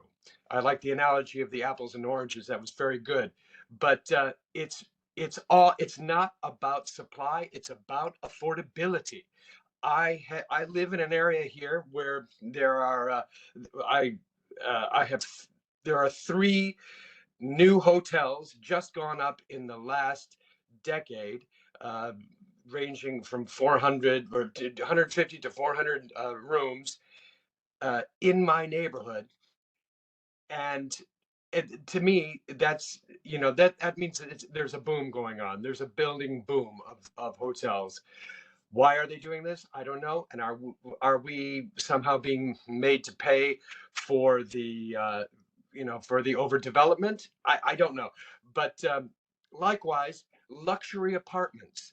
There are high-rise luxury apartment buildings going up all the time in New York City, and there are 4 or 5 of them right within a block of me here, and there are no lights on in the windows. These, there are warehouse department. I heard the word warehousing. Senator Rivera used the word warehousing. Warehousing is the issue, but it doesn't have to do with us. Warehousing is a problem, but let's look at what's being warehoused. There are lots and lots of luxury apartments. What we need are affordable apartments. It's really too easy to say, oh well, any apartment that's available on Airbnb is something that a family of modest means won't have access to. Well, that's true, but they wouldn't have access to it anyway because it wouldn't probably be what is classified as affordable housing, which we desperately need, not just in New York, but in every city in the country. So I just wanted to clarify that. Sorry if it, I go on a little bit long. Some wonderful points were made. I can only say that, yes, there's, as I say, there's what seems to me a building boom going on. That's going to lead to, or has already led to, a lot of supply, oversupply, but of the wrong kind of housing. So, that doesn't help people. And I don't think that Airbnb hosts should be made to pay for this by losing our income, by losing our livelihood. It's going to hurt us. Yes, there are not that many of us. Perhaps we should organize. Perhaps I don't think we'll ever have the money that the large international chains, the Hilton, Intercontinental, whatever. I don't think we'll ever be able to compete with them. However, what's left to us? That's all I got to say. Thank you very much. Thank you, and thank you again for persisting through technical problems. The other speaker that we passed over that I see in the list is Kuber Puri.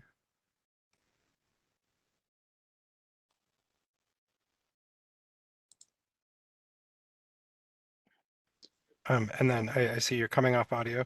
And then after that, we're going to go to the folks who raised hands. We've done our best to track the order in which hands were raised. Again, we will be calling on people that we believe have not previously testified during this public comment period, including in the prior, meaning the prior hearing.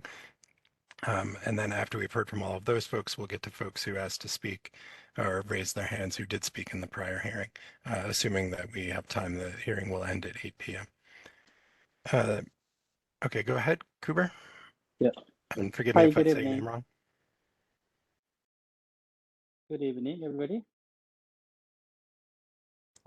Yeah, go ahead. Hello. Go ahead. Yeah, my name is Kuber Puri, and thank you to the official of the Special Enforcement holding at this hearing. Here is what I did not understand. We already have a housing crisis in the city. There are more than 100,000 homeless New Yorkers. You can ask anybody who live here and they will tell you the homeless crisis is out of control in New York City. We can see it on the street, train station, subway, and we can see everywhere. The city is failing these people who need housing. So why would we allow empty housing unit to be used to buy tourists instead of by the many families who needed those places to live? Is it just because of the money that landlords stand to make? It is just because of greedy. If that is the case, I'm very disappointed in my city official. Let's invest in the New Yorkers who already live here before we spend resources we don't have on visitors. Thank you. Thank you. I understand that we have a couple of other folks that we've previously passed over. We'll go next to Carrie Fulton, and then we will go to Marissa. I want to thank one of the other participants for communicating privately to identify which phone number she is. Carrie Fulton, please. Hello. Hi. Yes, go ahead. Hi, my name is Carrie Fulton. I'm 63 years old. I teach at a university here, 2 classes a week, because the schools don't like to give you more. Otherwise, they have to pay your health insurance and everything else. I also have a small business that I'm trying to get going, and I have a 2-bedroom apartment which I own in a condo. I use that 2nd bedroom. I rent it to Airbnb, and it helps me support my business. I wanted to share that my son moved back to New York recently for a job, and he was too busy, so I and find him an apartment. I must have visited 200 apartments. Probably 50 of them were so disgusting, I couldn't believe it. And they were $4,000 a month. I just about died. So we moved him further and further out. I just don't understand this whole thing, because I think you're going after the wrong people. Okay, if there's developers who have hotels with lots of apartments that they're renting, I think you need to go after them. Or, you know, if there's people who are abusing the system, you need to go after them. But I can't pay my bills and I work 2 jobs. Okay, if you cut off my Airbnb, I don't understand the point of this. I think somebody said it earlier, the difference between a hacksaw and a scalpel, you know, because it's kind of ridiculous. And not only that, but I own my apartment. I worked many years to own this apartment, and now you want me to pay you a fee to rent the space that I own? I mean, I don't understand this. This is crazy. It's not American. I mean, I'm from New Zealand. This is weird. Okay, this is really weird. So I just wanted to share my story, say, you know, what I'm doing, and say that it's not fair for the small people, and you know, you guys aren't considering the small people at all. And I think it's a problem. Thank you. Thank you. The next speaker we'll go to is Marissa. Send her a unmute request. Hello, this is Marissa. You hear me? Yes, I'm glad that you've persisted through apparently a series of disconnections and come back to us. Go ahead. Thank you for coming back to me. Yes.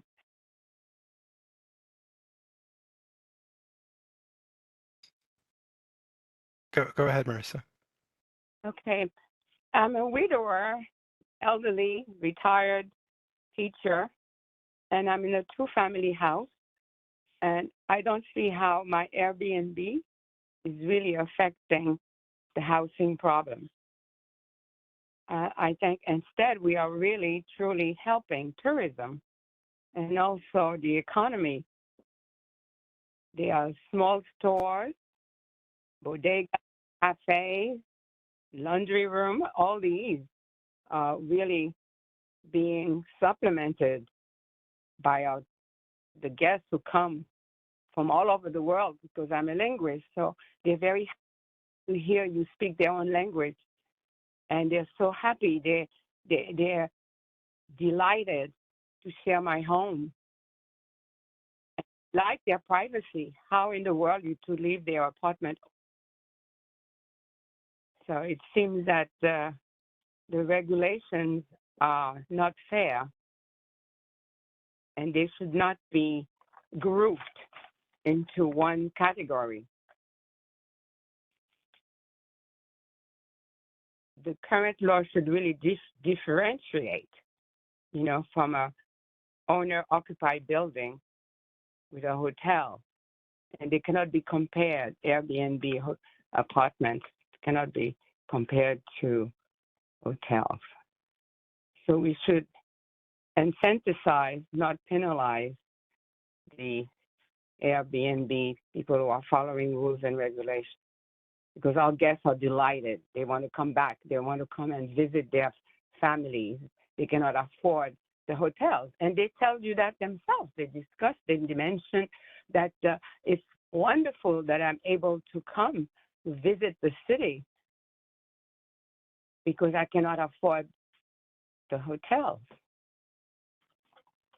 So thank you very much for hearing me. And I appreciate the time given to me. Thank you, and thank you again for persisting through technical difficulties. I'm going to read the next several speakers that we'll call on. These are all folks who raised their hand. Quanisha Wilkins, Jeff D., Matt, Kathy Lewis, Jay, and JL. So we'll go first to Quanisha.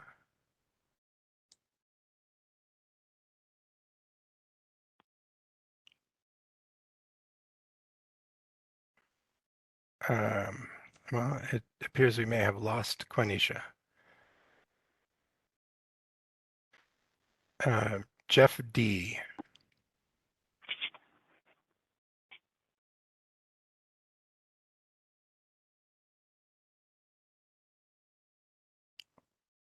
It looks like Jeff D. We've lost also. Matt.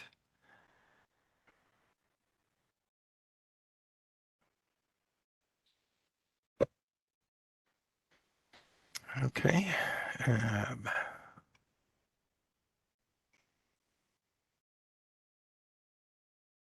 Kathy Lewis. I do want to note for the record, I am going to step away for just a moment or two. I will hand over the reins to Aaron Zimmerman.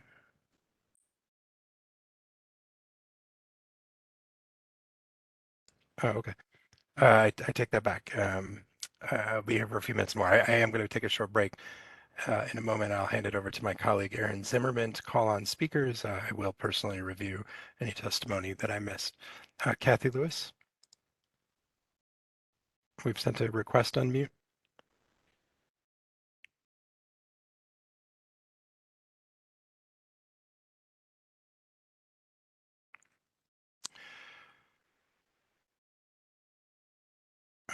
Okay, Jay, and it was J-A-Y. Okay, I don't see J. J-L. And the hand raised, I don't see the JL's hand is raised, but I'm requesting to come off mute.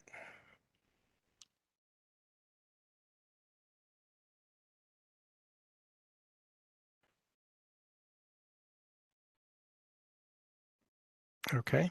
I'm going to go through a few more folks. Stacy Youssef, Cordelia Tull, Arlette Smolarski, Renee Ippolito. Stacy?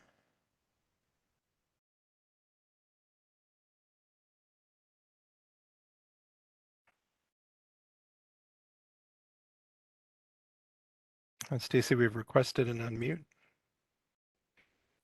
Hi, thank you for Hi, taking go ahead. me. So I think based on one of the prior callers, I don't think the hotel argument is a good one. I think it would just be an excuse for the politicians to say, oh, well, we're taking up all the hotel rooms. So all these hotels are losing business. A lot of us have our own homes, 1 or 2 family homes that we spent a lot of money, put a lot of money into. We're just working people, we're the middle class, and we have apartments that maybe more people, if a family comes with 4 people to the city, they can't afford a hotel room. The hotel room might be too small if they have more family members. So the hotel argument, I don't agree with, but unfortunately, I see that some of those senators that spoke left. They really have not given any proof or any validation to the argument that we're affecting the housing crisis. Even if I rented my apartment to someone, long term, I would not be helping the housing crisis because it's not going to be considered affordable housing. It's just not. Why are they? I think that there should be something carved out for just the small guy, the homeowner. I know this thing is going through, but we are just your average people, your homeowners. Why is it that somebody like the person from New Zealand said, why this is America? I can't do with my own home that I worked hard to put money into. I can't do what I want with my own home. My own home, my apartment is not going to affect any housing crisis, nor are the other people's apartments and homes who are on this thing. They should go after the big guy. They're professing that, if anything, I think they're trying to, again, help the hotel industry. Maybe the hotel industry is affected by this. But again, the hotel industry, the people that are coming to my house are not going to be, these are families, and they're not going to be staying in a hotel. So I just don't think, and I've considered, the other thing they should consider is this is about money. And if they want to think about money, they should think about all the restaurants that are getting business, all the supermarkets that are getting business, all the corner delis that are getting business, and all the tourism that's coming into New York from this, if they want to look at it. But leave the homeowners alone. Leave your average person alone, the middle class, who they profess to care so much about. again, unfortunately, they're not here, but I would love to hear from a senator who can give some validation to the argument that we small guys are affecting the housing crisis in New York City. I've lived here for 40 years, went to NYU in the 80s, and this is the first time I'm considering leaving New York because this is outrageous to me, telling me what I can do with my own home and that somehow I am affecting housing in New York City. Thank you.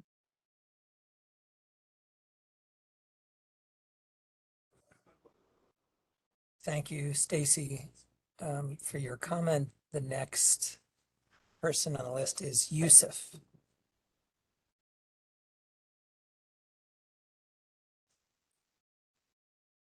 I don't see Yusuf.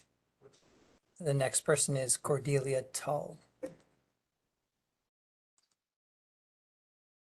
Cordelia Tull, I'm sending an unmute request to you.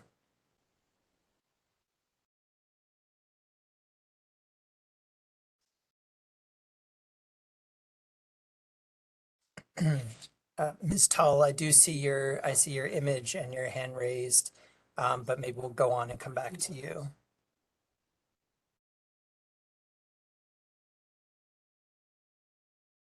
The next name is Arlette Smolarski.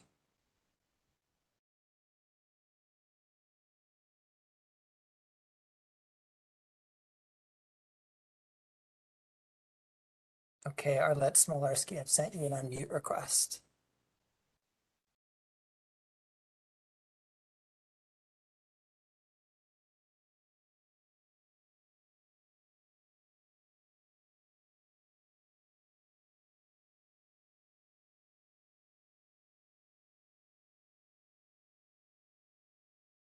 Okay, Arlette Smolarski is not responding.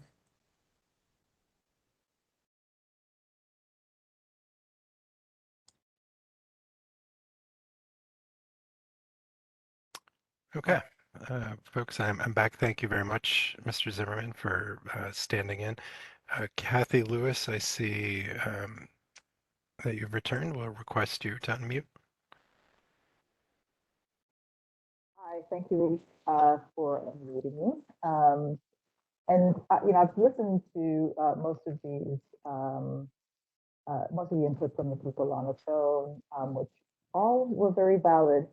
One of the things I wanted to just ask about, since this was more or less an input to the regulations that would go into effect based on the law, is that a lot of people have said that they are okay with registering, but with registering comes a number of requirements that are pretty draconian, which is why I think a lot of people are very upset with the regulations that are on the way, which would require that we meet a lot of standards that are very difficult for most homeowners to achieve, and also might introduce the possibility of corruption, people coming in and fining you for things that are unnecessary. And the fine is what, $5,000, $10,000, which is enough to bankrupt most people. You know, it's very difficult to maintain a home here in New York City, and especially if you're in a 1-family, 2-family, 3-family. You know, these regulations are very hard to get done. You get a contractor in, it's $21,000, it's $30,000.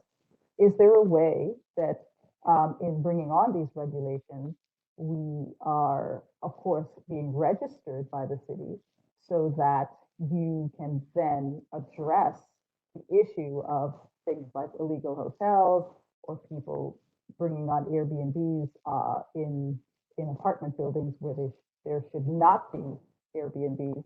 And this way you can work with Airbnb to regulate the platform, but it allows us as homeowners to go ahead and still rent out a room or rent out a location as a single player on the platform, and therefore not really causing any kind of housing shortage or anything like that, because, you know, it still allows us to use our home in the way that we want to use it. And therefore, we have sort of a synergy with the city in this regulation. Because I mean, the registration I think is fine, but I think all of the other things that come with being registered is quite difficult. And I don't know, in this forum, does this allow us to sort of work with you guys on what those regulations are? That's it for me. Thank you. The next couple of folks that we have are Renee Ippolito, Bob Simon, phone number ending in 19, Samita Spencer. So Renee Ippolito.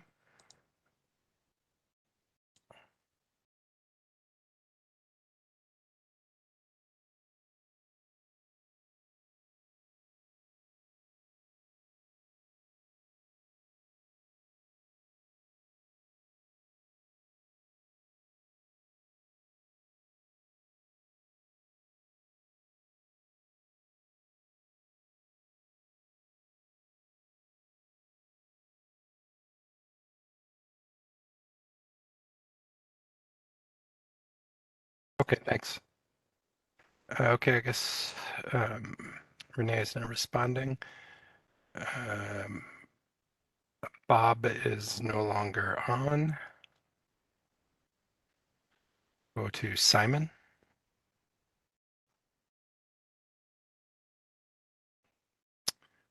Who is also no longer on.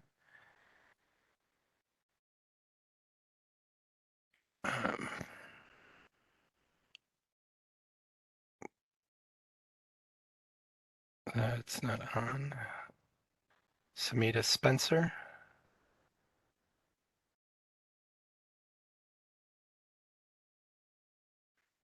Is no longer on. Alice. Also not available.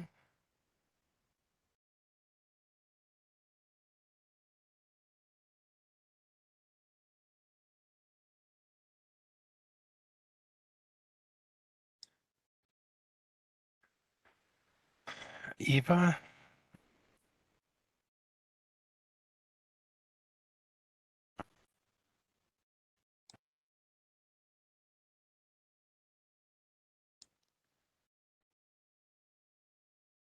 Okay. There's a phone number ending in 52.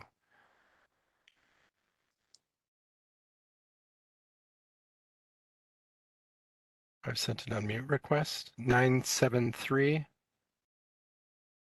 7*****52.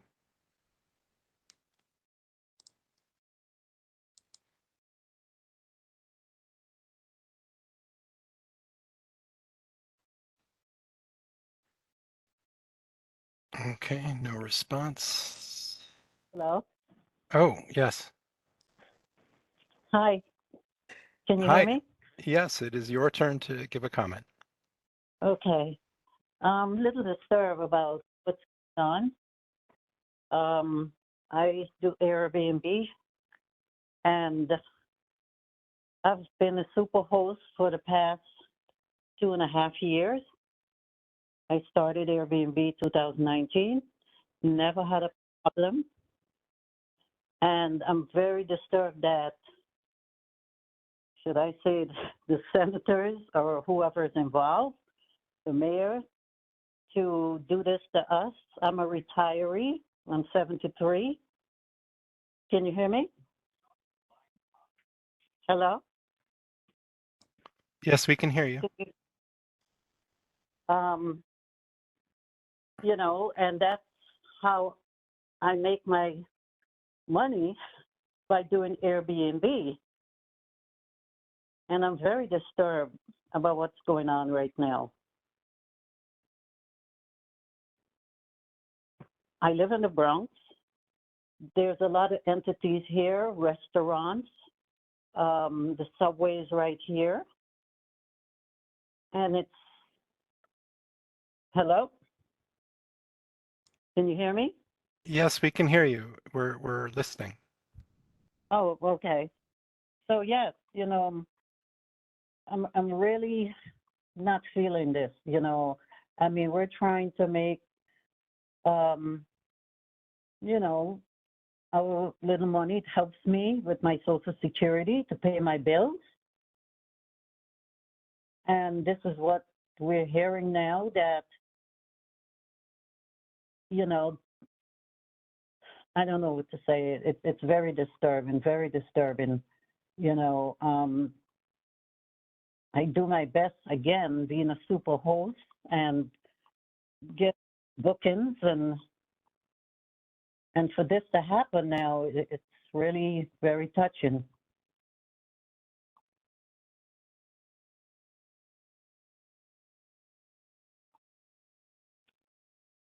So we're hoping that they can change this so we can move on and keep our Airbnb. Hello? Yes, Hello? we still hear you. We're here listening you, to your. Yes, I'm okay. not going to interrupt you. You let us know when you're done. Okay. So yes. So again, I was listening. I've been on this phone for hours listening to everyone, and I'm so agreeing with everyone that, you know, it's not fair what they're doing to us. It's really not fair. So I don't know what's the outcome, but I love doing Airbnb. Airbnb customers love to come here, and you know, it's really nice. I am also on the premises. I live here, so it's not that the Airbnb guest is coming here and there's no one here. I live here. So I just want to say I hope they change it.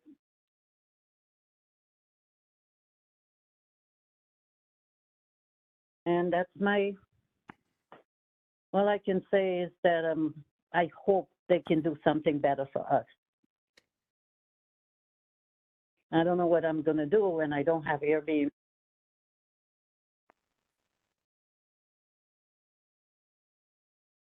Yeah, thank you. Is that conclude your comment? Yes, that's it. Okay, That's thank you. all Thank I you so have to much. say. You're very welcome. Are you there? Okay, I'm here, but we're going to move on to the next speaker. Okay, I hope you guys can hear our voice. Yeah, we could hear you just fine as well. Yes, I mean, in terms of, you know, what we're talking about and everybody is putting out there. Thank you again for listening. Of course. Okay, the next speaker I'll call on is Alice. Alice, I have you unmuted.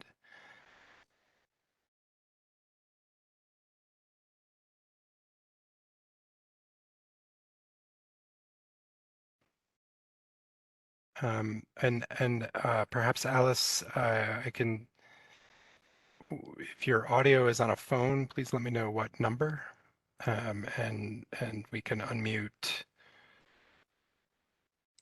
We can unmute that one. So Alice, we'll come right back, but please message in the chat what number to unmute.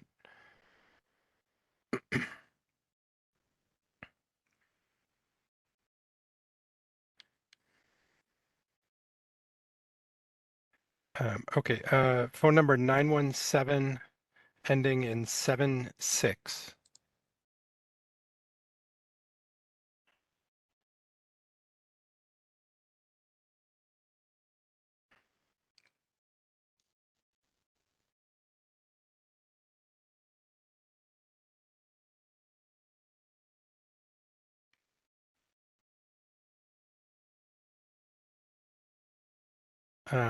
Okay, phone number ending in 87, requesting an unmute, 646 Oh, no, that one was, that person is no longer on. Okay, Rodney Seymour.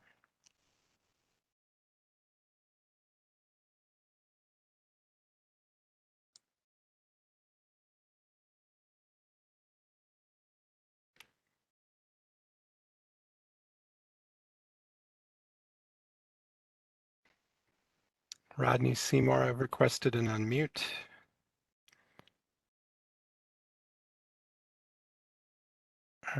We'll move on to Eduardo.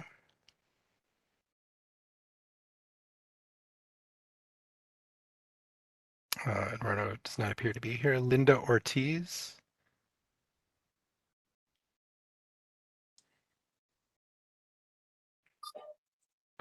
Good evening, everyone. Good evening. So I have some notes here, just read off of some of the comments and notified my council person. So my name is Linda Ortiz. I am a homeowner of a two-family home in Mott Haven, the South Bronx.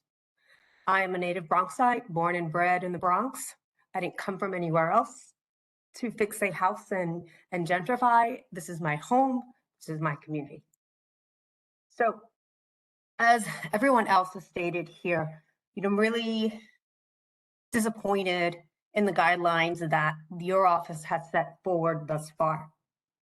I've reviewed the guidance and law and agree that unscrupulous hosts using entire apartments for short-term rentals should be regulated. However, the way the current guidance reads negatively impacts those who provide a room in their private home for short-term stays. So the three main points that I'd like to outline. The regulations currently do not take into account privacy and home ownership, local economy of neighborhood, and personal supplemental income to those that otherwise could not afford a home in the Bronx.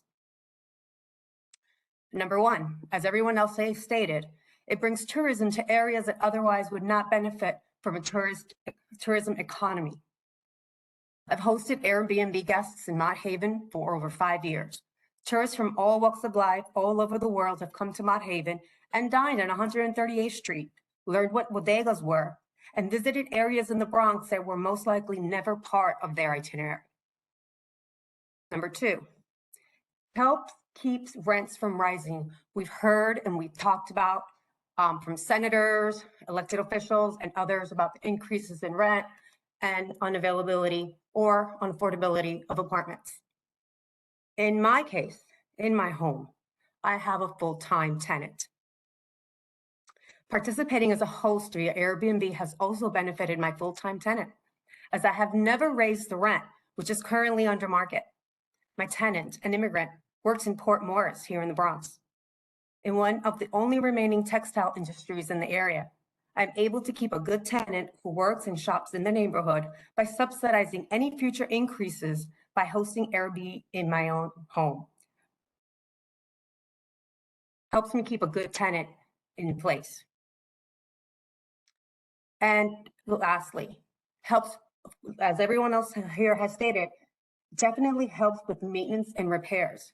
After my marital separation, I was able to afford to fix my roof, buy a new hot water heater, conduct emergency repairs, and anything else related to the maintenance and upkeep of a home on my own because of the extra income earned from Airbnb. So I ask you to please not consider your current regulations as they are today and how they impact 1 and 2 family homes in New York City, specifically in the outer boroughs where most of us reside. This is a significant overreach and oppressive guidance to privately owned homes. I'm a government employee, civil servant with the federal government, and I would not be able to afford the increase in property taxes, gas, electric, and water, in addition to repairs without the supplemental income I receive from hosting stays in my home. And I please, please, please consider the exception of 1 and 2 privately owned family homes with owners who live and take care of the property. I'm able to buy flowers and keep shrubbery that I maintain myself. Flowers every year, according to the seasons, Easter, I have greenery, I set it up for Christmas, and I'm the only home here on a landmark street that does it. Next to the train station, next to the 4-0 police precinct, everyone's really happy that I decorate my home, I maintain the property, and fresh flowers. During Easter, I have people stop that have a church in front of me in St. Jerome's Church. They stop in front of my house during Easter to take pictures because I have flowers in front of my house. If it wasn't for Airbnb, I couldn't afford the extra income to spend $200 at the local Home Depot, at the local flower shop, to buy flowers to keep in my home. And so we're just talking about, again, we are not big land lords. We don't own buildings. Go after the unscrupulous hosts that are eating up apartments and causing chaos in the city. Not us. We are not the problem. And this forum and all the people on it are asking you, OCE, to be exempted from these overreaching regulations. Thank you. Thank you, Linda. The next speaker, I'm going to read out several folks. Rachel Petra Devine, Pearl Chan, Tony Lindsay, Phil Wei Chen. I will also ask, I've counted the number of speakers and multiplied it by 3, and it's going to take us right until 8. So I ask everybody to be exceptionally diligent with their time and stay within 3 minutes. Rachel?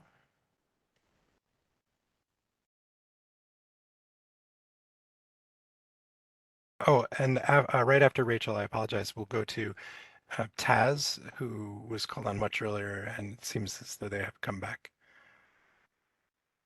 Hi. You mentioned that the rules are passed, but from what I've heard from the lawmakers who wrote the rules, the implementation of the rules is going much far beyond what they ever intended.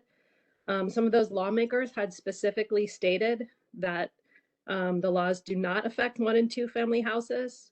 There was no indication of that. I studied the rules and laws as much as I possibly could, and I didn't see anything in there that what I was doing was not legal. I have a 2-family house in Brooklyn, and I have 2 families living here. I have a permanent tenant with a family, and I have a family. I also have a basement. It is not permanent housing. It will not provide any permanent housing for the housing shortage. It has laundry down there that my tenant uses every week, so I don't have guests who stay longer than a week. I also wanted to say that I'm not competing with any hotels. I live in Kensington. There are no hotels in my neighborhood. My guests are grandparents. They're coming here to take care of their grandchildren or for the birth of a grandchild. If you're telling me that the best place for them to stay is in Midtown, that's just not true. Based on me studying the new rules and not understanding that my space would be impacted, I had over $10,000 worth of damage from the city sewers flooding my space. I got no help from the city with that, but I fixed it up better than before with anticipated earnings from Airbnb. I would not have done that if I didn't think my Airbnb was legal.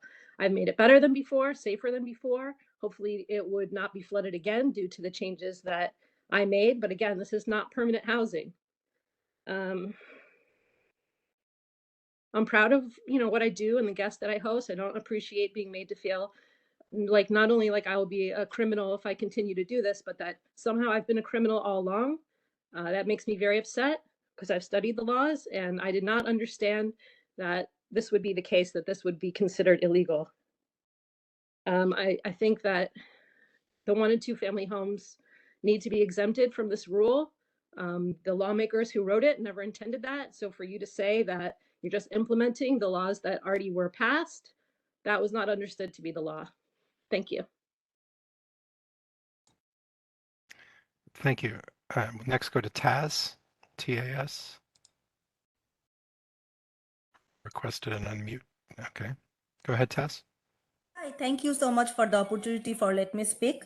My name is Tashrina. I'm a first generation immigrant from Bangladesh, and currently I have been in New York for over 15 years.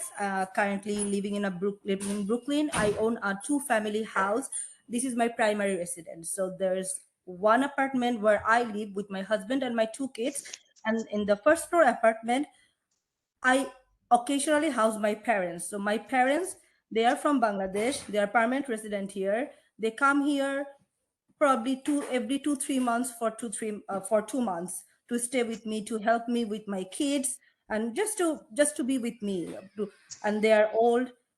My father has an early Alzheimer, so I cannot even rent the first floor.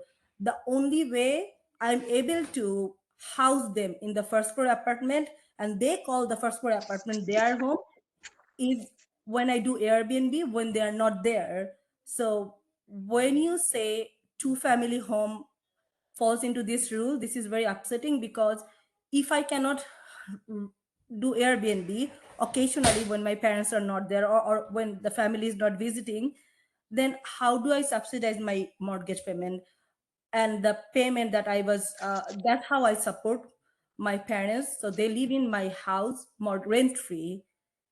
And at 70-year-old parents, one has early Alzheimer. What should I do now? I should just apply to government for their housing, or they do not even speak the language. So Airbnb allows me that comfort for my parents, so my parents can be with me occasionally, right? Because I get the subsidized mortgage from Airbnb. Now, is renting a possibility for me? No, because then my parents will be homeless when they come to see me, or when they come to spend 3 months, 4 months. They just left. They were here for 3 months. They just left in December. They were here from September to December. Now I'm hoping to do Airbnb from January, February, March, April, because it is too cold. They cannot be here. They are from a tropical country. In May, they are planning to come back, spend the summer. And when they go back in October, I'm hoping to do some more Airbnb. So now, if I do not have the ability to do the Airbnb to subsidize my mortgage payment, I cannot even rent, because then my parents does not have a home. So this is just very frustrating. When you propose this law, it should be, I understand you're trying to solve the housing crisis, but you should maybe look more into people who have 4 listing, who have an entire building and 10 listing.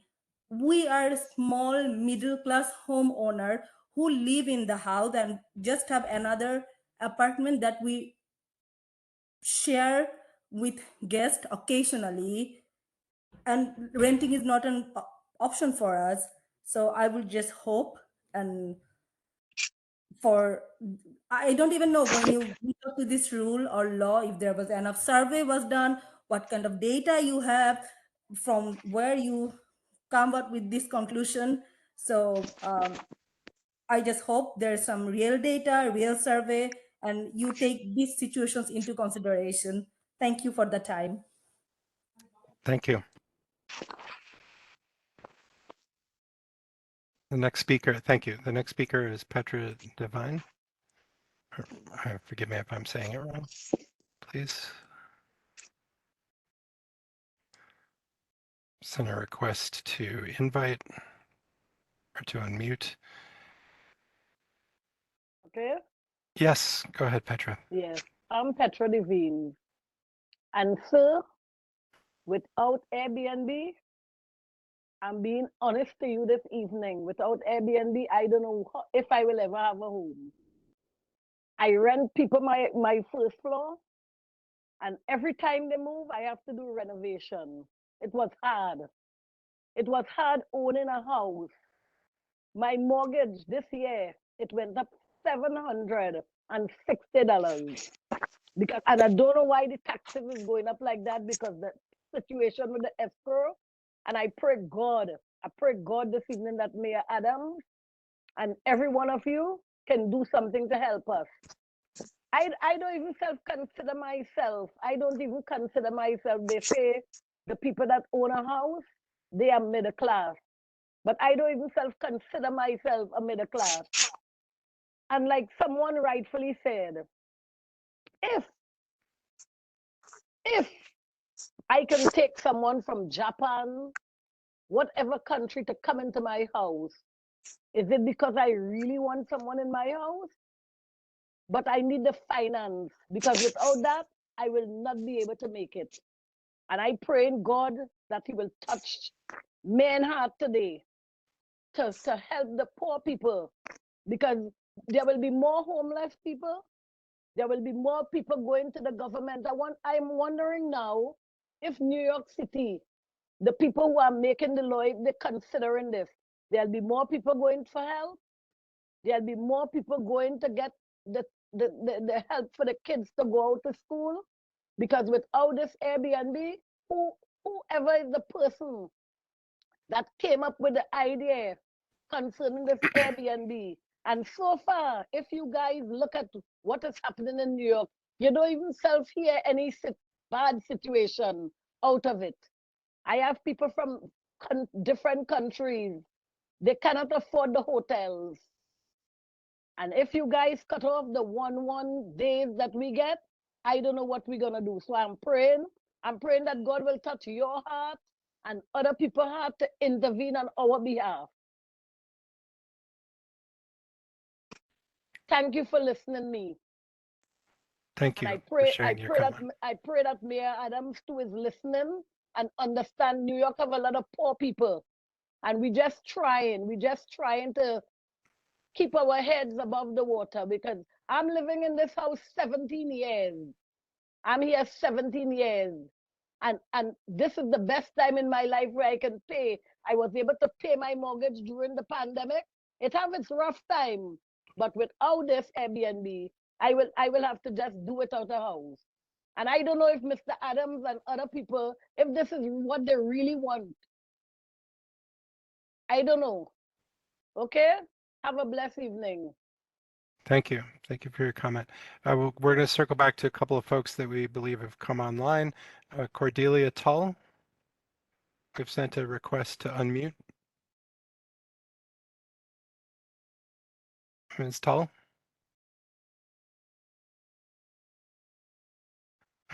Okay, Renee Ippolito. Hi. Hi, thank you, Ms. Ippolito. Go ahead.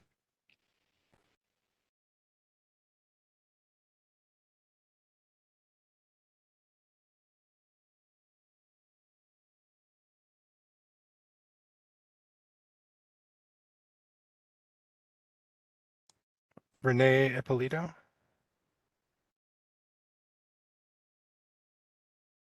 Can you hear me? Yes. Hi. I don't know what you heard so far. Nothing. I was saying Please the start reason from I the got beginning. into becoming an Airbnb host several years before the pandemic started was I had a terrible tenant who I didn't know was a drug addict, meth head. I didn't do my research, and he answered a Craigslist ad, and he seemed very nice, and I rented him the apartment. He was here for 3 months, and then rent stopped.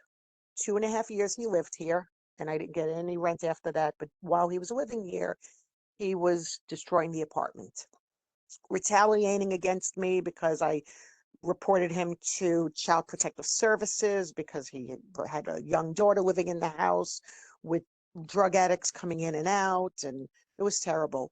But anyway, after that, bad luck with another tenant, and then with all the money that I was behind in my mortgage, I had to file bankruptcy to Chapter 13, and that was to stop the foreclosure because there was a date set. What my father did was, at 92 years old, he sold his house on Long Island so he could give me money so I can bring myself up to date with my mortgage. Now, after that, he moved to Florida with my sister, but all his doctors are here. So part of the year he stays with me. So I have an apartment that, that I could put him up with. I mean, after all, he did help me with all that money to save my house. So then the pandemic hit. I did the Airbnb then after my tenant moved out. And the pandemic hit, so there was nobody really renting. So again, struggling. Then we had a hurricane. I got hit with water damage. My insurance company didn't cover that. So it was one thing after another. So, you know, the money that I did earn from Airbnb, it didn't really put money in my pocket. It went towards paying my mortgage, my Con Edison, things like that. Without me doing Airbnb, I'm forced to sell my house and just move to another state. I mean, I was born and raised here. That's the last thing I want to do. I would never go back to full term, long term renting, because the laws are not for us homeowners. They're for the tenant. They don't have to pay the rent because there's no ramifications on their part. You know, even though I got the lien against that tenant that didn't pay rent for 2.5 years, I was third in line to collect because I found out that he did this. He was a professional. He would go from home to home to home and not pay rent.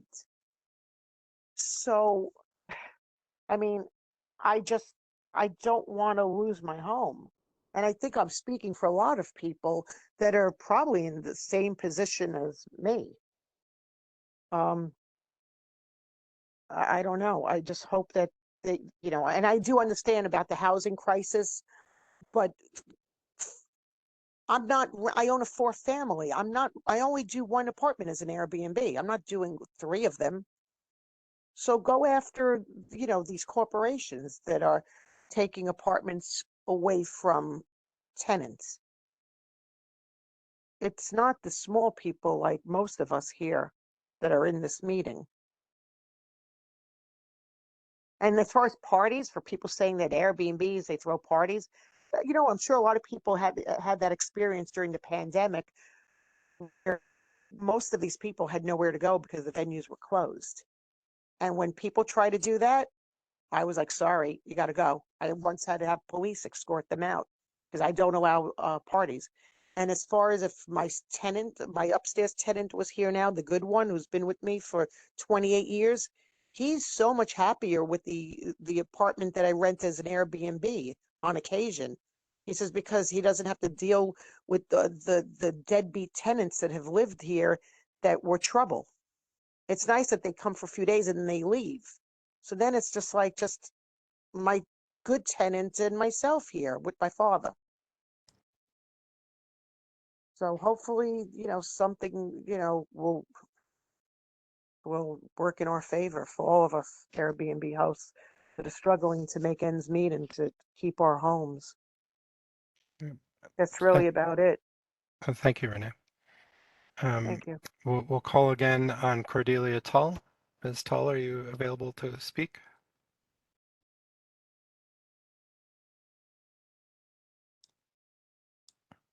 We've sent a request to unmute. Did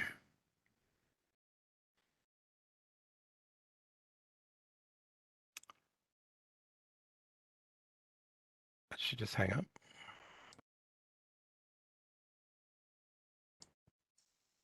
Okay, apparently we have lost Ms. Tull. Pearl Chan.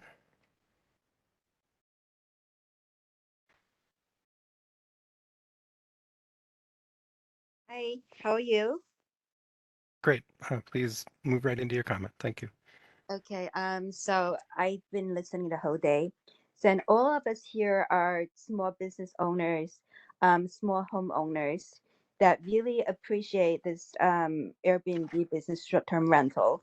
So we could really, help us in this very expensive economy living in New York. I bought a house in 2016. And I did 3 months of Airbnb, and then my house was raided. And they slapped me with hundreds of thousands of dollars. So under 30 days is no good. So I switched to 30 days, and then they came in again, and each room was fined $60,000. And even there are 2 rooms, no one's there, still get fined. You know, 30 days of 1,500 of daily penalties. And even though there's no logs, no nothing, but that it comes to be $248,000. So I didn't understand what I could do, what I couldn't do. And the next step is now, and I have long-term tenants there during its pandemic. 2 of them didn't pay rent for 2 years, and then my house was damaged. Over the summer, I think I spent over 100,000 repairing the house. All the money I made just went into repair the house. And thank God the house is ready to receive new tenants. We're renting the entire house out to roommates, 4 roommates. Is that okay? Am I legally to rent out to roommates? Can I have an answer for that? Ms. Chen, if you want, you can connect with our office directly to look into what is now compliant as compared to the previous non-compliance at your property. But we need to hear comments and move on so we can hear all speakers. Okay, we can move Do you on. have anything else to add? Yeah, I just wanted to really to request, a very clear, what we can do, homeowners can do and cannot do. The rules in the regulation is not very clear, and I have no clue what I can do and what I cannot do. So Okay, please feel free to reach out to the office or check our website for our contact information, and we'll get back in touch with you. okay. We'll move to the next speaker, Tony Lindsay.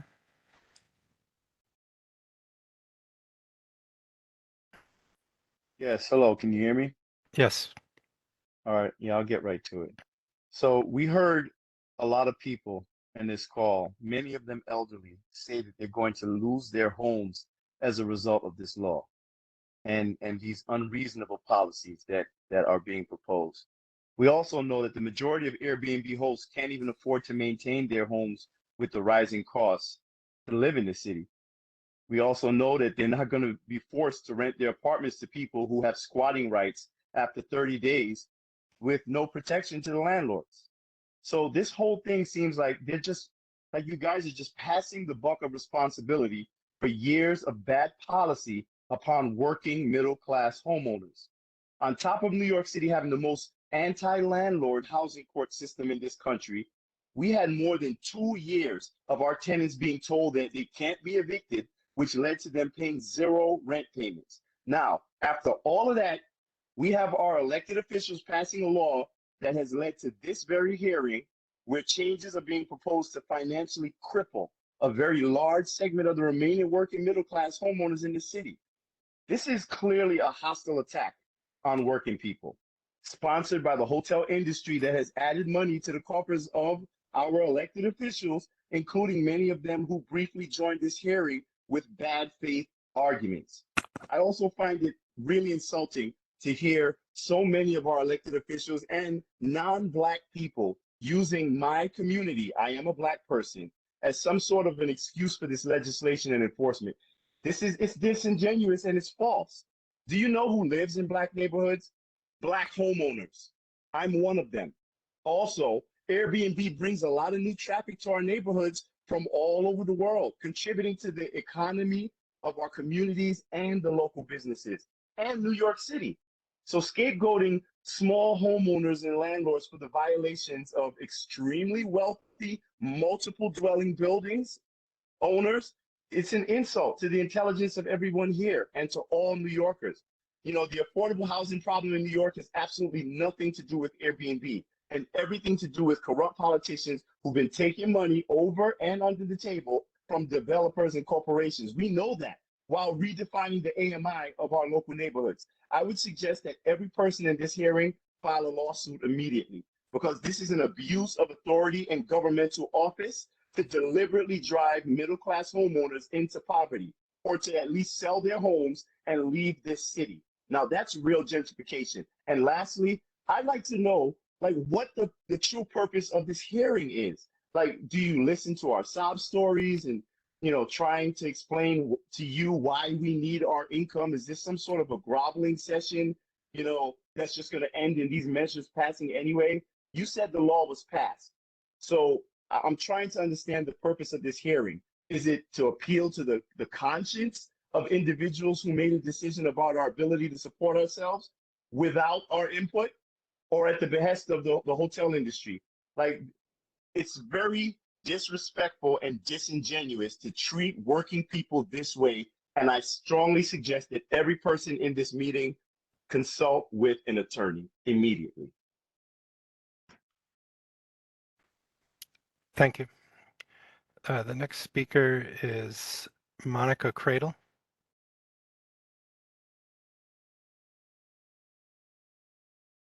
Can you hear me? Yes. Okay. Tony said exactly what I was going to say, so I'm going to be brief. I am also a homeowner in an African-American, historically African-American neighborhood. We need Airbnb. How am I a good homeowner when I rent for more than 30 days, but suddenly breaking all of these laws when I choose to rent for less? I've raised kids here. I work here as a public school teacher. And yes, this is directly against what New York City is supposed to be about. What happened to us fighting for the little guy? Everybody can make it. New York City is about people who love, who work, who live in the manner that they choose. And yes, we should have the right to rent to whom we choose, how we choose, and where we choose, if you own your home. Rules are meant to be rules. We are not big hotels. We are small, multifamily dwellings that want to do what we need to do to make it in not just New York City is rising in cost of living, but everywhere. So brief, short, and sweet. The law is the law, but the implementation of the law has not been decided, and you guys need to take that into consideration. Thank you.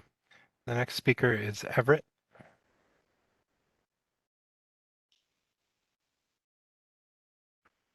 Who has since gone. Prince N.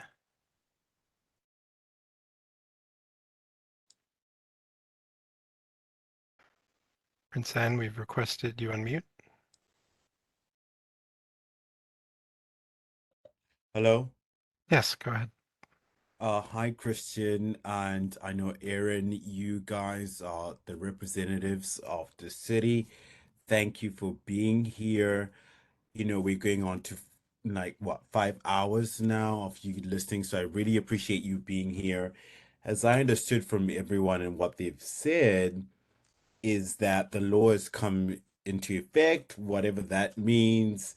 So I don't really know if what I'm about to say really matters. But the thing that struck me the most is that the senators came into this conversation and they left, right? This was an opportunity for us to be heard, for us to communicate, and they left. And so that's something that's really struck me as, I mean, I know, in the laws in New York City, these hearings are a formality, right? Once a hearing it has been scheduled and we've been given an opportunity to be listened to, then it's okay. But in this case, I don't know if we're being listened to, right? People are giving up hours of their time and no one's here to listen. It's just you two. So I really hope that you two, I don't know, but I really hope you're listening, because there's a lot, I've been here since the beginning. There was a lot of stuff, a lot of people that want to be heard, and I really implore the both of you to listen, and your bosses, whatever it may be, I really hope that you guys put it through. So the big thing that I heard from them, I'm just in response to the senators, and I know since you guys are here, let's say on their behalf, you're listening. So the senators, a lot of them were referring to the housing crisis, and they went towards Airbnb somehow being the solution to their problems. And as you've heard, I mean, both of you are hearing right now, it is not. So I hope you guys can, can forward the message to them to let them know that it's not really. These people that you are about to take things from are going to be greatly affected, and you're going to end up in the same situation. Um, Another thing that I seen from everyone is, I just want to encourage everyone that's on this call.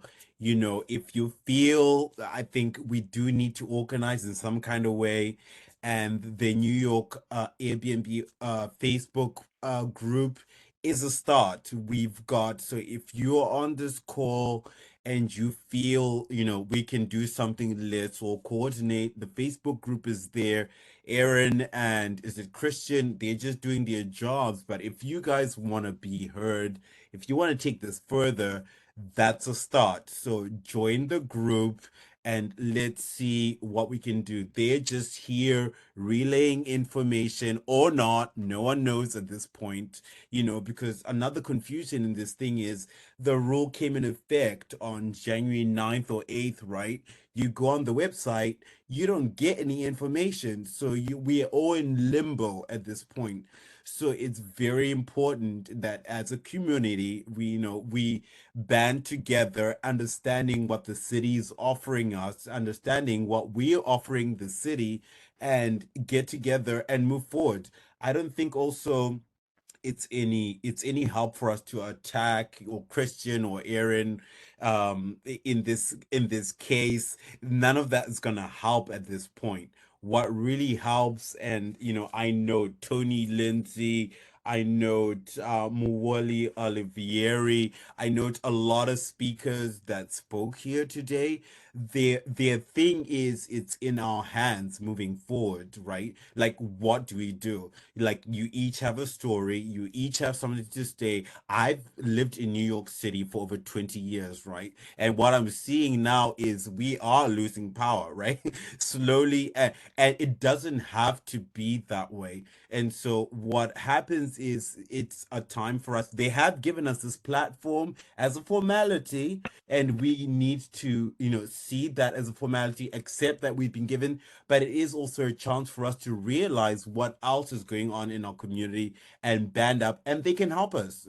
There's hope. No, hope is not lost here. This hearing is giving us a platform to realize, to get encouraged, to get motivated, to know that whatever situation you, this person that is on this call, are in, you are not the only one. Now, what do we do about that going forward? So I know the law came into effect, and just so all of you know, just to realize how much of a mess this is, how much of a big operation, it's not all set in stone. Nothing is set in stone because it's such a huge operation. It's such a disadvantage to so many people. It's such a big thing that it is not being put into motion, and we all really need to band together to figure out a way to move forward. Now, again, Aaron, Christian, thank you. If you do have some influence with the mayor, whoever you report to, I implore you, please, to talk to them, to say, we listen to their stories. We think that more discussion needs to be heard, right? Senators came and left. That is not a discussion, right? It's not the way to approach a situation where you're disadvantaging someone, right? We are disadvantaging people throughout the state, throughout the boroughs, in a way that, I don't know, it might be, in violation of their, so help, I implore you to help the city to communicate with us. Let's have more discussion. Really put us into a discussion, not a come, drop in and leave, tell us why you've come up with this law and then leave. Just give us a time to communicate. Let's make laws together that really make our city a better place. Thank you. Thank you, Prince. The next speaker is MR. Again, I'm going to remind speakers to stay under 3 minutes so that we can hear from everybody.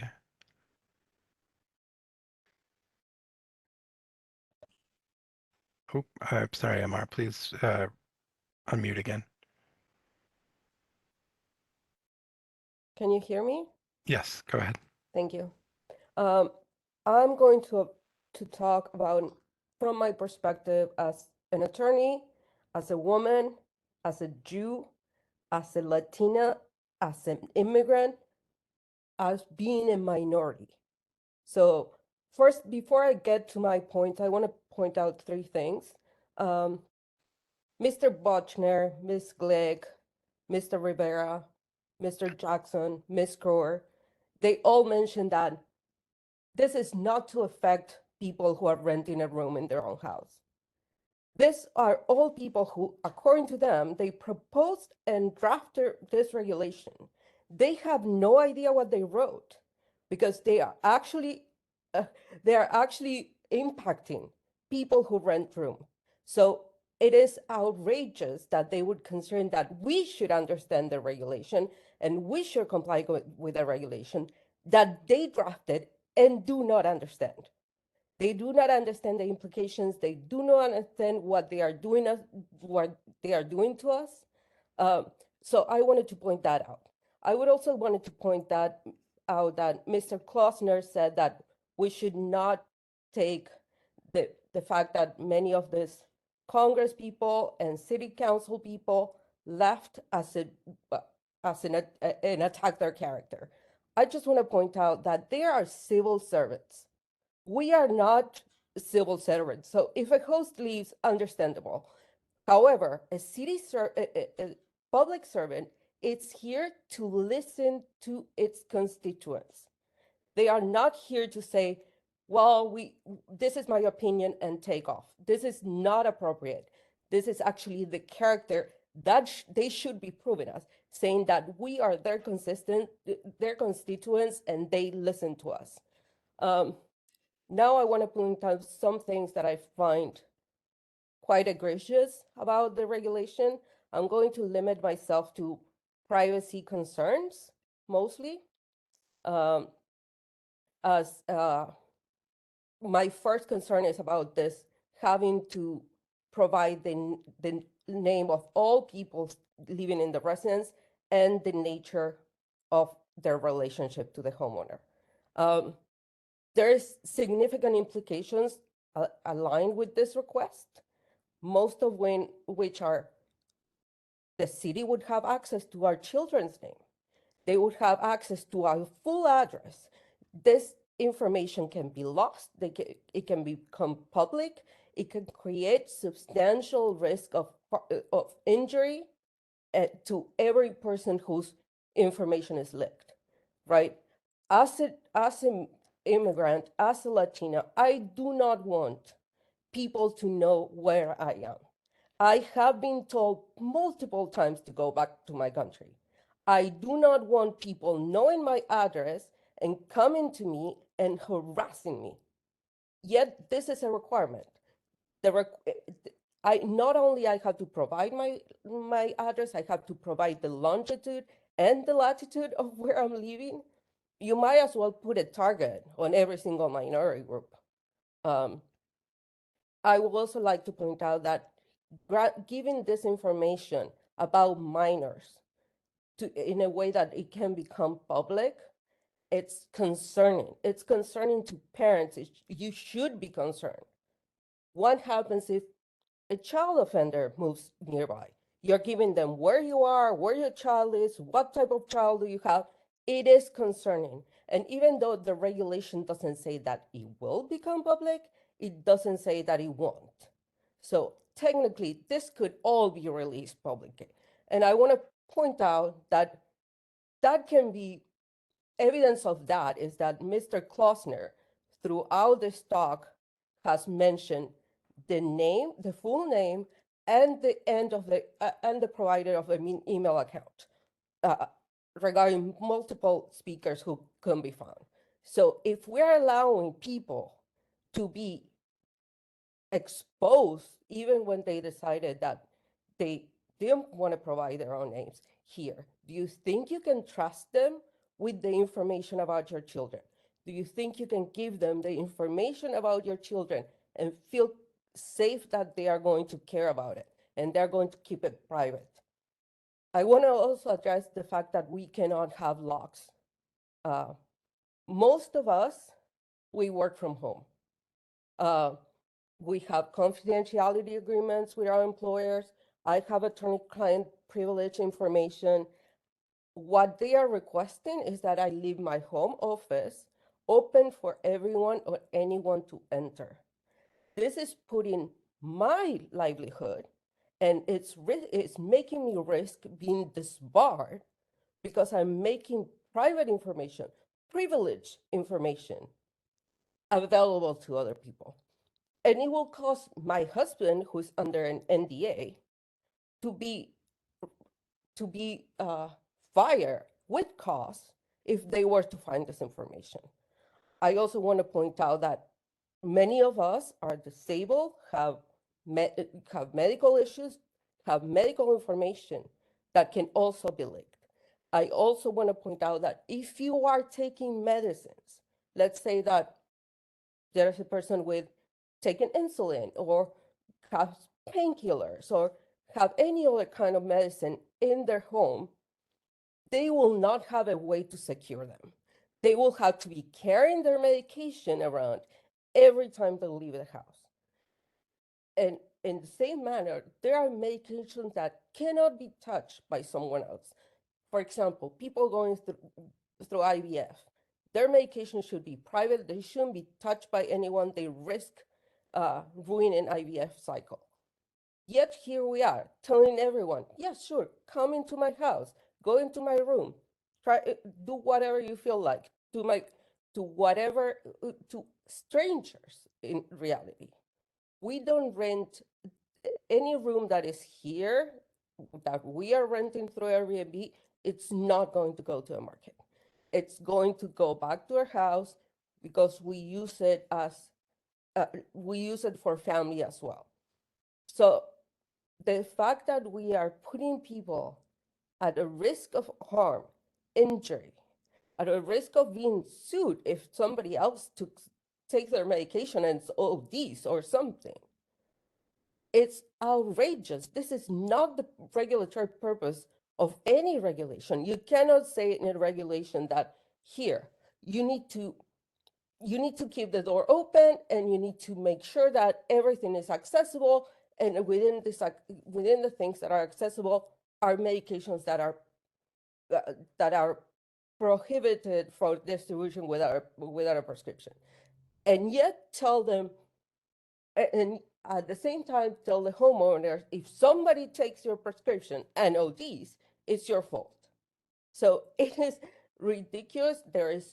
This regulations has not been thought, has not considered any other kind of interaction with other laws, and is harmful for everyone who is renting a room.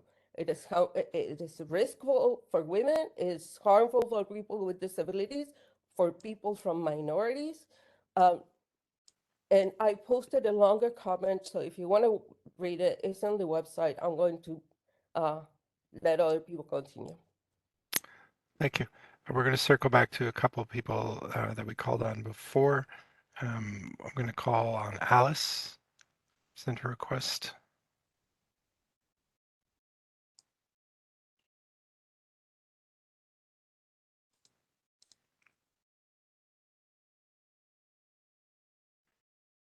Hi, I'm Alice. Can you hear me? Yes. Great. Thank you Thank for you. sending your number. Go ahead. I live in a part of Queens that has no hotels, and people love visiting here. I'm on disability.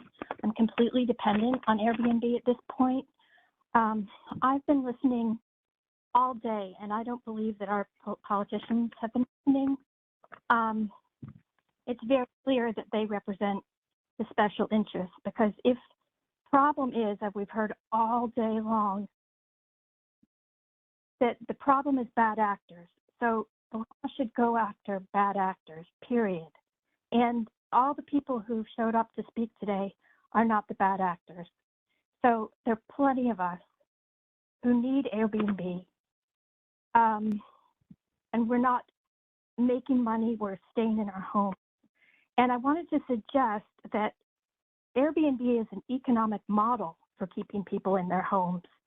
Maybe so many people wouldn't have lost their homes in 2008 and 9 if Airbnb had existed then. I know it came in right after that, but clearly Airbnb doesn't hurt housing or housing potential. It's just sort of a non-issue that politicians bring back. And I hope all the people who are so disingenuous today, all the politicians, well, they've lost my vote. I hope they lose other votes.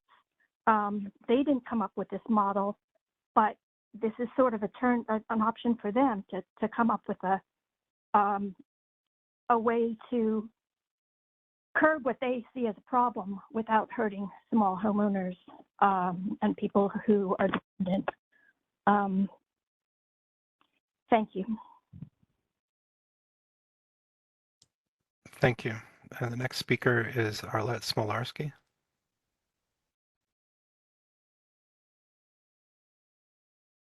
Hello? Am I on? Yes. Yes, you are. Yeah. I rent a room in my home and I'm present. And I'm not hurting anyone. On the contrary, I give favors to people who come to the city. And I'm very happy to do it. That's my only income. I get Social Security, but very low. I live in my apartment, and if I was not doing Airbnb, I don't know where I would go and what I would do. And I am on Medicare, which means I'm 75. All right. So this is a source of income. If you cut it out, I don't know what will happen. I'm not a hotel. I don't treat. I mean, it has nothing to do with hotels. I just rent the room, and the people are very happy. I'm a super host. All right, thank you. Bye bye. I would like to know what it takes to register if you pass that law. I mean, I think I would rather that everybody continues to do what they have to do, and you go after those corporations that rent many Airbnbs under the same name or different names. But people with homes and they're trying to make a living should be able to do so. Thank you for listening. Bye-bye. Thank you, Arlette. And I saw that question come up in the chat. Once the registration launches, which again is 30 days after we publish final rules, it is not available now, but there will be continuous updates on our website. Please monitor nyc.gov/OSC for the latest status on registration. Isaac is next. And then after Isaac, phone number ending in 55, Mary Washington, phone number ending in 47, Joseph Bradley, KD. Isaac?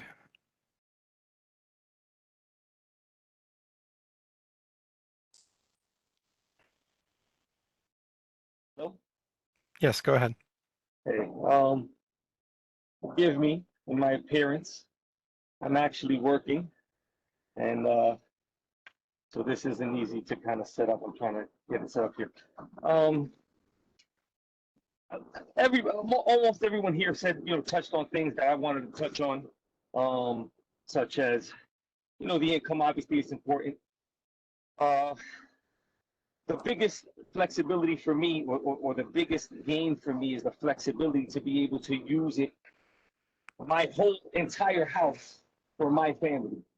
So when I'm not hosting, I've had wedding parties, I've had my granddaughter's baby shower, I think we had a baby shower, but we've had, a bunch of family events in my home. So it's given me the flexibility to actually use my home for my family's benefit, which is really an amazing thing. I didn't know it was something I was missing until the option was afforded to me. But I want to touch on a couple of other things. A lot of times I hear when this law is being addressed is equity. And then the question I have is equity for who? Because when I bought my house in 2006, I worked 12 hours a day, 7 days a week to be able to afford it. I bought a house that needed a lot of work. So on top of the 12 hours a day, 7 days a week, I was driving to my new house, sleeping in my car for an hour or two, and then going into my new house and putting a lot of, blood and sweat equity into this home that I was proud to own. And now, after all that, this option and this freedoms being taken away from me for the supposed benefit of, families in need or how the housing stock, which I don't necessarily believe. I'm going to address another issue that's tied in very closely with this that you guys may or may not be aware of.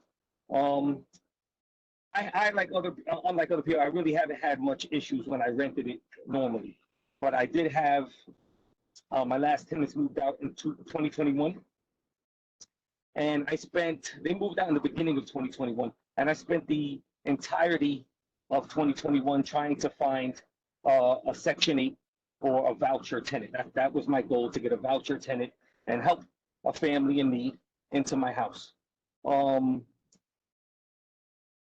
Any tenant, potential tenant that I was willing to accept, those agencies that deal with them, unfortunately, they're not very helpful. They're not quick in doing their work. There's no urgency in doing their work. They offer you less than market rate. They give you no reason why. I couldn't speak to a manager. Nobody would speak to me. I'd send emails. Nobody responds to my emails. That's why people don't want to deal with these vouchers, because there's no assistance as an owner. For someone that's trying to do the right thing, there's no help. I have a very good friend of mine who was homeless, and she received a voucher in July. She's been looking for housing since then. Anytime she mentions that she has a voucher, they stop responding. Owners, agents, they just stop responding. So there's no enforcement. There's no enforcement of making sure that people are accepting it. But I understand why they don't want to accept it, because then she finds a home, an apartment, in November, and the landlord wants her in as quickly as possible. They pass the inspection, everything's good to go. It is now January, the second week, and they have yet to approve her to move in. So this landlord has lost out on 3 months' rent because of the ineptitude of these departments that are supposed to be helping these people find homes. That's why there's a shortage in the housing market, because nobody trusts these agencies.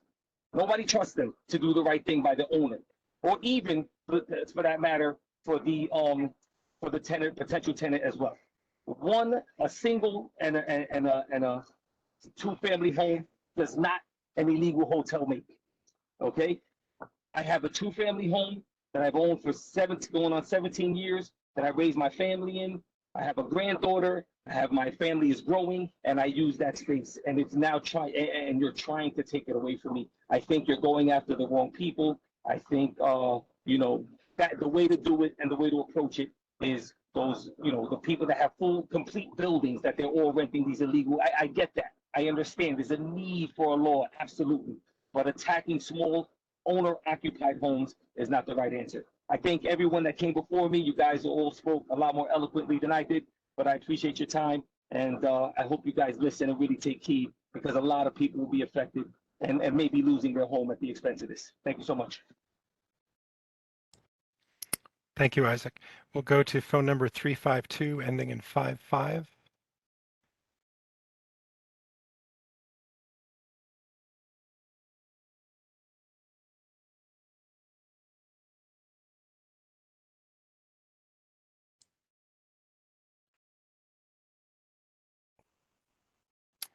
Okay, in the interest of time, that person unmutes. We'll come back to them. We'll go to Mary Washington.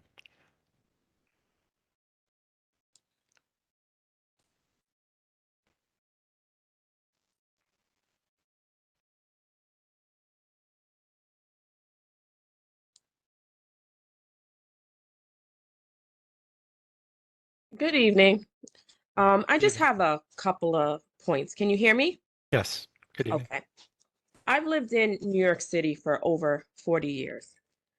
The issue of affordable housing is nothing new. So I feel like Airbnb has nothing to do with that. Homelessness, Airbnb has nothing to do with that either. Cost of living is going up, and people have to make ways of making money. Mortgages. You cannot tell me that I have to charge a certain amount for rent. It may not be affordable for some, it may be affordable for some. Also, currently, I have a tenant who lived in my house for over 5 years. When the pandemic happened, first thing was, I can't pay rent. Person was working at the same job that they were before COVID and hasn't paid rent in the last 3 years. I feel like I'm being held hostage. Tennis courts are backed up because there are so many tenants that are using the laws against landlords. I think a question that these lawmakers need to ask themselves is, why don't landlords want to rent long term? A person can move into your property, pay for a month or two, and then stay for years. And I still have to pay mortgage. There's no one out here that's going to help me pay my mortgage, so I have to find other means.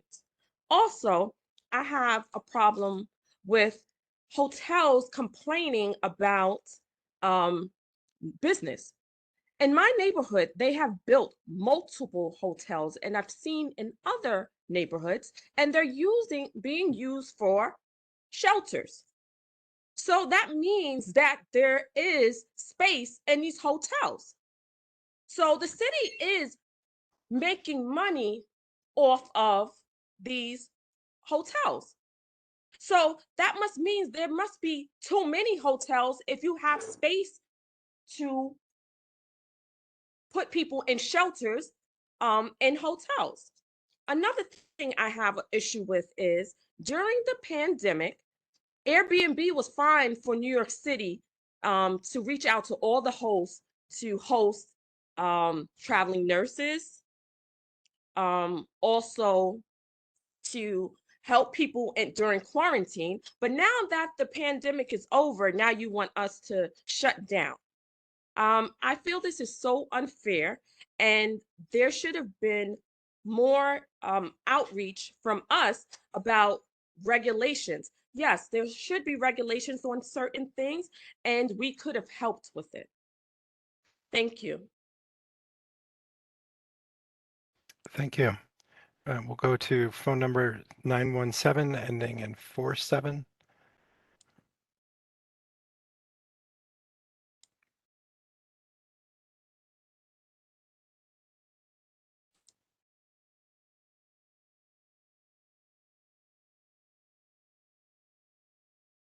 Hello? Hello? Yes, go ahead. Hi. I wasn't planning on speaking, but I'll speak since I was invited. I'm Veronica Lascuse. I am a super host on Airbnb since 2014. And one of the, besides the, yes, direct economic benefits to me and my disabled son, which allow us to stay in our home, I can't take him on a trip around the world, but we've had such wonderful guests from across the country and around the world. I think we're maybe at 38 countries now, and it's an invaluable experience. And we truly are ambassadors for New York. We're both creative people, and I'm also sending a shout out to all my other Airbnb folks out there. I'm with you all, and it just seems this isn't quite fair. You know, we're all trying to keep it together and participate as active New Yorkers, and also my other freelancers and gig people out there. I hear you, and I hope that our elected officials hear us. Thanks for your time. Thank you. Thank you so much. Joseph Bradley?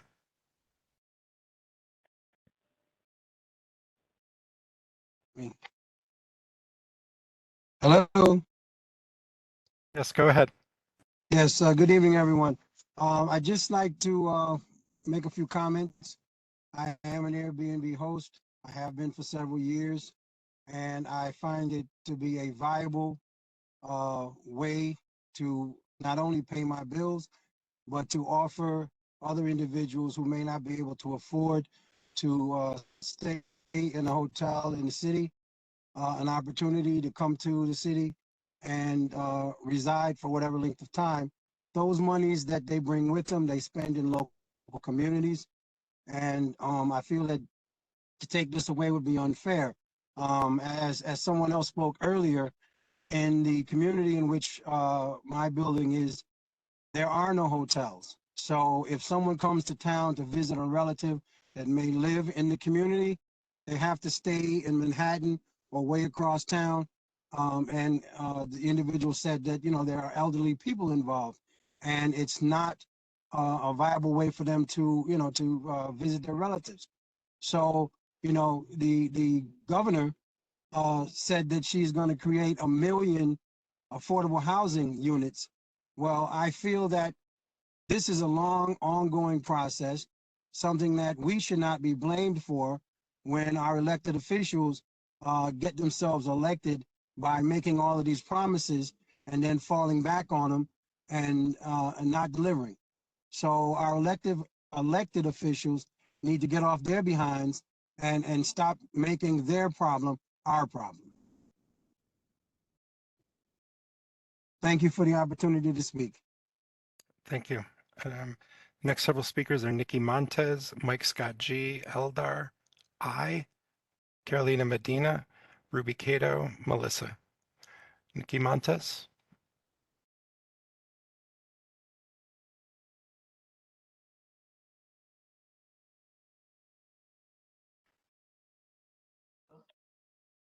Yes, go ahead.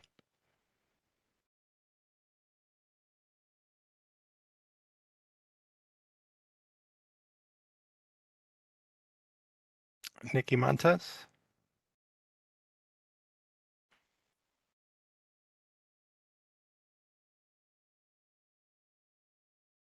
Unbelievably, we appear to have lost her as soon as we got her. Okay, we'll come back. Mike Scott G.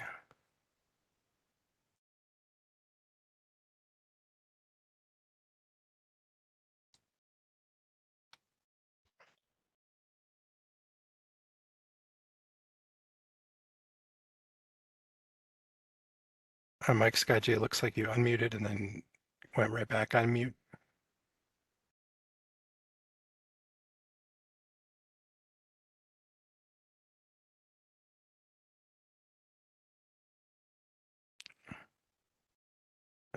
Same thing. It looked like you just went off mute and then went back into mute.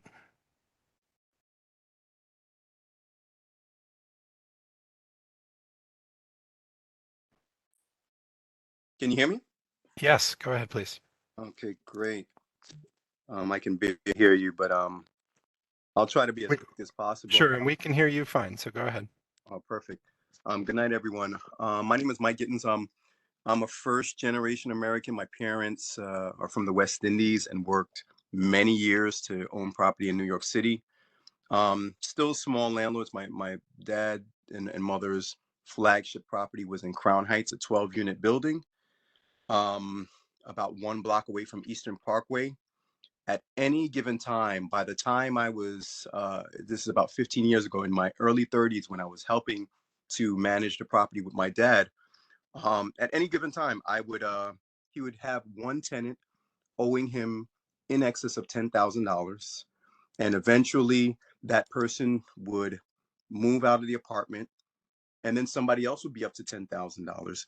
And at any given time also, there would simultaneously be at least one person who had been in the apartment for over a year without paying any rent. We eventually foreclosed. That building had to be sold within 30 days. We sold it to a big developer. That big developer kicked out 10 of the 12 residential tenants. They started construction on the building with the remaining 2 tenants in the building still. It became a criminal action. That big developer actually went to jail. Mayor de Blasio had a press conference on the steps of our former building, talking about how they're going after criminal type landlords like that who are, creating conditions that are unsafe. Ultimately, that developer still made their money.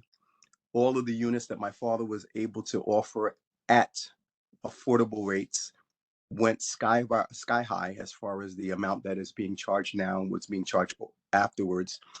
And the reason is because there's no protection for a landlord in New York City. My experience has been similar, not as egregious, but my experience has been regularly when I was renting to Section 8 tenants or any tenant, you could expect you're going to have some kind of a horror story if you're in a neighborhood that's not the top neighborhoods of New York City or that are up and coming. My parents leveraged that. They were in Crown Heights or in the areas of Crown Heights that were marginal for the 25 years that they owned. Now they've come up a lot, and a lot of neighborhoods throughout the city have come up. But people have borne that transition and have invested sweat, tears, blood, literally sometimes, and definitely a whole lot of money. And Airbnb has come up with a model that protects the small landlord. I've had at this point, as a 1 year into Airbnb, I've had about 38 guests, and I've had not $1 loss of income.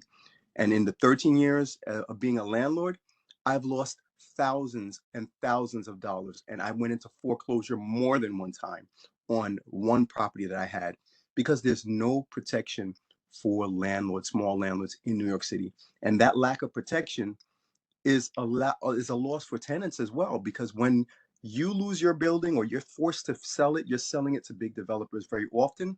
And that's where we lose our affordable incomes. A new developer who's coming in, or even somebody who's a new buyer, they can't afford to rent at whatever is market value. Even they're going to be pushing way beyond whatever is the norm at that time. So I would close with this. I propose that, me honestly, I feel that we should do everything in our power to fight this.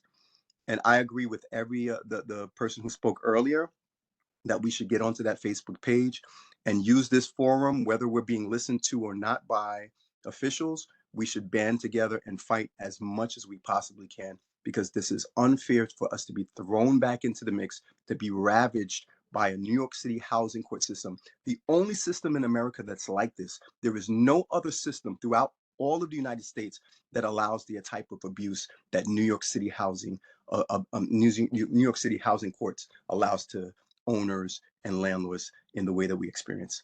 Thank you so much, everyone. Please have a good night, and please sign up to the Facebook page. Thank you. I'm going to remind speakers, I do not want to have to get to the point where I start enforcing the 3 minutes. Please keep your comments under 3 minutes, or you will be cutting off the opportunity for other people in the hearing to speak. The next speaker is Carolina Medina.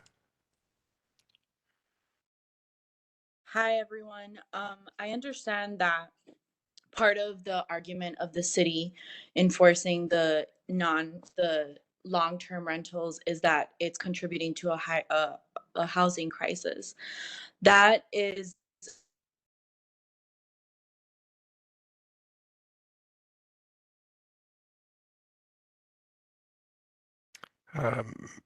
Carolina, we cannot hear you. You cut out. fees that I don't see how Airbnb is contributing Medina, to the housing crisis if there's back already up? vacant units. I'm sorry? Can you please back up? You cut out for a moment and we missed what you said. Yeah, that part of the city's argument for these law enforcements is that it's contributing to the housing crisis.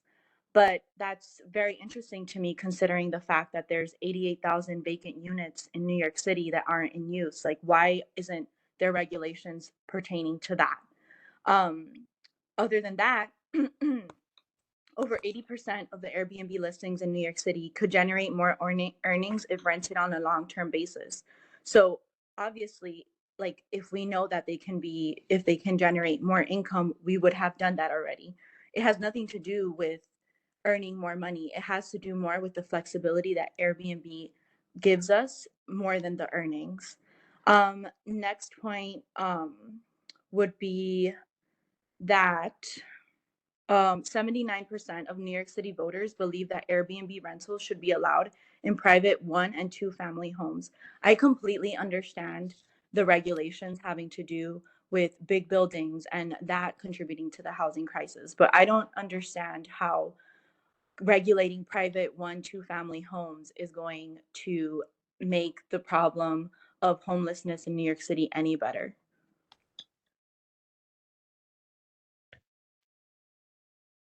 Thank you. Is that the end of your comment? Yeah. Okay. Thank you. We'll go to Ruby Cato.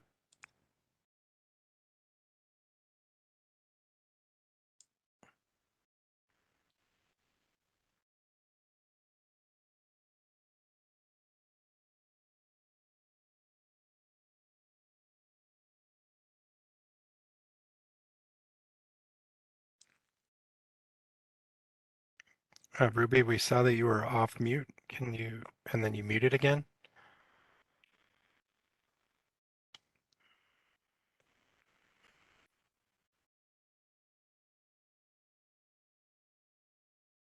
Is that better? Yes, go ahead, please. Okay. Yeah, good evening. My name is Ruby Cato, and I just had a few comments, really.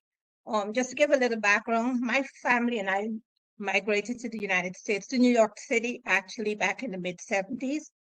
And so we've been long-term residents of New York and really committed to the city, the community. My sister and brother and I inherited a home from our parents a few years ago. And so we went into deep debt to remodel the house. And so as a result, we thought maybe doing short-term rental will help us to get out of debt, because we tried long-term rental in the past and had many of the problems already mentioned. And for us, my sister and I are already retired. My brother's right a year or two behind us. So we really need to get rid of debt without burdening ourselves down on retirement. Since 2021, just a short time, I started doing Airbnb. I achieved the status of super host.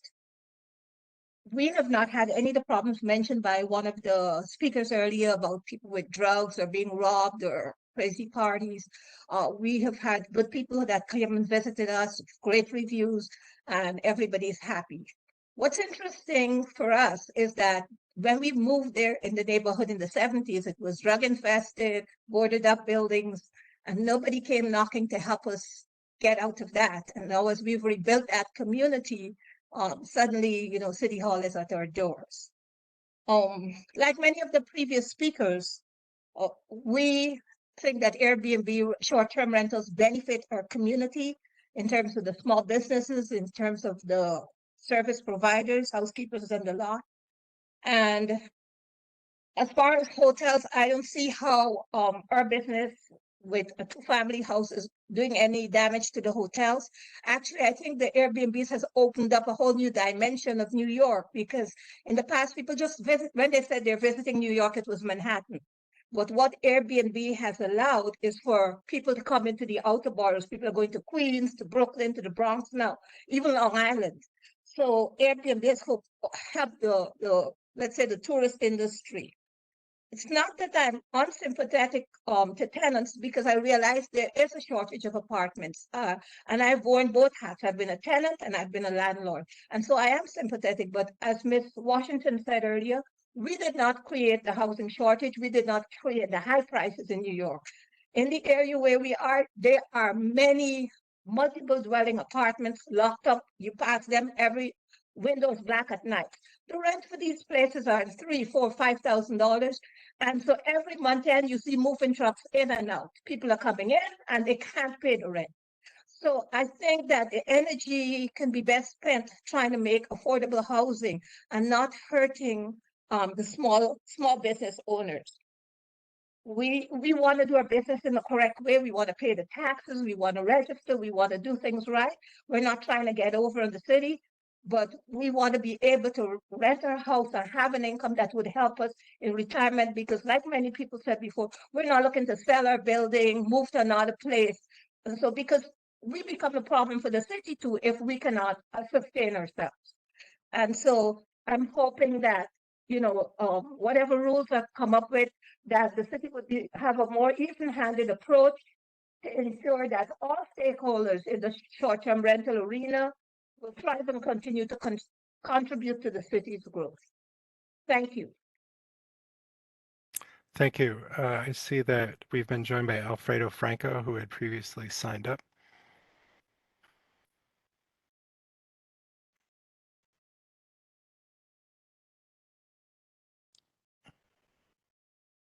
sent a unmute request. Yes. Yes, go ahead, sir. Again, please keep your comments to within 3 minutes. Good evening. How are you doing today?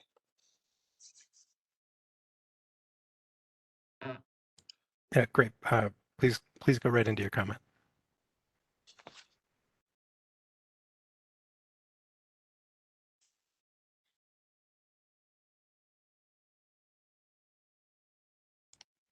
Mr. Franco, we can't hear you. I don't know if you're speaking. Can you hear me now? Yes, we can hear you. Please give us your comment. Let me check.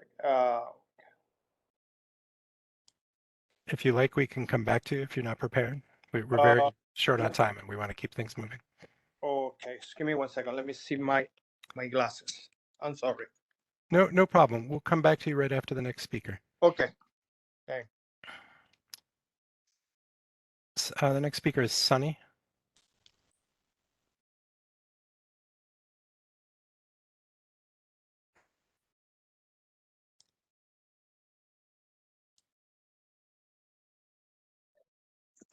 Hello? Yes, go ahead, Sunny. Hi, guys. Okay, so I hear a lot of people making the same arguments again and again, how long you've lived here, what you've done, blah, blah, blah. The point is that this is politics and let's play their game, which is this guy, the moderator already said the local law 18 passed, so we can't do anything about that. The only thing we can do is convince them to lessen the regulations and tell them how to properly and effectively regulate against all of our, against like, to properly make the regulations. So if the politicians are still listening, whomever is still listening, I propose this 3-point solution. And I think most of us would be happy with this. Is A, get rid of the abstract laws against locks on the doors, get rid of the sprinkler laws, get rid of the maximum of 2 guests per unit, stuff like that. These are just draconian laws that are going to impinge on our ability to run our B&Bs successfully.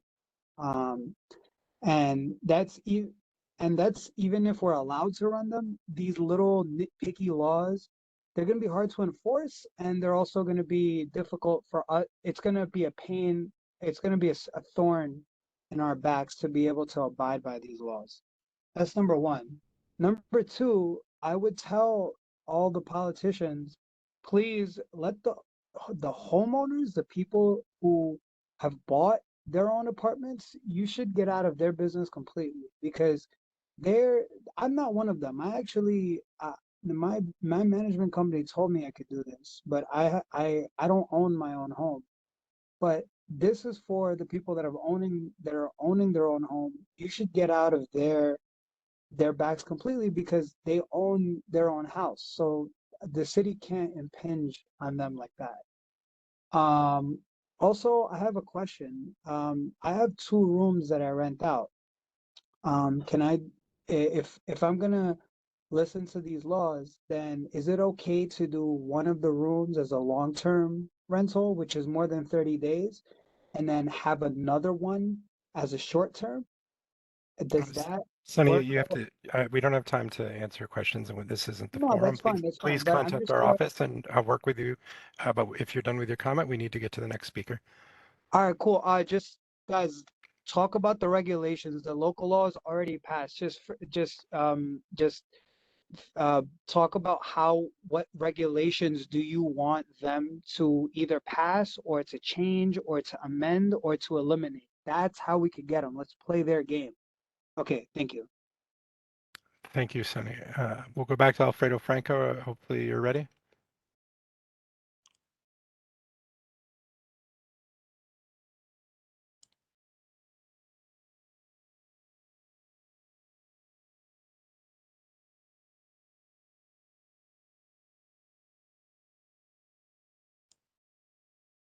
Alfredo, we can't hear you. Can you Okay, hear there me you go. now? Yes, go ahead, sir. I don't know what's going on with my phone. I'm sorry.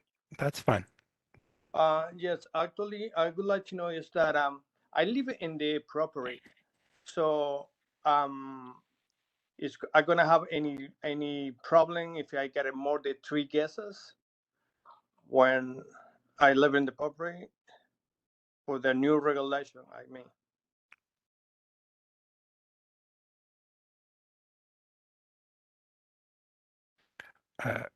Sir, I'm sorry. If you have a question, you can contact our office. This is the hearing for comments, and we have several speakers left who want to be heard. If you have a comment, No, please share it. no, I don't have no comment at all. Okay, you can go to our website, nyc.gov/OSC, and reach out to us with your question. The next speaker is Lisa Jackson.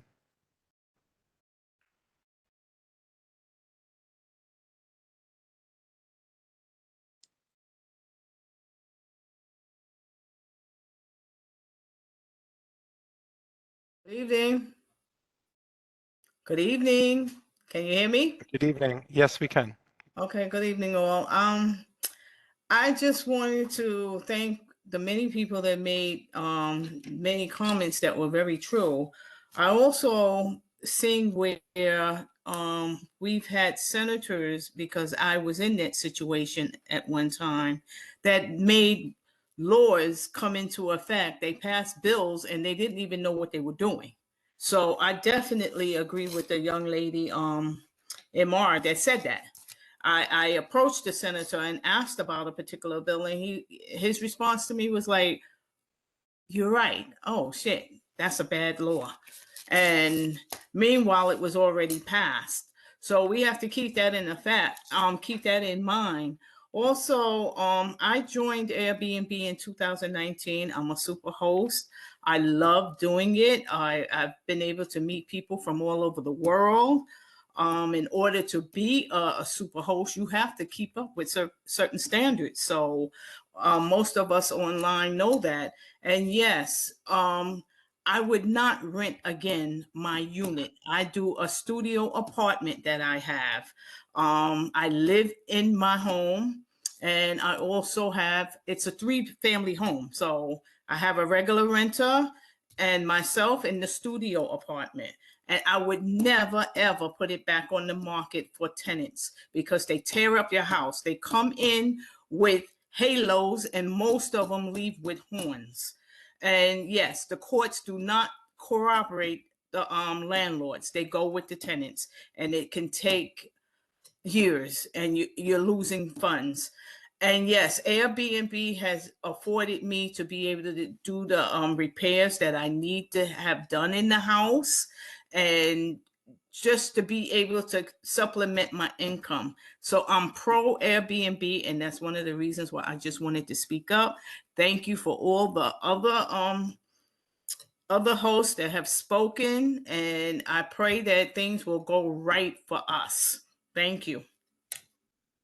Thank you. The next speaker is Samira Pakishan. After that, Julissa. The phone number, it's maybe just a number 233-987. Eric Linda Landivar. Samira Pakishan.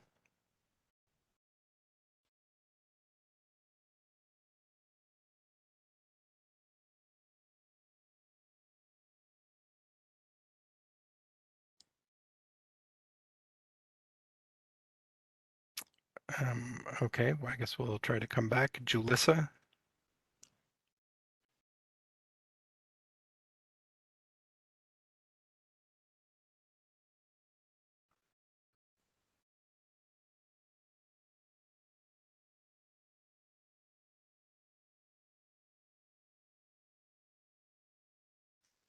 Okay. Shoot. Oh, hello. Yes, Hi. go ahead, Julissa. Hi, sorry. I actually don't, I think all the comments have already been said. I will quickly say I am from Washington Heights, born and raised. I am, own a property that is in Washington Heights. We don't have any hotels. I try to visit my parents. I have a daughter who's who's now in the background. And it's really difficult to go, I have to stay in downtown Manhattan. We don't have hotels. We literally are just trying to provide housing for other people and also use the housing that we have ourselves. So reiterate what everybody's saying. Also, I have read the entire law plus the building code, and it's very, very, very nebulous. So I think what I would love to see from the officials is very, very clear guidance on what we need to do to be legally abiding short-term rentals. Thank you. Thank you. The number 2339873, it appears twice in the participant list. We're requesting unmutes for both. Hi. Can you hear me? Yes. The same question all the time. So I just wanted to thank all the hosts for their comments today. I think they are very kind hosts. They're doing hard work, and I just feel a lot of love. They want to share things. They want to enjoy life. They are happy people, and I just feel some people seems to be a little bit out of this world. So that's my comment, and I know that tonight it's not a Q&A, so that's why I'm not waiting for any answer. But I just wonder which element from this hearing make you think that the law you implemented is right? Because I've been like spending all my day, December 5th, and all my afternoon today to listen to all the comments, and I'm like, after listening all those people, which element makes you think that was the right thing to do? So one more time, I'm just thinking that you should offer a frame for people to work diligently, welcoming visitors from all around the world. So I think we are all very happy to do that. And I also think that the city should pay us, the New Yorkers, the renters, the owner, for the work we do for the city. Because cleaning the streets that are so dusty, so disgusting, full of rats, taking care of front of our house, from our house, taking our money to buy supplies to clean the street, hire people to clean the street, getting fined, of course, for not cleaning the streets, taking our time instead of like taking care of our kids, trying to work.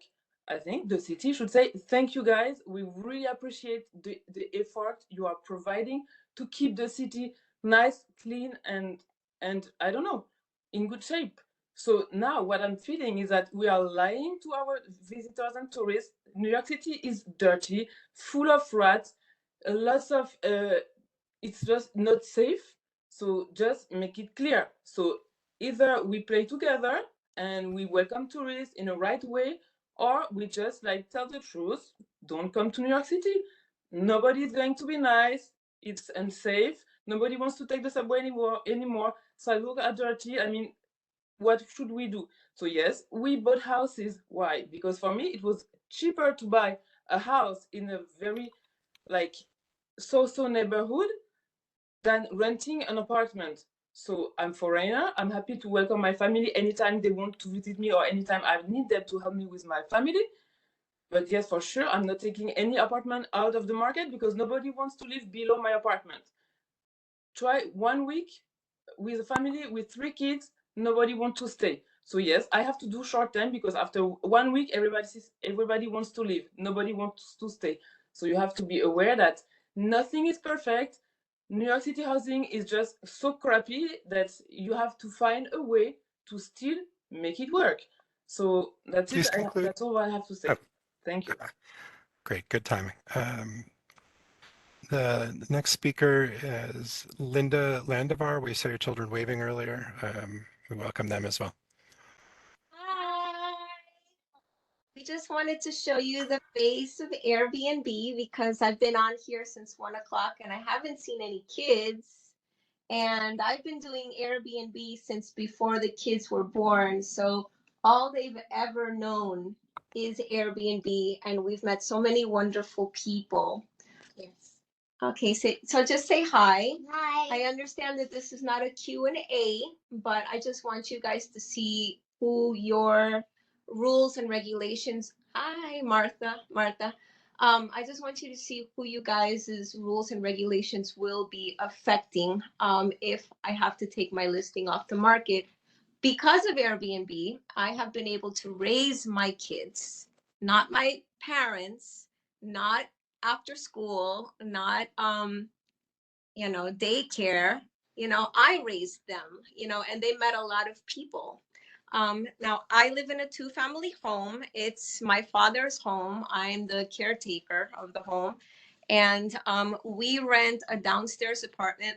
And the cool thing about renting the downstairs apartment is that we cater to families that have small kids. So all of our toys that they're not playing with anymore, and the crib and the toddler bed and all of that is downstairs, and the families can go and know that they are staying with another family and that we will help them. And if they get here late at night and they don't know what's going on and they can't find a parking space and they need milk or they need, whatever, bread, fruit, oatmeal, we are here, and we've been doing this for a long time. So I just want you guys to take that into consideration. And if I may, Mr. Klossner, if you're there and if you're listening, I would like to suggest if you can have another hearing like this, except this time a Q&A, just to help people like me who are Airbnb hosts and who have seen your 32-page PDF of rules and regulations. And maybe that's just a little baffling to some of us, okay? So maybe if you can have a Q&A hearing where people can just sign in. Oh, I see that. Oh, I saw a text. I'll read it again. Then we can attend and we can ask questions and make sure that we are protecting ourselves. Because if I had to pay $10,000 fine because a locked door, and what counts as a locked door, like I don't even know, okay? I think that would put me and Nina and Cal and our 2 cats in a lot of trouble. Okay, so I appreciate your time, especially Mr. Klossner, because you have been here from the very beginning, except for that little break that you took. I see your messages. Okay, guys, say goodbye. Goodbye. Say thank you. Okay, bye. Thank you, children, for participating in democracy, and great to see you. I did promise in the prior hearing that we would have a Q&A once we launch the final rules. We will be doing outreach for hosts, and look forward to speaking with all of you then. The next speaker will be Emma, and then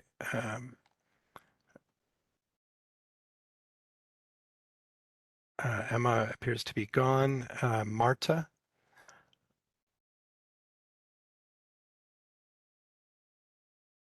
And I'm going to pass the baton to Mr. Zimmerman for a short period. Marta, you there? We can't hear you. Can you hear me now? Yes, go ahead, please. Okay. Hi, everyone. Yes, I've been hearing to all the stories, and they are pretty compelling, as you can tell by, a couple of our hosts and Linda who just spoke. You're going after small people. You're going after New Yorkers that have been in New York for generations, for years, and they can not simply afford to live in New York anymore.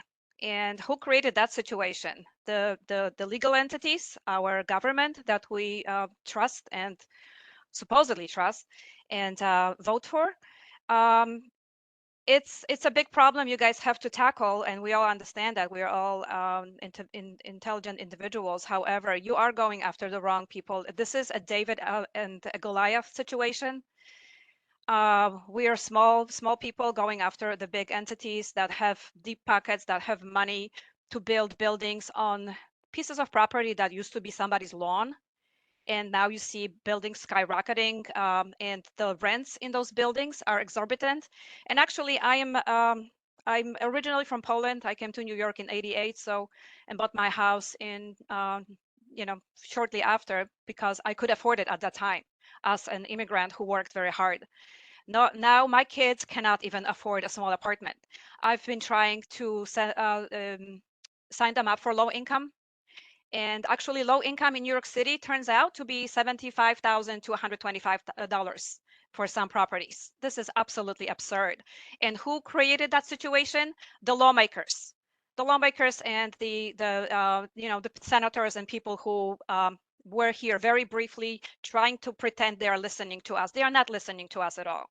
All right, we have no power. We have no power to lobby. The only thing we can do is organize ourselves. I saw a lot of comments on Facebook, and not allow this to happen because they are going after the wrong people.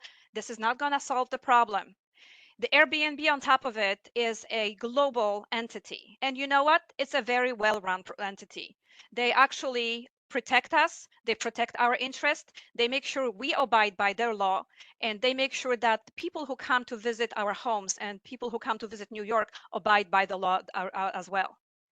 It's a you know, we get feedback. It's a feedback-based program. I would not host anyone who does not have good reviews, and vice versa. And on top of it, we take care of our properties. We maintain. You heard a lot of people who spend thousands of dollars maintaining their properties. Nobody would do it for us, and we do it with pride. And we host them. And you know what? If New York passes that law, it's going to have a huge impact on how we are treated. This is bringing us back to Middle Ages.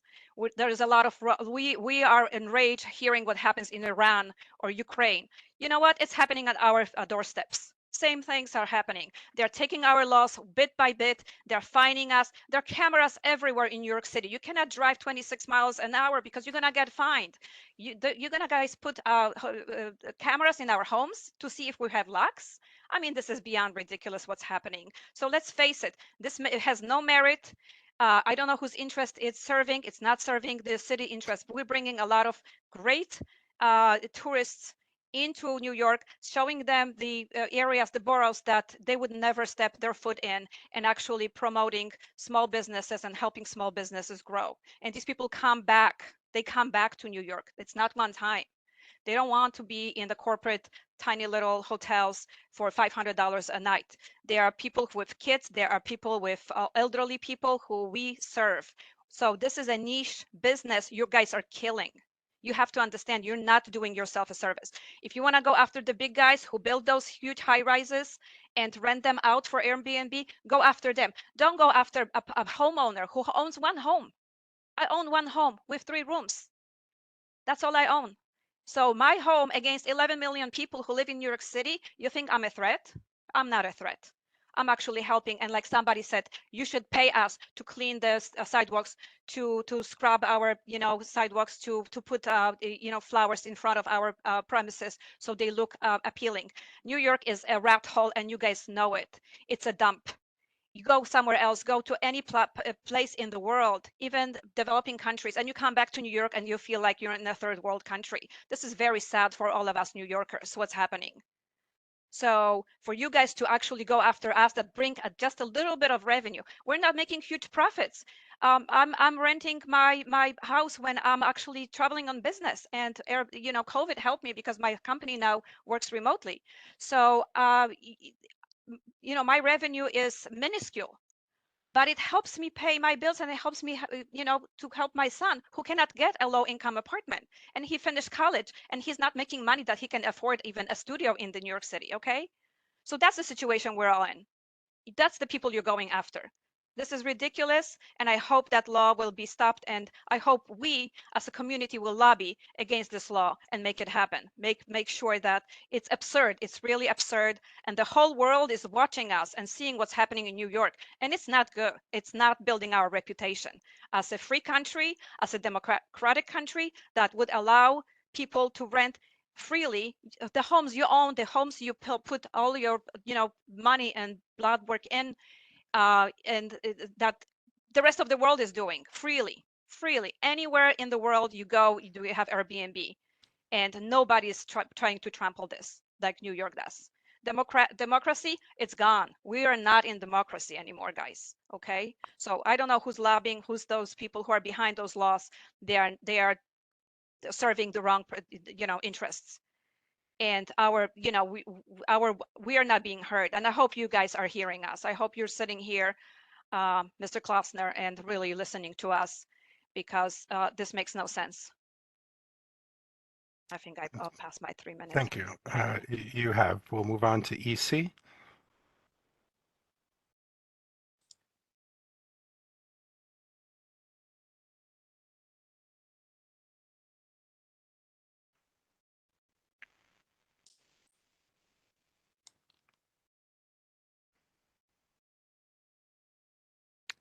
Henry. I don't see Henry anymore. Andriy Luchko.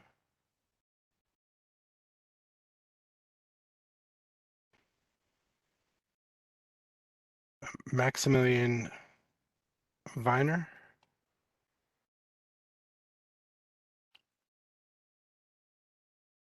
Hello. Hello. Hello. Hello. Oh, I'm sorry. Okay, Maximilian, please hold and we'll Of course. hear from Andrei Luchko first. Well, good evening. My name is Andrei. With my partner, we're already super hosts for more than 5 years and doing business pretty well. We hosted a lot of people from all over the world, and we have returning guests that prefer to stay with us because we have a lot of advice and advertising local businesses, restaurants, laundries, and we're helping them to travel through the city and know the places that usually they don't go when they go to the hotel or general touristic places. Uh, I have a question, not question, I have a thought about and confusion, because when we paying our taxes, we legitimate for IRS. When we working with Small Business Administration, SBA, they giving us grants and loans to support our business. When we improving our apartments, not landlords, our apartment to make it acceptable and good for the guests, for international travelers. And right now we not legitimate because it looks like federal government who gave us money, SBA, just thrown out all those money and investment in the businesses. And right now we can continue it. And we have two grants. We have two grants from SBA and we have one loan from SBA that we need to start repaying right now.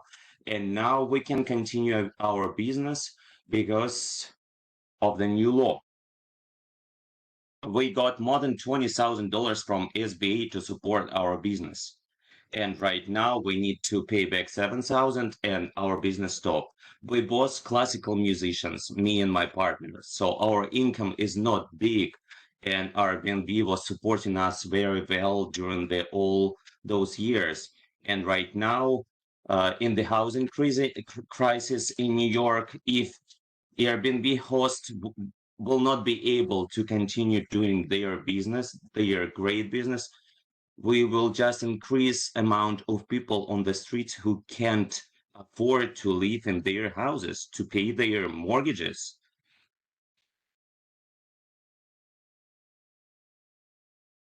This is my thought about how to continue and how to proceed with the new law that accepted now by the city. Thank you. Does that conclude your comment? Yes, thank you. Thank you. Okay, we'll go to Maximilian Viner and then Michael Odumosu. Oh, I'm sorry, Maximilian. Okay, go ahead. Good evening. Thank you for hosting us. I think what's patently clear from what we've heard this evening is that the people on this call represent a law-abiding community that really are a net asset to the city of New York, and that what is being proposed would bring a great deal of injustice upon a large number of members of that community. It strikes me that, again, the city obviously is in a difficult position. It accounts to a lot of stakeholders. But surely there must be a third way for, again, the types of people who are on this call, homeowners, asset owners, working Americans, who are not looking to break any law, and that could be provided a framework in which, for example, in as much as the city's duty is to take care of safety, that rather than requiring sprinklers, that you require extinguishers and smoke detectors for anybody who wants to engage in this activity, that perhaps you could impose a hospitality tax of 5.875, which is what the hotels pay, that if we wish to engage in this business, we would have to pay, whether we charge it to our tenant or we pay it out of pocket, but that we become, in as much as we are a community asset, that we can also become a financial asset, that we can protect the health and safety of our guests and ourselves and continue to contribute to the community without this draconian law damaging so many hardworking, law-abiding citizens. Thank you. Thank you. Michael Odemosu. Hey, greetings. Thank you. So definitely, staying on this call, definitely want to give an intro to myself, right? So I think I want to base my intro on how us, the Airbnb hosts, right, give back in a positive way to New York as a whole in making it a better place, right? And my comment will just be basically an intro about myself, right? So formally, from what I understand, right, about America is that is built on capitalism, right? That people are able to own, grow, and thrive, right? That they say by using their resources, using what they own, and making more money out of it. So for me, an intro is that how Airbnb affected me in a very positive way is that I don't own an Airbnb, but I do have a resource that I connect with, that I help out. And before that, I was homeless, right? But really being exposed to people in New York City, especially this Airbnb host who helped me get on my feet, and I'm actually a software developer, right? But being exposed to this Airbnb host, right, is not only told me about just money making and profit, right, but really to how to take care of yourself as a person, right? Organization, right? Management, financial understanding, and literacy, and really getting involved in the everyday, in our everyday world around us, and really contributing, right? Airbnb hosting, right, is what allows the local community as well as the community all around the world, right, to connect and grow and become much better people, right? If it's not for Airbnb, right, there will be struggle, there'll be depression, right? Airbnb is not only something that is for financial gain, but it's for personal gain, and it's a life changer, right, for the better, right? And if you have a product, if you have a feature that's being brought to the city of New York in order that ultimately changes everyone's lives for the many people's lives for the better, I believe that this law is in ways unconstitutional, in ways, but it also affects the overall well-being of New York, making New York a worse place to stay, right? By targeting the people that this law requires it to target, right? So I would say here's a living testimony, and then if anyone wants to try to take a closer look at my profile history to verify that, feel free to connect with your office and try to verify my credentials. But Airbnb has made a difference in my life. I'm a testimony here, and my comment is that this law, something needs to be done about it. Thank you. Thank you. The next speakers will be Muhammad Ali, Rodney Seymour, Rosie, Sarah, Will, Ice. Muhammad Ali.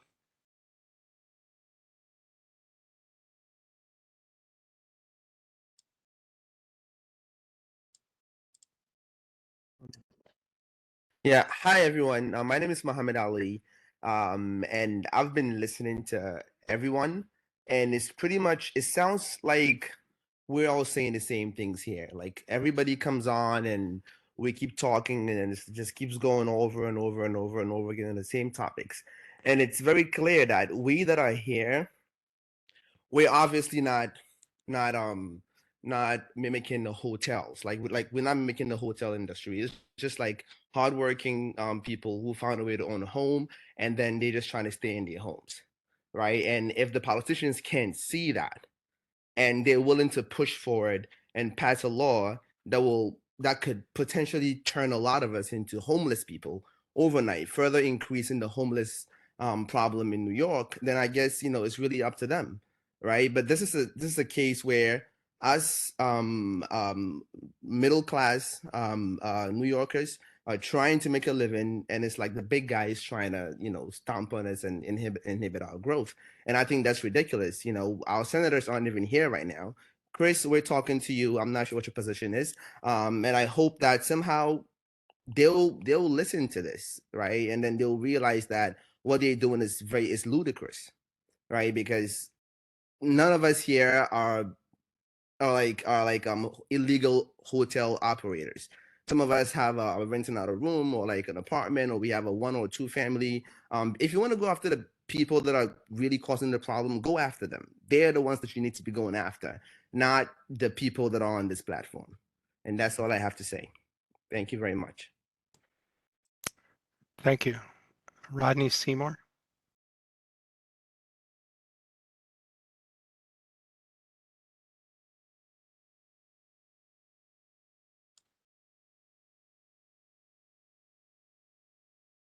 Hey, how you doing, guys? How's everything? Are we there? Yes, See we're me? here. Yep. Oh, yeah, basically, I just started my Airbnb business last August. I should have did it years ago, but I started it, became Superhost, and it's a fantastic platform. I think this is all mass plan to have like us out of our homes. Subprime mortgage was something that happened years ago that was targeted for people. A lot of people lost their homes back then, and now this is just something just put in place to make things worse for us. So I don't agree with the laws and stay out of our homes. Go manage them big skyscrapers like you need to, man. Every place they're building and building, and us little guys, you're trying to squeeze us out and put us out in the street so you can make more taller buildings with that. Can you leave us alone, please? But we ain't making that much money. I mean, come on, man. Go to the skyscrapers and all of that. Leave us little folks in the little communities alone, man. Everywhere you're just trying to take our homes one way or the other. You can't put a lock on the inside the house. Leave us alone. Go mess with people who's messing with something. We trying to build a community, build a relationship with the people outside the world to come in here. Then y'all want to come and step in and mess with that. Please leave us alone. Thank you. Thank you. The next speaker is Rosie. Hello? Yes. Hi. So I am an Airbnb superhost, and I have also relatives who also are Airbnb superhosts, and we recently targeted by this law, even though the registration part of the law hasn't taken into effect.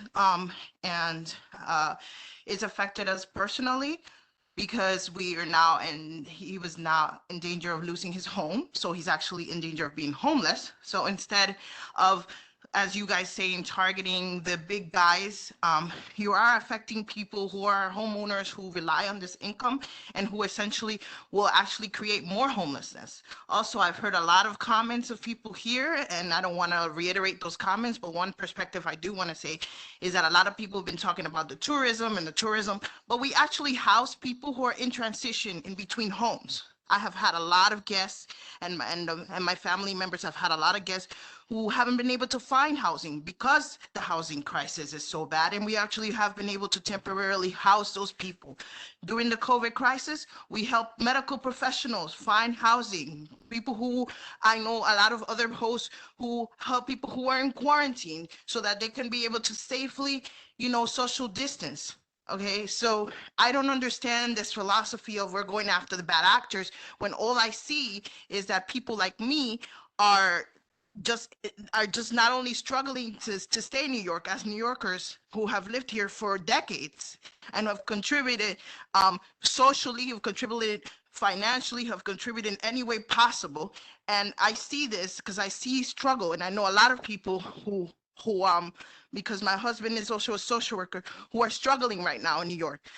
And all that to be said, all I see is that we're incentivizing the hotel industry to raise their prices to a ridiculous level where the budget travelers cannot travel, and we're incentivizing foreign investors to have all these vacant properties all over the place, which are actually or the things that are contributing to the housing crisis. And like many people said here, we are punishing essentially small landlords by allowing these rules to basically scare them from being able to rent to New Yorkers. We would love to rent to New Yorkers, but if you're creating a space where we no longer feel like that's something we can do, that we can lose our homes, and then some people say even go through foreclosure because we're trying to provide housing to people, then people are not going to do that. So things have to be looked at from a disparate perspectives. We're willing to comply, but we're not going to be willing to comply with ridiculous laws like not having locks on doors when that's something everybody does in even their own home. Like, even with your own kids and everything, everybody has locks on doors. So that's just ridiculous laws that don't make any sense and seem to be a direct actual hit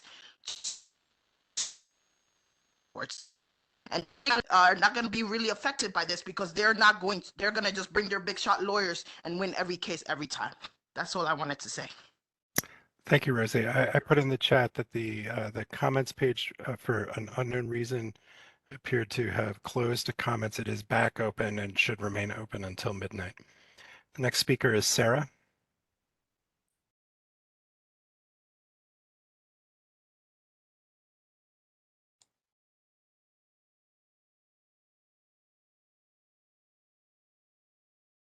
We've requested unmute. I'm not getting a response. We'll go to Will.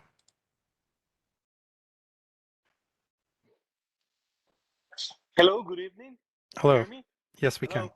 You hear Yes, me? go ahead. Yes, we can. Go Okay. ahead. Thank you so much. Yeah, as I see that the minute is probably going to end soon, I just want to be clear on some conclusions. It's a closure, and I want to mention a name that is very familiar with everybody here, especially with the Airbnb host, and that's Council Member Ben Kalos, who recently spoke in Fox 5 News, saying that he knows that the small landers wouldn't have a problem with this new law, and this was recorded in a public channel, in a channel in New York, TV channel in New York, and he was the person who wrote this bad law. So my point is, how can we trust our officials and the entities or institutions around if not even the person who wrote this bad law, as I state is a bad law, he didn't even know what he wrote. Anonymously, of course, after what everybody's saying today, after the lobby from the hotels, it was approved somehow.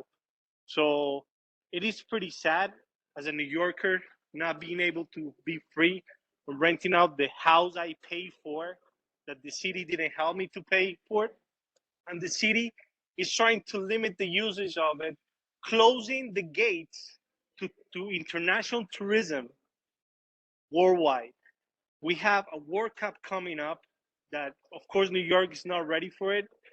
And it basically is closing if the majority in the state, or the majority of officials in New York are Democrats and they support middle class, this bad law doesn't support any middle class at all, anyone in the middle class at all. I'm part of the middle class, and all the New Yorkers here, as I see all together, because out of all the comments that I hear, everybody is opposing to this law and they're saying that it's a bad law. I don't know how you're gonna implement something that is not the word of the people, as you can hear in this recorded hearing. There should be an option to amend this law. It has to be something, because it's directly affecting middle class New Yorkers. It's a bad law.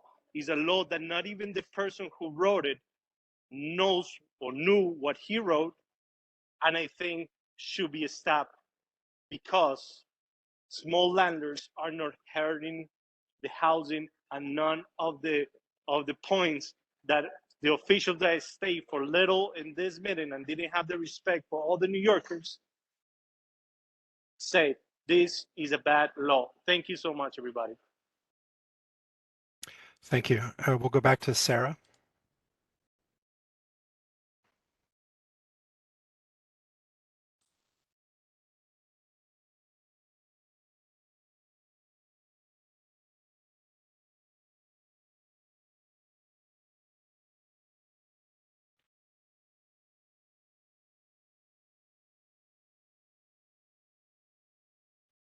Sarah's not coming off of mute. We'll go to Lamar.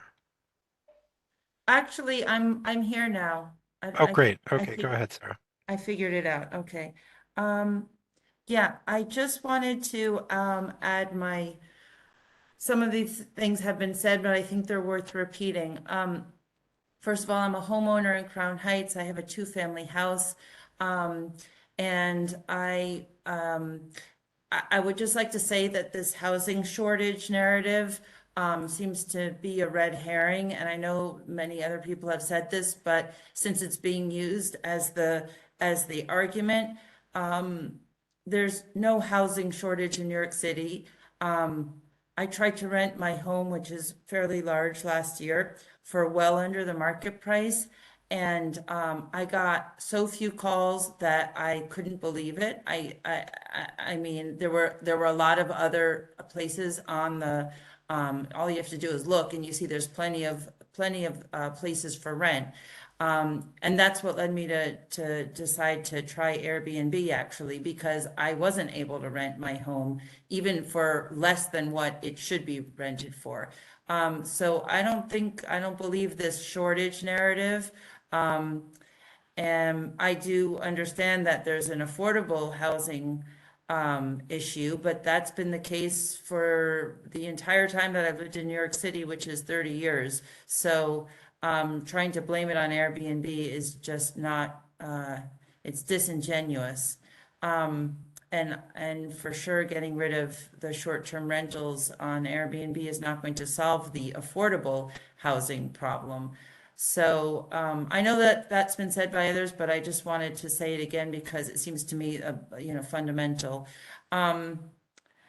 And I also wanted to say that just to ask exactly what we're doing on this forum, because it does seem a little bit like a farce, since I don't know who's listening. These few state senators who've come on basically read a prepared script and then got off the call. So somebody else asked this, but I don't understand what the purpose of this is. Is it just an airing of our grievances? Or is it so that we feel like we're being heard? And so a box can be ticked off that a hearing was held? Are council people going to listen to this later? This is a real question. I'm wondering what the purpose of this is. Does that conclude your comment, Sarah? No. We've explained the purpose. I can't do it again. There are several other people. We're running out of time, and we don't Okay, have time then to I'll answer just figure, I'll just wrap up and say that this is an outrageous government overreach. And I want to remind everybody that the government serves us. We do not serve them, and we need to vote people out who are voting for this. So that's all. Thank you for taking my comment. Thank you. Lamar?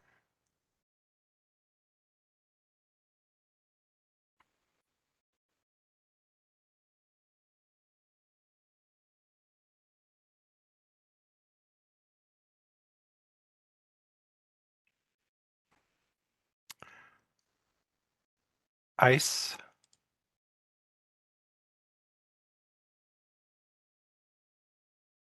Hi, good night. Just want to thank you for your time. Can you hear me? Yes, go ahead. Okay. Hi, thank you so much for your time. I'm not going to take too much of your time up.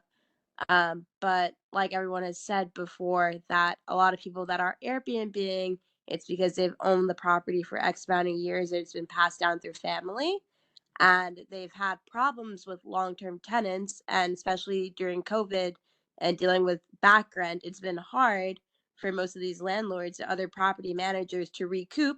And the only way they've been able to do that, or even break even with having to pay mortgages, taxes, water bills and making sure no liens are getting on your property that has been passed down to you or through your family. It's been through Airbnb. And I'm not going to repeat everything that everyone has said because you've heard it multiple times. But the main premise is that a lot of middle class families use Airbnb to make ends meet, and so that they can survive in New York. If not, they have to move. And then what are you doing? You're displacing the people that have been here already. So thank you for my time. Thank you for your time. Thank you. Lamar? Yes. How you doing? Good, go ahead. All right. So my thing is on Airbnb. I'm really like outraged of, when I learned about how the city is trying to come up with this law to take down a lot of Airbnb sites and go after people and everything. But my thing, it's clear. It's clear that this whole Airbnb, it benefits, as we hear it all night, that it benefits a lot of middle class people, a lot of landlords are trying to make ends meet, and a lot of, families who's trying to, pick themselves back from, especially from this pandemic and, and living in an expensive city like New York City. And I really feel like a lot of landlords, like, small landlords that have like 1 and 2 family houses or, 3 family, this is helping them a lot because the city, it doesn't really, like a lot of people would rather do the Airbnb because the city doesn't care for them. Like, that's just the bottom line. The city doesn't care for us. We could have rented to a regular New Yorkers and they will come in, pay a couple of months rent and stop paying. And what we got to do, we got to go to the court system. It takes years to get rid of them. So it's like Airbnb, you know what I mean? Once you don't, I guess, have them, the city wants us to do 30 days or more, right? If we don't live there or whatnot, or if or if we're there with them. I don't know exactly because it's like kind of confusing. But now they have squatters' rights, right? So most people does not staying 30 days or more. So that's ridiculous. Most people only staying like a week, 2 days, sometimes a weekend, or maybe, maybe 2 weeks, 3 weeks max. You might be lucky if you get them for a month, for you want to stay for a month. But the bottom line is, people would rather do, a lot of landlords rather do Airbnb because they are very afraid of somebody coming in and not wanting to pay their rent. Bottom line, like me, I feel like I support building owners who feel like they want to do Airbnb rather than rent to regular New Yorkers. Because regular New Yorkers doesn't care about regular, true New Yorkers like ourselves. The city doesn't care about us. The state doesn't care about us. So Airbnb, we are protected. Where I had a customer guests come here, they scratched my fridge. I reported to Airbnb. They tell me to send them a picture. I get a quote, and I was paid $500 something for a scratch on my fridge. The city's not going to do that. If I say, hey, this tenant scratched my fridge, they don't care about that. I just got to deal with that and fix that on my own. And the tenant doesn't, you know what I mean? Like a lot of tenants do, like, they try to get over on landlords. Like, the city, they're talking about we're taking these apartments from real New Yorkers, but they're not protecting real New Yorkers. Real New Yorkers are here working hard every day, getting up running to 9 to 5. Some of us work 2 jobs. And now Airbnb is helping us make ends meet. Like right now, my wife is going to college for nursing. She doesn't work. Airbnb helped pay for her car to help pick up my son from daycare. You know what I'm saying? Like, I'm a New York City firefighter and I work 2 jobs. You know what I'm saying? Because I'm trying to get out of the hustle and bustle, trying to do the 9 to 5 and, and the overtime and stuff. And I'm trying to get more time with my family. And Airbnb helps me with that. Airbnb helped pay for my wife's car payment, because she get a portion of what we make. So now if that goes away, she only work part-time now because she's going to nursing school. So now if that goes away, we're trying to figure out now I would have to take on another bill to help pay her car and everything. But Airbnb helped me make that end meet and helped me send my son to daycare, which is very expensive in the city. You know what I'm saying? Airbnb helps a lot. It helps me tremendously, me and my family. It helps me tremendously. I'm also an investor. You know what I'm saying? So that helps me also to work on that part of my game to help build houses for New Yorkers as well, where I could sell and hopefully make it affordable for a family who want to buy a 2-family and stuff like that. But Airbnb it's like a hidden gem for a lot of people. It's like a diamond in the rough, you know what I'm saying? And you guys want to stop it. I understand if you guys want to go after, like people who is violating the lease agreement, that's through Airbnb. I can understand that. But small landlords who own their home, I don't see how you want to go after them. I'm paying my mortgage. The city's not paying it for me. The day I don't pay my taxes, the city's taking my home. Do you know what I mean? I rent to regular New Yorkers, they could let me lose my home. I'm going to court battling with them. You got to get a lawyer. Before you know it, now I'm falling back on my mortgage. My credit's messed up now. Now I'm out in the street just like them. And now they just jump to another apartment. That's all they're going to do. Find a way to jump to another apartment and do the same thing to another landlord. The landlords are scared. Some people rather leave their home empty than give it to any New Yorker because you cannot trust them. Majority of them cannot be trusted. Thank God I have one tenant. Thank God he paid through the whole pandemic. Every day I tell my wife, listen, we can't take it for granted, man. We got to look at that and be very grateful that he paid through the entire pandemic. No questions asked. Every day, first day of the month. You know what I'm saying? And plus Airbnb, what you make an Airbnb, most of the time you're not going to get that for your apartment rent to a regular New Yorker. And then you still rent them low price and they're still going to try to F you over. You know what I'm saying? So it's very messed up. Like, you know, it's just not fair. You know, you guys know why most New Yorkers probably rather the Airbnb, because especially the ones that own their home, because they're afraid of getting scammed and not getting their rent. So why would I give to somebody when I could get somebody to stay for a week and make like, you know, $1,000 a week, then give somebody who's going to stay for a month and get, say, $1,500 or $1,000, depends how small the unit is or how big it is. You might get $2,000, $2,500 if you rent a 3-bedroom. But it's ridiculous, you know, and you might not get your money. And what the city does, you call them, they say, oh, you got to take them to court. How is that helping me pay my bill? How is that going to help me pay my taxes? And what the city going to tell me when I can't pay my taxes? They're going to say, oh, you're going to foreclosure. We're going to take your home from you. You know what I'm saying? Omar, So please you guys conclude can't have so your we can cake move and to the eat next it too. speaker. You know, can't have your cake and eat it too. That's all I'm saying, man. Does that conclude your comment? Yeah, that's pretty much what I want to say. I mean, I wanted to say a couple of things more, but you say you have to go to another speaker. So, you Well, know, I asked you to conclude. Yes, it's over time. It is 1 minute from 8 p.m. There are approximately 10 people who have not previously testified during this public comment period. I am going to stay on. If Mr. Zimmerman and Ms. Watson are willing to stay on, that would be helpful. And we will hear only from the folks who have not previously testified in this hearing or the prior hearing. I am going to be very strict with time, given that we are over. And the next speaker is Billy.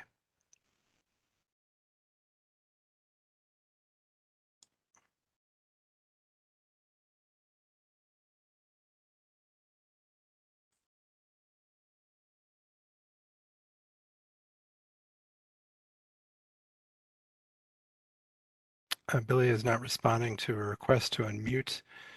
I'm going to go back to a phone number that we've called on previously, 917-5****76.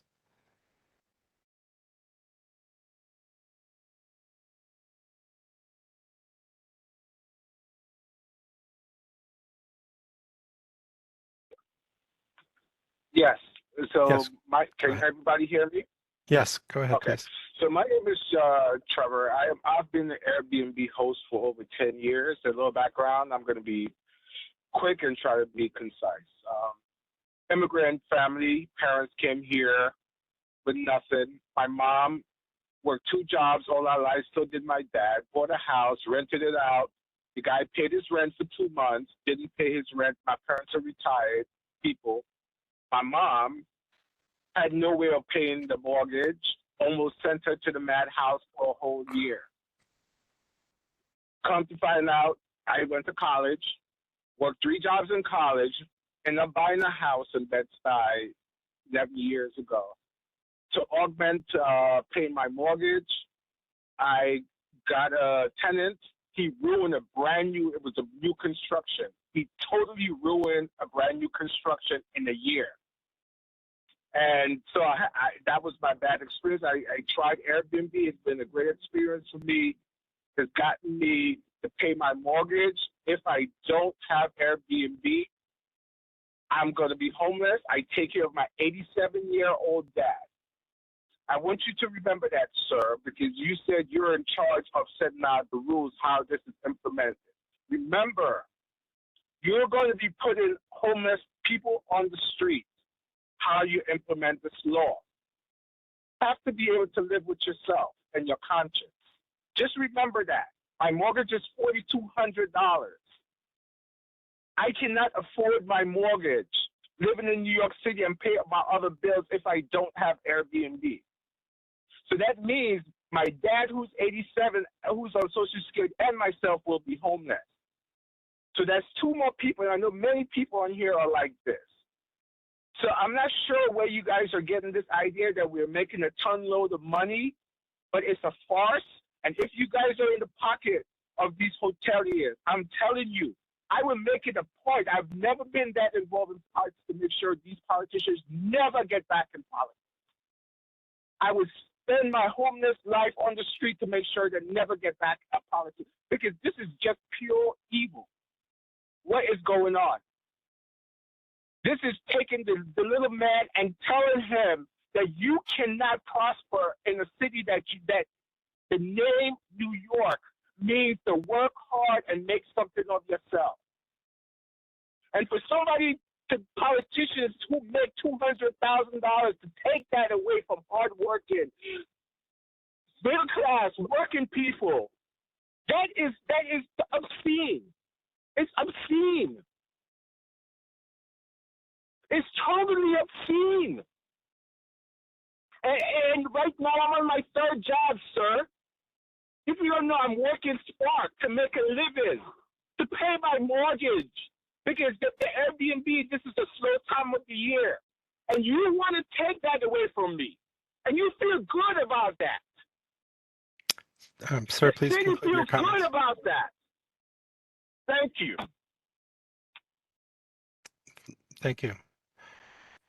We'll go back to a speaker we previously called on, Samira Pakishan. Hi, okay, I'm gonna give you a quick background as well. I'm an immigrant from Iran, and I've been hosting an Airbnb since 2014. I don't own any house or family house. I'm a tenant. I rent an apartment. I have a rental apartment in the city. I have over like 1,200 review. So I've been hosting a lot of people from a lot of places, different places around the world. And as they said, they're really looking for a place that show them the city, the culture of the city, not just a hotel. So I feel like this is really not only bad for us, also bad for the city, because there are so many people that they cannot afford to come to New York City to stay in a hotel, but they want to come to city and spend money, maybe going to museum, or so many spend money in small businesses and everywhere, like transportation. And also city really doesn't offer nothing except luxury hotels and normal hotels to these tourist people.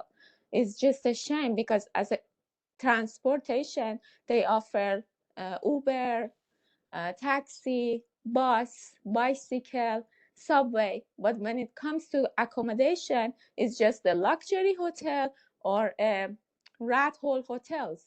That's the only thing they can offer. They're killing the culture of city. Who wants to stay in a walk-up building with the host or without the host, and feel the culture, living the culture of New York City, which we all know, we all immigrants know how it feels when you are not inside the US, when you are looking from outside the US.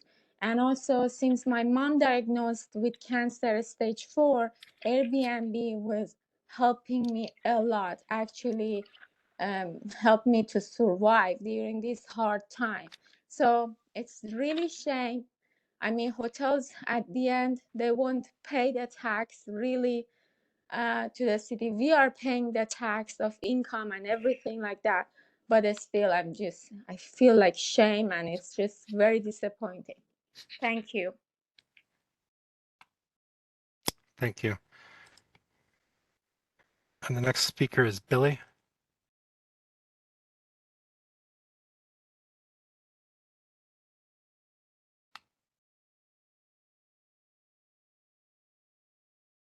Hello. Go Oh my ahead. goodness, I wasn't Okay. expecting that. Okay, so you can hear me, right? Yes.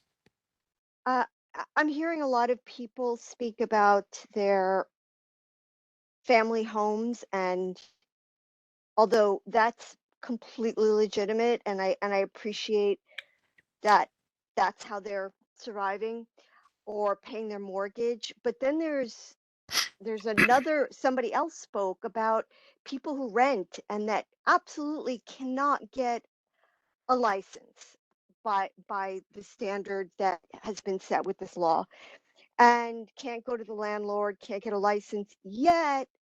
You know, I'm a super host and I've been doing it for years and nobody knows how to do it. And I rent like a couch that I turned into a bed, a hybrid bed that's, you know, in a 1 bedroom apartment. And I live here and I'm always here. And without this, I would probably be homeless. And you know, there's like people with mortgages that own homes, and it's been in the family, and that's wonderful. And I think that at the end of the day, I think that it's an obvious, I mean, it's a straw man to talk about people, you know, taking apartments off the market. The truth, the true test should be, do you rent for 1 or 2 people at a time? Because that's how Airbnb puts their that's in their writing. And I think that that's the way it should be. I mean, anybody who's going to rent 2 people at a time or 1 person at a time, I only do 1 person at a time. Um, they're not making money. They're not taking anything off the market. If they're in their home the whole time, and they've got rave reviews. I'm an artist. I try to host only artists and creative people from all over the world and sharing ideas. And it's a beautiful experience, and everybody raves about it because of my background. And it's, you know, it's this wonderful art of sharing and it's very loving. It's very like that with the original concept of Airbnb. It's not this dark thing that this law is turning it into. What's dark is all of these landlords that have taken apartments. Obviously, we've already established that these landlords that have taken apartments off the market and that are renting multiple dwellings, and they're profiting, and it's all, that's all established. Work on that, not people that are struggling to make ends meet. And it's obvious if you're hosting 1 or 2 people at a time that you're doing it to make ends meet, period.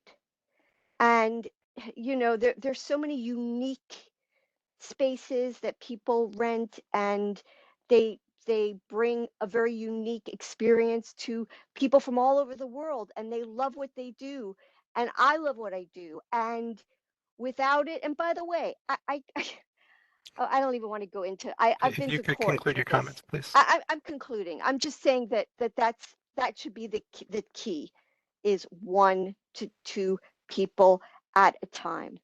That's it. I mean, anything else is, I get it. That's all. That's all I've got to say. Thank you. We're just trying to survive. Thank you. We'll go back to Bob, who was called earlier.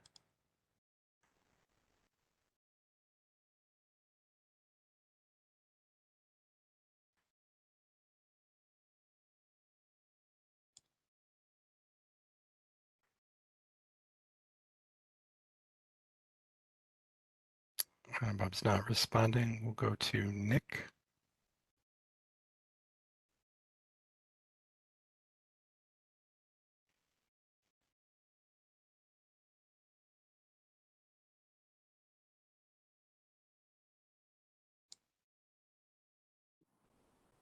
Yeah, hello, this is Nick.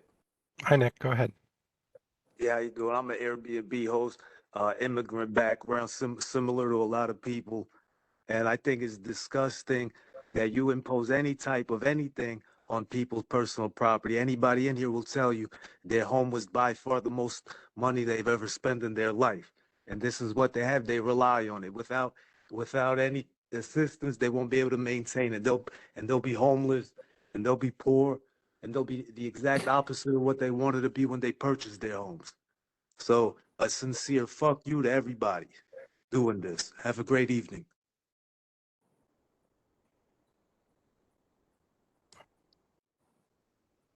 The next speaker is Nat. Good evening and Happy New Year. Mr. Klossner, I am hoping that after hearing this, that there's definitely some impact, positive change being pushed forward. I've been hosting since 2012, just shortly after Airbnb was formed. And I actually started hosting out of necessity more than anything else, just like everyone else. I was a single mom of twins, and the market had crashed in 2009.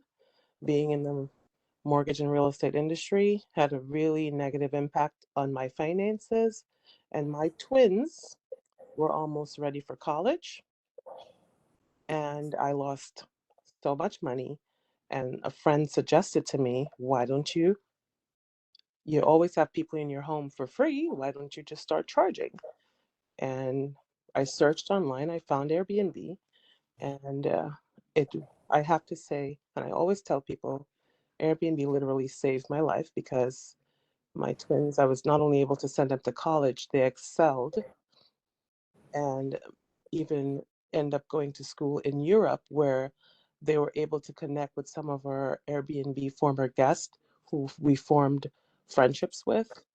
And they are global citizens now, making their mark in society. And I could not have done it without Airbnb. We have to work the energy that's being spent on drafting up unnecessary laws should be spent on correcting landlord-tenant laws. Because as everyone said, I had 2 tenants and they almost made me lose my home. I came extremely close to it.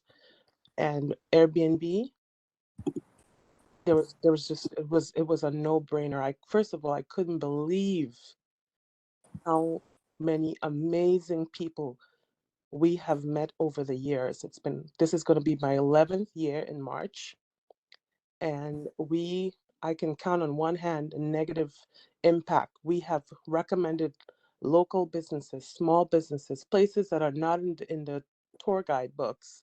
And we have contributed, I would say, millions, if not close to billions, over the years to the positive impact of the local economies. And that should not be overlooked, because small businesses are the backbone of each economy.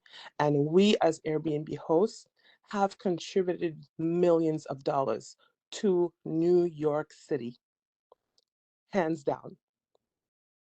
That should mean something. That should definitely mean something. Please conclude. Go after the violators. Don't go after us. We are normal, everyday people who are just trying to make our mark in society and set examples for our children. Thank you. The next speaker is Angelique Enriquez.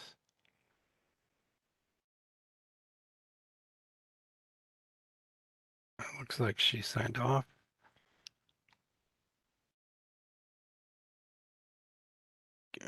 Keith, whose hand is down, but if you still want to make a comment.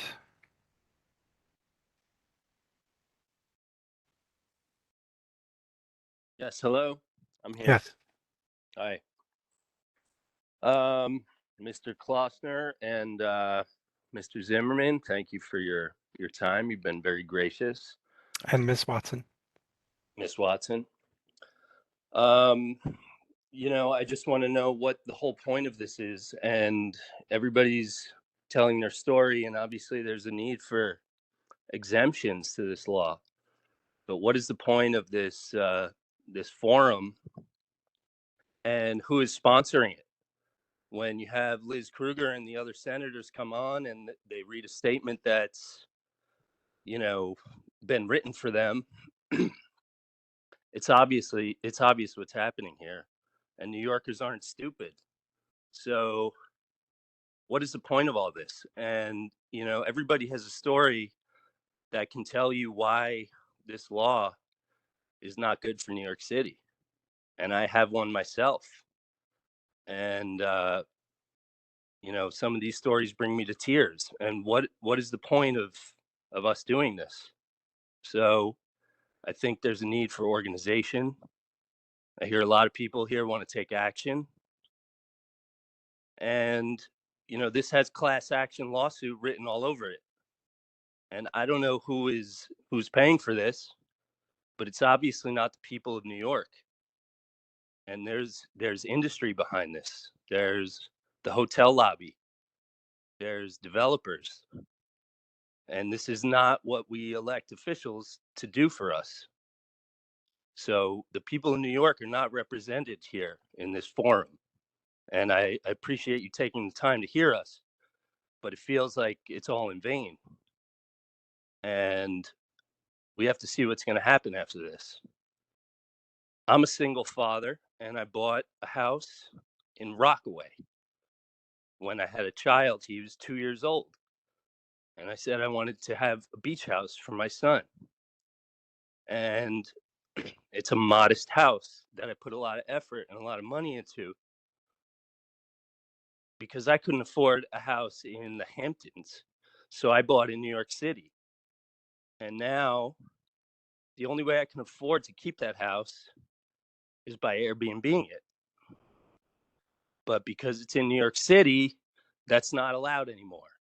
But guess what? There's not a lot of renters out in Rockaway. Nobody's looking to rent, you know, a 3-bedroom house a block from the beach that's going to cover my mortgage. I understand this rule applies in Manhattan when you have a big building with multiple units and landlords aren't signing leases and they're using Airbnb instead of signing leases. That affects the housing supply. But me and what I'm doing, and a lot of the other people that have been on this forum tonight, obviously are not affecting the housing supply. So what is this all about? And what are you going to do to make exceptions for the people who are not the bad actors and who need this to maintain their livelihood in New York City? That's all I have to say. Thank you. The next speaker is Todd.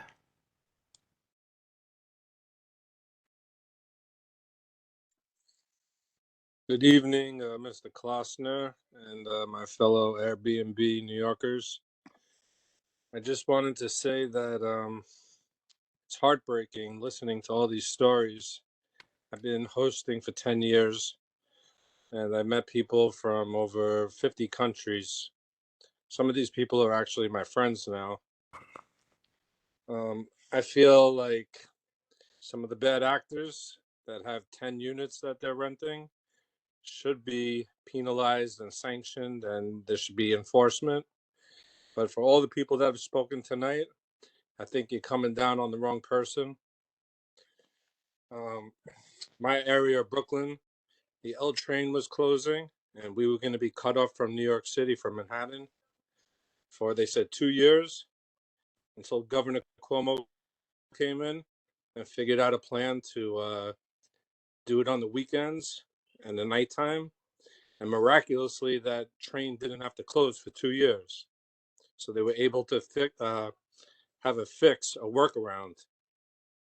I don't know why we can't compromise here and New York City look out for the citizens and help us out, because like everybody else said here, there's a problem here with the bad actors, but you're taking it out on the wrong people. Similar situation is all these motorcycles that drive around with no license plates. Shouldn't be taking that out on regular motorcyclists. People have insurance, registration. The bad actors can't ruin it for everybody. So these have been 10 great years of hosting, and I really wish that our politicians would do the right thing and reevaluate what you're doing before you just implement something. Thank you for your time. Thank you.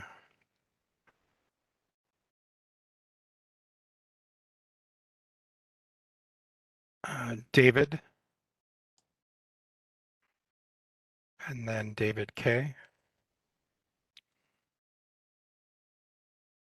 Hello, good evening, everybody. Mr. Klossner, thank you for, can you hear me? Yes. Yeah, so I'm a 100% disabled U.S. Army veteran. I'm a U.S. combat medic. I was in Iraq. I bought a house in 2003 after migrating here with my wife, who is a nurse. And I have a 5-bedroom house in Woodside, and I renting it out to Airbnb. And with the new law, with very draconian and very authoritarian, like Putin, and it reminds me what I was fighting in Iraq, and I see the very similarities of the authoritarianism and the dictatorship that I was fighting, shooting with my 50 caliber in Iraq.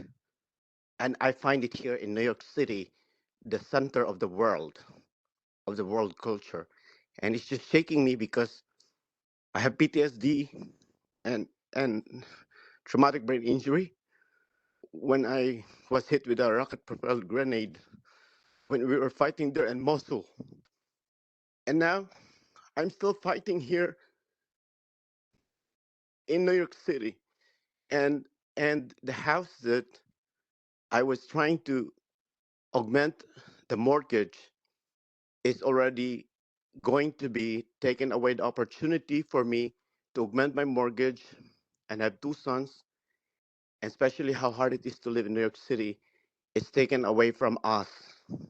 And again, the same similarity, the same atmosphere that I was in Iraq, in Afghanistan, and Kuwait, and all the places where there is dictatorship, disrespect of human life, disrespect of rights, has been transformed into different similar entities, which I am now here in New York City, and I am still fighting. And look, what's the difference when my guests from the Philippines come to my house? Do I have to provide them with air with water sprinklers? What's the special?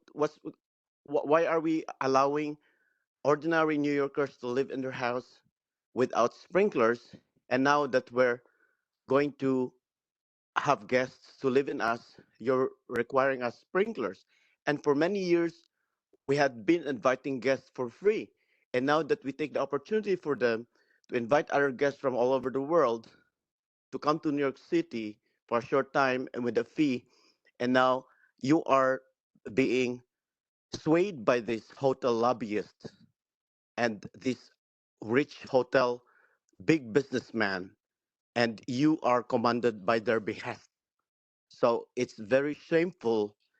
And I don't know. I mean, I would say that my fighting in Iraq was in vain because the same the same spirit of animosity and the warfare that I was in Iraq, I could see it in our politicians, and I could see it in the agencies that the people elected to protect us, and they really actually do not help us. So fellow Airbnb hosts, I put up a website, nyhost.com, and if we Airbnb homeowners would collaborate, unite, and we should not elect these politicians.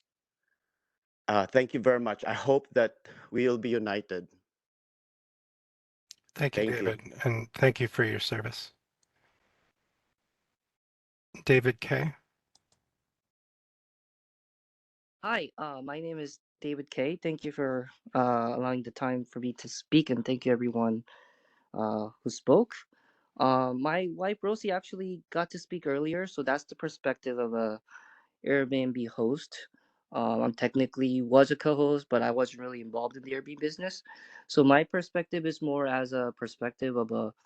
I'm a social worker in a one of the largest family homeless shelter in the city, maybe the country.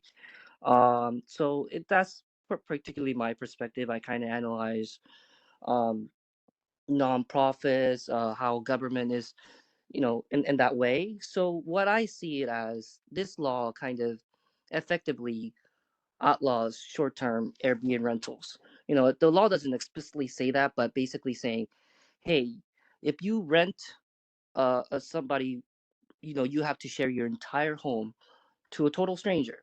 You know, almost no person would be comfortable enough to do that, right? So basically this law is outlawing Airbnb short-term rentals, and that's going to have a complete ripple effect, right? We have people who are depending on Airbnb income for mortgage payments, right? So they're basically on the brink of homelessness if they're not able to do this. There's people who, like Rosie mentioned and other people have mentioned before, that this it's a kind of a temporary safe spaces. People leaving their domestic abuser, people who lost their job but they don't want to resort to the shelter system, right? There's and because they're able to afford $30 a night, $40 a night instead of $200 a hotel, you know, whatever. Those that being able to afford that allows them to kind of pick up where they left off, maybe be able to find another situation where they can pick up, which, by the way, if a person enters the homeless shelter system, that costs the city like $3,000 to $4,000 a unit. So this is going to cost the city a lot of money, right? We also have tourists coming in for short-term rentals. People who can afford to stay in hotels, they're going to be able to afford it because but people who come to New York City who cannot, they're gonna start not looking to New York City as a tourist destination. And again, that's gonna have a ripple effect of of money that used to come to be generated in New York City, not being generated, right? So overall, my point is, I don't want to take too much time. This law, if enforced, right, is gonna have a ripple effect that's gonna increase homelessness, which is gonna increase the amount of cost of the city. The revenue that is being generated, with Airbnb effect is going to get lost. A lot of people are going to basically be on the brink of homelessness, end up in homeless systems, become poverty.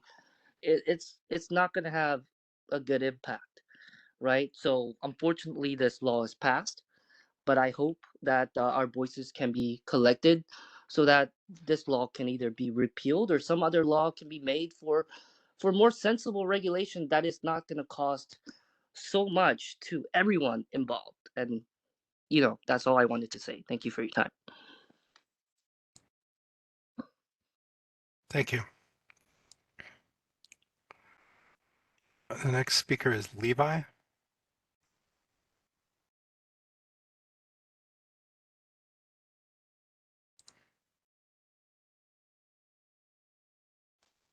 Hello, you hear me? Yes, go ahead. Yes, go ahead. Yeah, hi. I just wanted to say, New York City is a big city, and we have a lot of microeconomies. The area that I live in Brooklyn, there's no hotel, like maybe 2 miles. I don't know, like these people come from all over the world. There's no hotel around us, and we're doing Airbnb. It's the only way for people to come to this area. There's no other way, and if there was more hotels around, maybe it would work out. But this way, there's nothing else. If you take something off, if you're trying to take away Airbnb, give us if we have to have something instead. We don't have anything else. That's all I wanted to say. Thank you. Eva?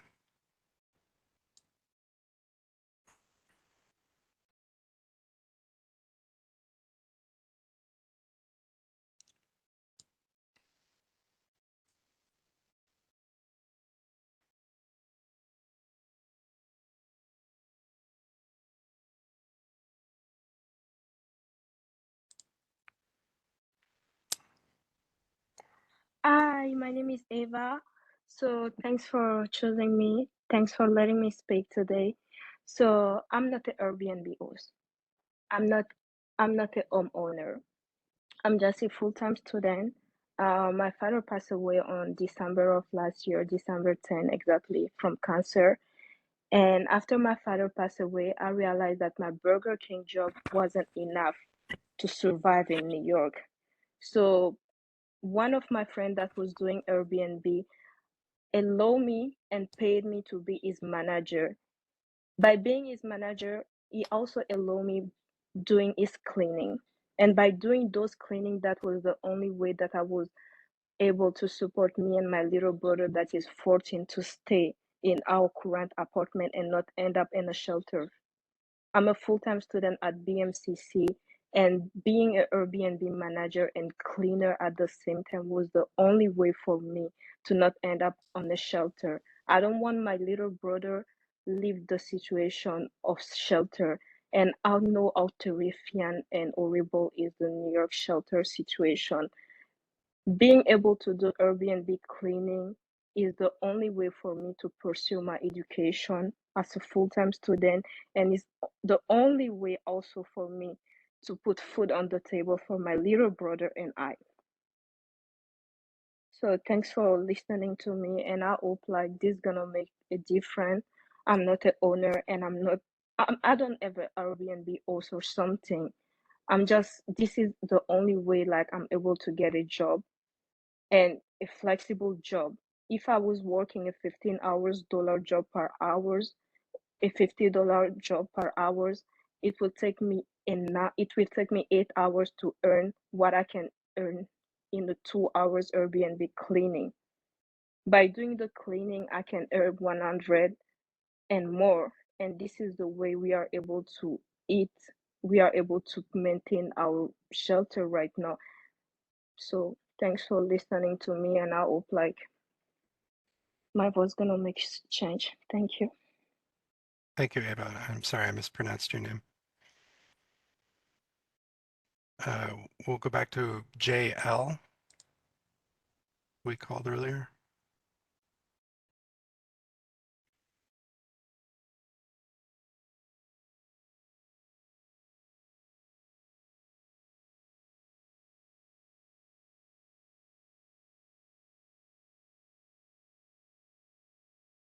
Go ahead, JL.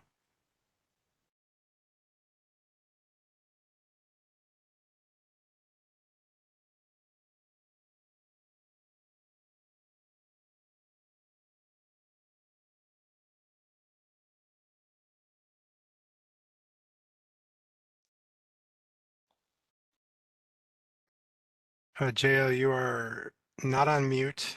I see a green microphone, but we can't hear you. I see in the chat that you may have left.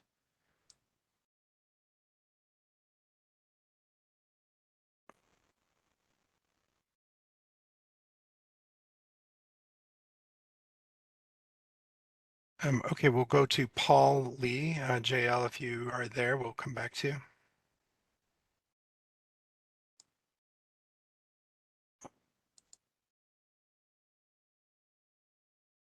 Yeah, hello, can you hear me? Yes, go ahead.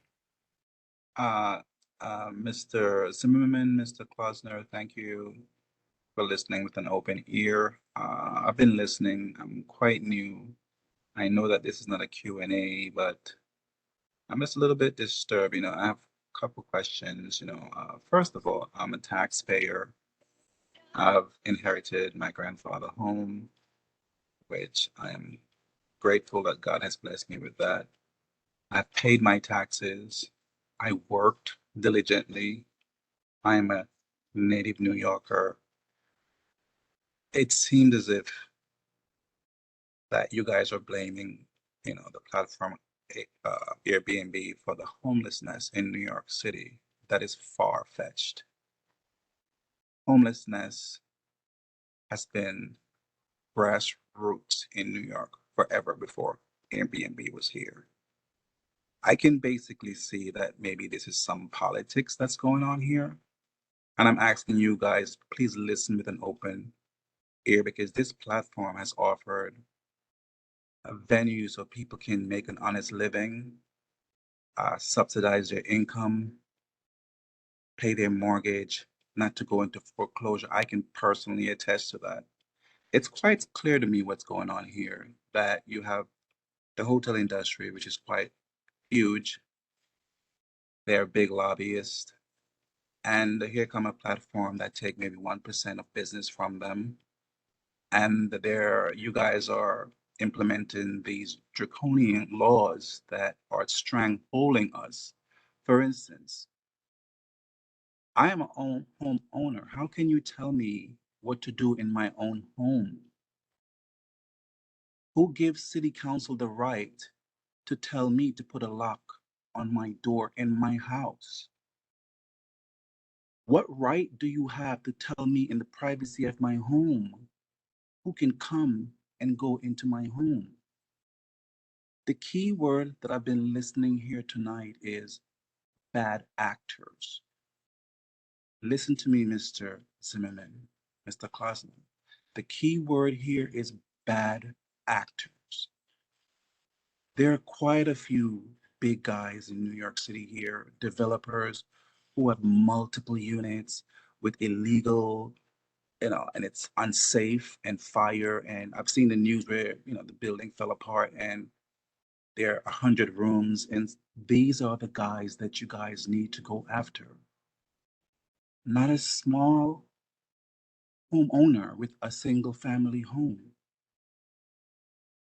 Okay. I'm just like so lost because I've been listening to everyone here who's a hardworking citizen who giving their testimony, but I feel it's going into blank ears because the laws is already passed. And what are we supposed to do? Some of us need this extra income to stay in our homes, to stay out of homelessness and to become a part of the system. What can we do? I am willing to comply. A single family home is not taking any rental off the market in New York City. It's not. It's my home. And we need to find a middle ground and take the bad actors off and applaud honest, hardworking citizens for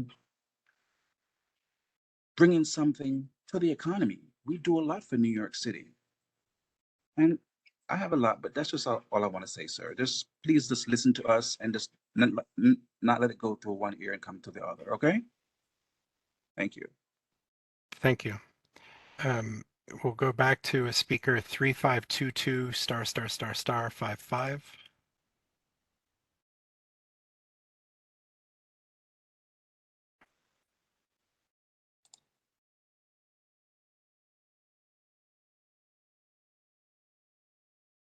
Hello.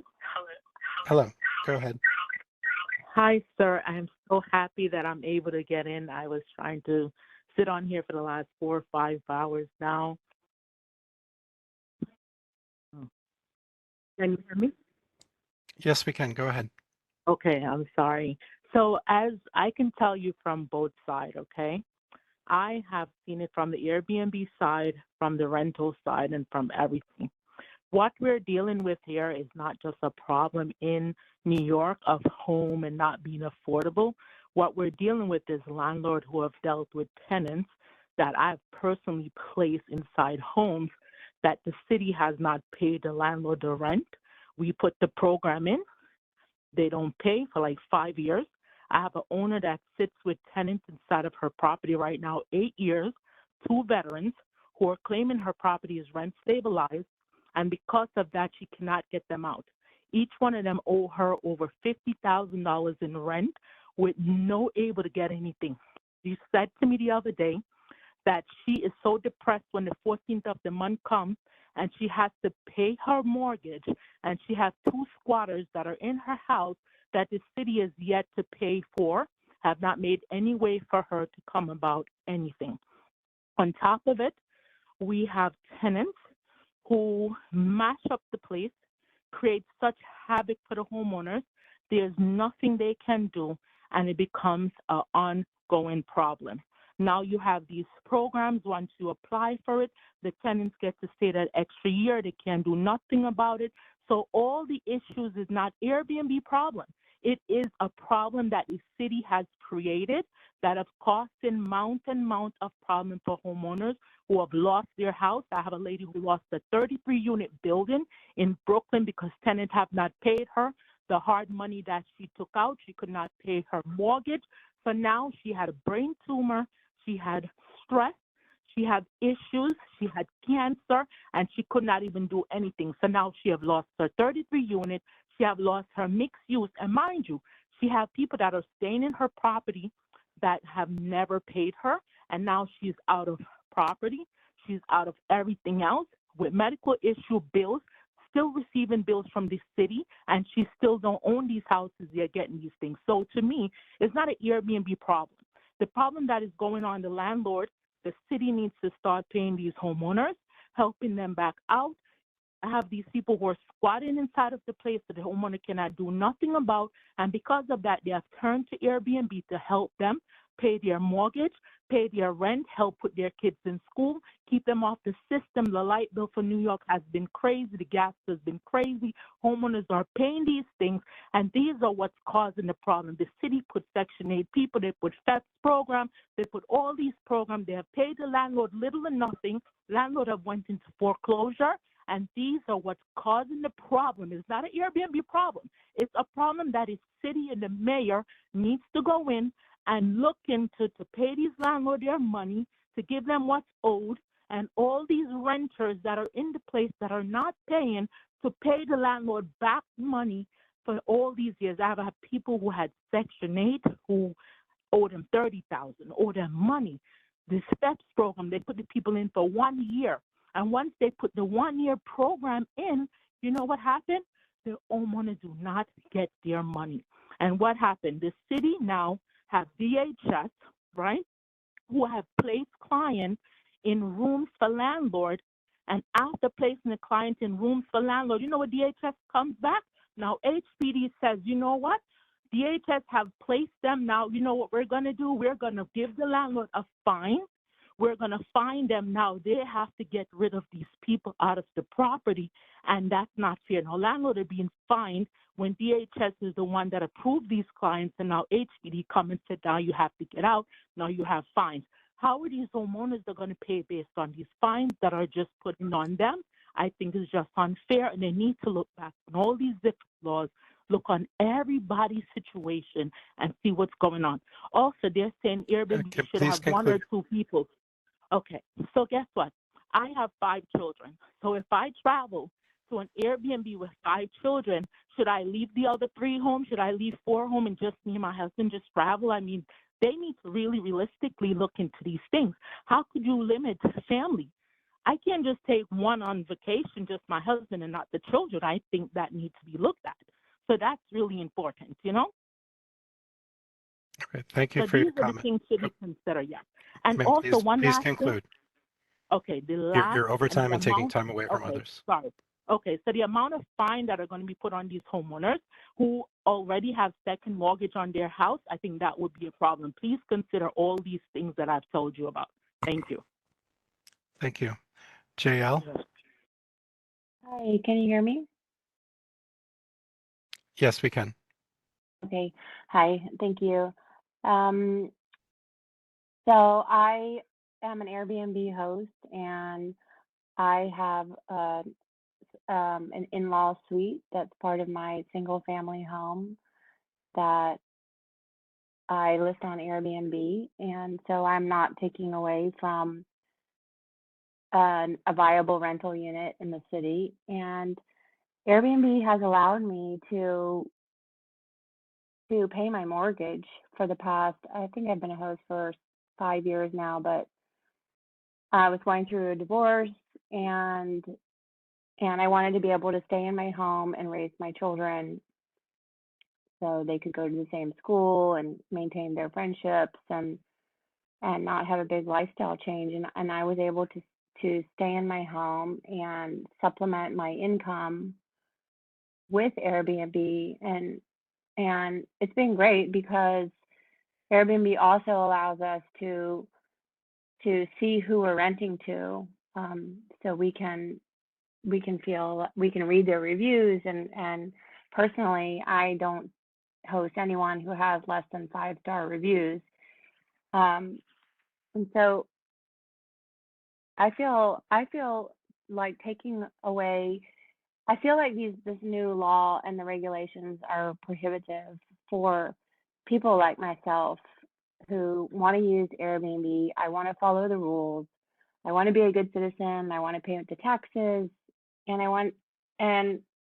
I'd like for it to be upfront and transparent. And I understand that there were a lot of people taking advantage of Airbnb and renting out entire buildings. And I also understand that there are bad situations, but I feel like if the city can create a system where the regulations aren't impossible to follow, then it could be a lucrative business for both the city and the residents. I mean, the city doesn't think twice when they put city bikes all over our streets and we can't even park our cars. Or, I mean, there are just so many things, and this just could be something that I feel like can work for the benefit of a lot of people. I mean, there have been so many amazing people speaking tonight and so many heartfelt stories. And I really hope that the city can take all of these personal stories into consideration. I mean, a lot of us are not people just looking to make money. We're people trying to survive, and we're honest people, and we want to host, and we'd like to work with the city and continue to host, because personally, like a lot of people here tonight, if I'm not able to host on Airbnb, I'm not going to be able to stay in my home and pay my mortgage. So I really hope that the regulations can be amended from what they currently are, because I wouldn't be able to be a host through the new registration system. Thank you. Thank you for your comment. Our next speaker is going to go back to Bob. I see a message in the chat. All the speakers that signed up who had previously testified in the prior hearing were informed that they would have a chance to speak if there was time in the hearing after everyone else who had not spoken has spoken. I will not be calling on people who spoke in the prior hearing. I'm going to Bob. I don't really have much to say besides what has already been said in the last almost 8 hours. I will say that I've been doing responsible home sharing in downtown Manhattan for about 8 years now. I am not, as some of the other people that supposedly work for the city, having rages where I rent, irresponsible homeowners here that are disrupting the community. It's far from that. I have one apartment that I own and I choose to rent out, and I should be able to rent that out how I wish.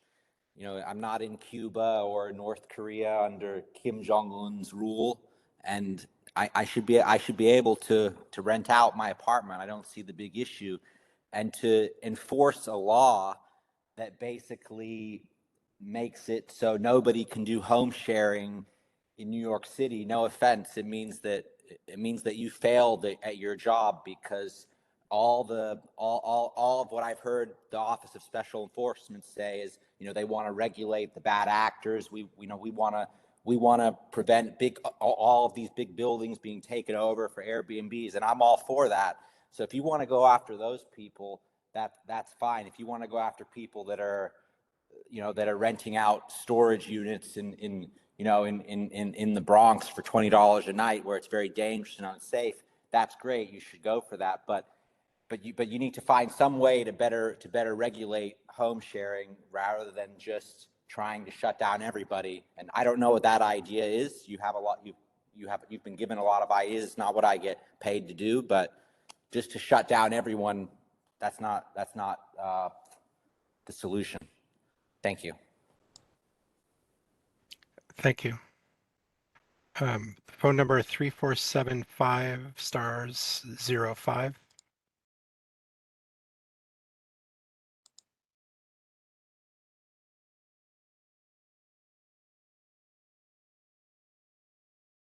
Hello. Yes, go ahead. This is Sandra here. I've been listening.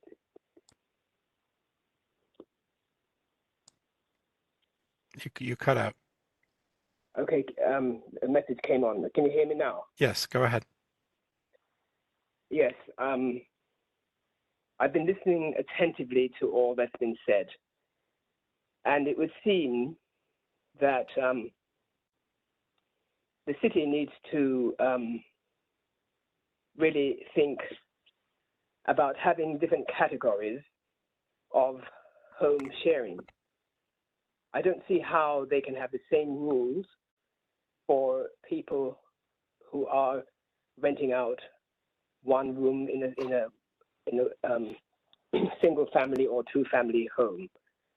The same rules cannot be applied to these small homeowners as what should be applied to these huge developers who seem to be really racketeering and taking this thing beyond where it was intended to go.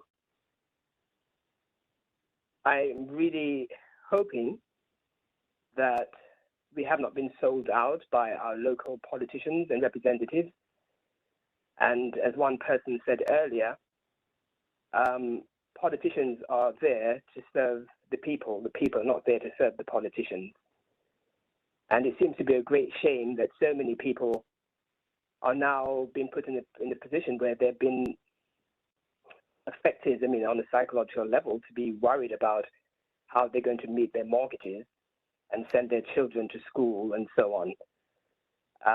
If this new law is implemented, there's going to be a lot of casualties, and I don't really think that it has to go to that place. I think that the city needs to sit down with Airbnb hosts and others and have a debate that is going to be in the best interest of everyone involved. And that's pretty much all I have to say. Thank you. Thank you.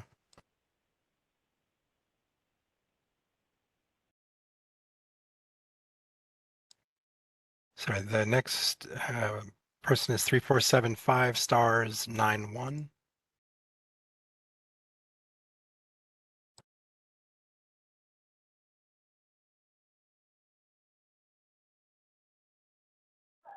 Hello. Hey, we hear you. Go ahead. Hi, I just wanted to say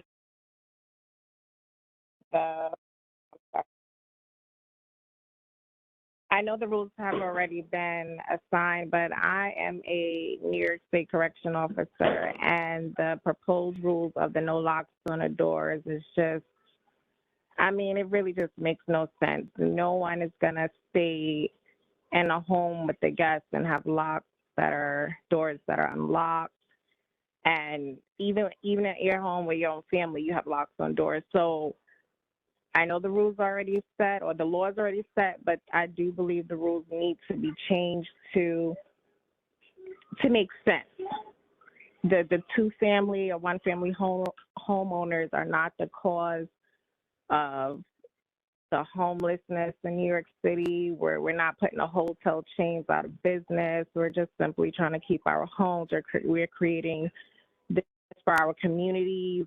And I would just like the laws to reflect that, or like I said, the laws are already what they are, but if they can be changed to make sense, to help the hosts that are owning their homes and to not put us out or to cause an even bigger issue in New York City than it already is. And the locks on the doors is major to me, as safety is my number one concern as being an officer. So that's all I have to say. Thank you. Beatrice Gomez.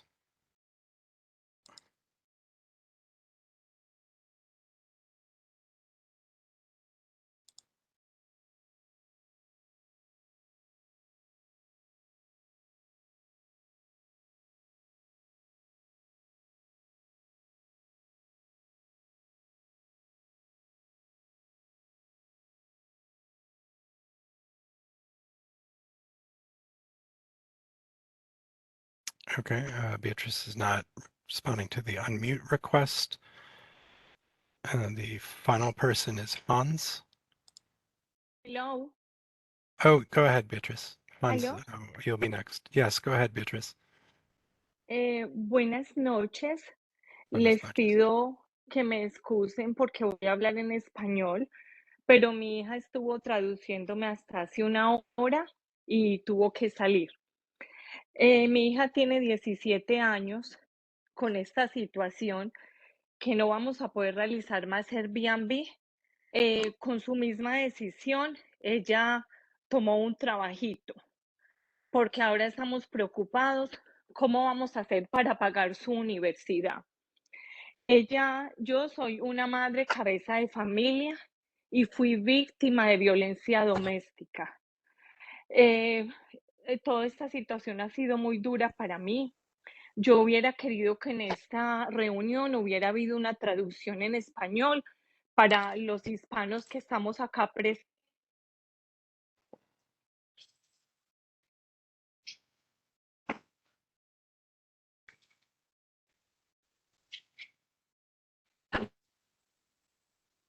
Beatrice?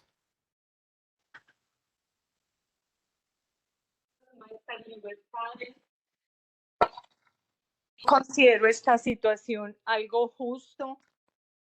Llegamos a este país, hemos luchado por muchas cosas, somos hispanos, necesitamos más ayuda.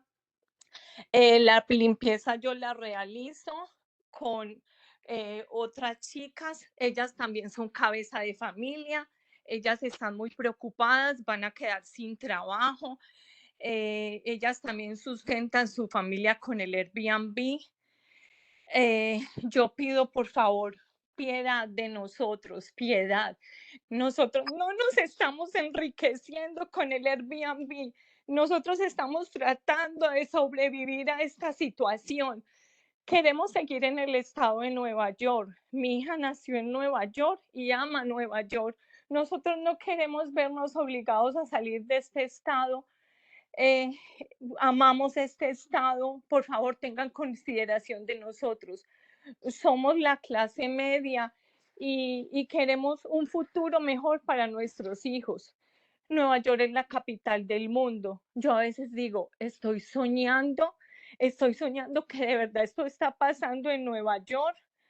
Las reglas que ustedes están imponiendo, escucho y escucho, mi hija me traduce y me dice, mamá, esas reglas ni se entienden, mamá. Fueron reglas creadas de una manera que no podemos entender. Dicen, como decir, permitimos el Airbnb, pero es falso. Ponemos unas reglas que nadie va a poder cumplir. I can't believe. Por favor, ayúdenos, les imploramos. El Airbnb ha ayudado a que tengamos un ingreso. Nosotros no nos estamos enriqueciendo, estamos pudiendo sobrevivir. Gracias. Gracias, Beatrice, por tus palabras. Gracias.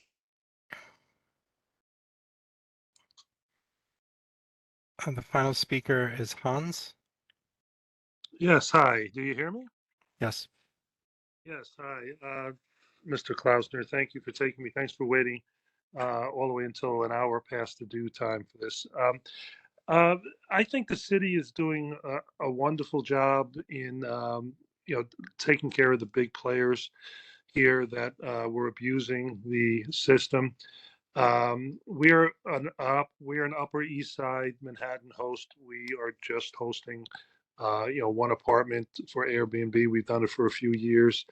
We're certainly not large players, but we feel like we're being targeted as well. I know this theme came up a lot in the day. I've been listening ever since 1 o'clock. Um, what I think the city has tried to accomplish is to weed out the big players, and I think they have done so very well by saying that you have to share your space. You, the host, has to be living there. That effectively weeds out 90% plus of all the Airbnb places in the city that are abusing the opportunity. But for that 10% or so that are small like us, we all agree. I think most of us agree that living there, sharing the space, is critical. We would be willing to do that, of course. The challenge that we have is that our place is a little bit bigger than a one bedroom, and we're restricted to having 2 guests. I'm hoping that that could be reconsidered. I mean, for people who have townhouses or single family homes that are 3 or 4 bedrooms, or apartments that are that large, it's really restricting us, and it's not fair. And we feel like we're not being treated like the hotels are. If a hotel has a suite that's a 2 bedroom suite, they can have 4 guests, 6 guests, regardless of how big our space is. We're restricted to 2. And I'm just hoping that there could be some fairness in that one aspect of it, because it's still safe. We've raised our entire family here of 6 people. If my wife and I are living alone now because our children are gone, to have only 2 people in a place that easily accommodates 6 doesn't really make much sense. We've been hosting for a few years now, and we are hosting primarily families. Many of the examples are related to hospitals nearby where there's been patients that have been treated for cancer, or some kind of surgery that requires them to come back every several days. Uh, these patients actually stay in our place, their families stay here. And unfortunately, 2 people is a restriction that would not allow that any further. Um, we know there's a lot of other things here that I hope you look at. I think the lock situation is kind of tough. I think the registration that everybody agrees to is something that should happen. Privacy concerns related to the registration, I think, are very important. If these could be reasonable and fair rules, I think uh, everybody who is a good player would be happy to play. And 90% of the people who are doing Airbnb that are the bad players are gone. And that just leaves a small pot of good players that can be managed and regulated. And I don't think that's going to impair the housing issue in New York City. And I certainly don't think it's going to impair the hotel business either. We want to pay our taxes. We want to pay any fees related to this business, similar to hotels. Our guests love our experience. Um, we just hope that there could be some happy medium here. But in particular, the most constraining factor is that limit of 2, which doesn't make sense for the properties. So thank you, Mr. Klausner, for listening the whole time. And I hope that all of this doesn't fall on deaf ears, and we could, all the good players can be back in business for the good of the economy and for the good of themselves. Thank you. Thank you. And thank you to everybody who spoke. This concludes the meeting. I know in the chat folks have asked about next steps, so I will repeat.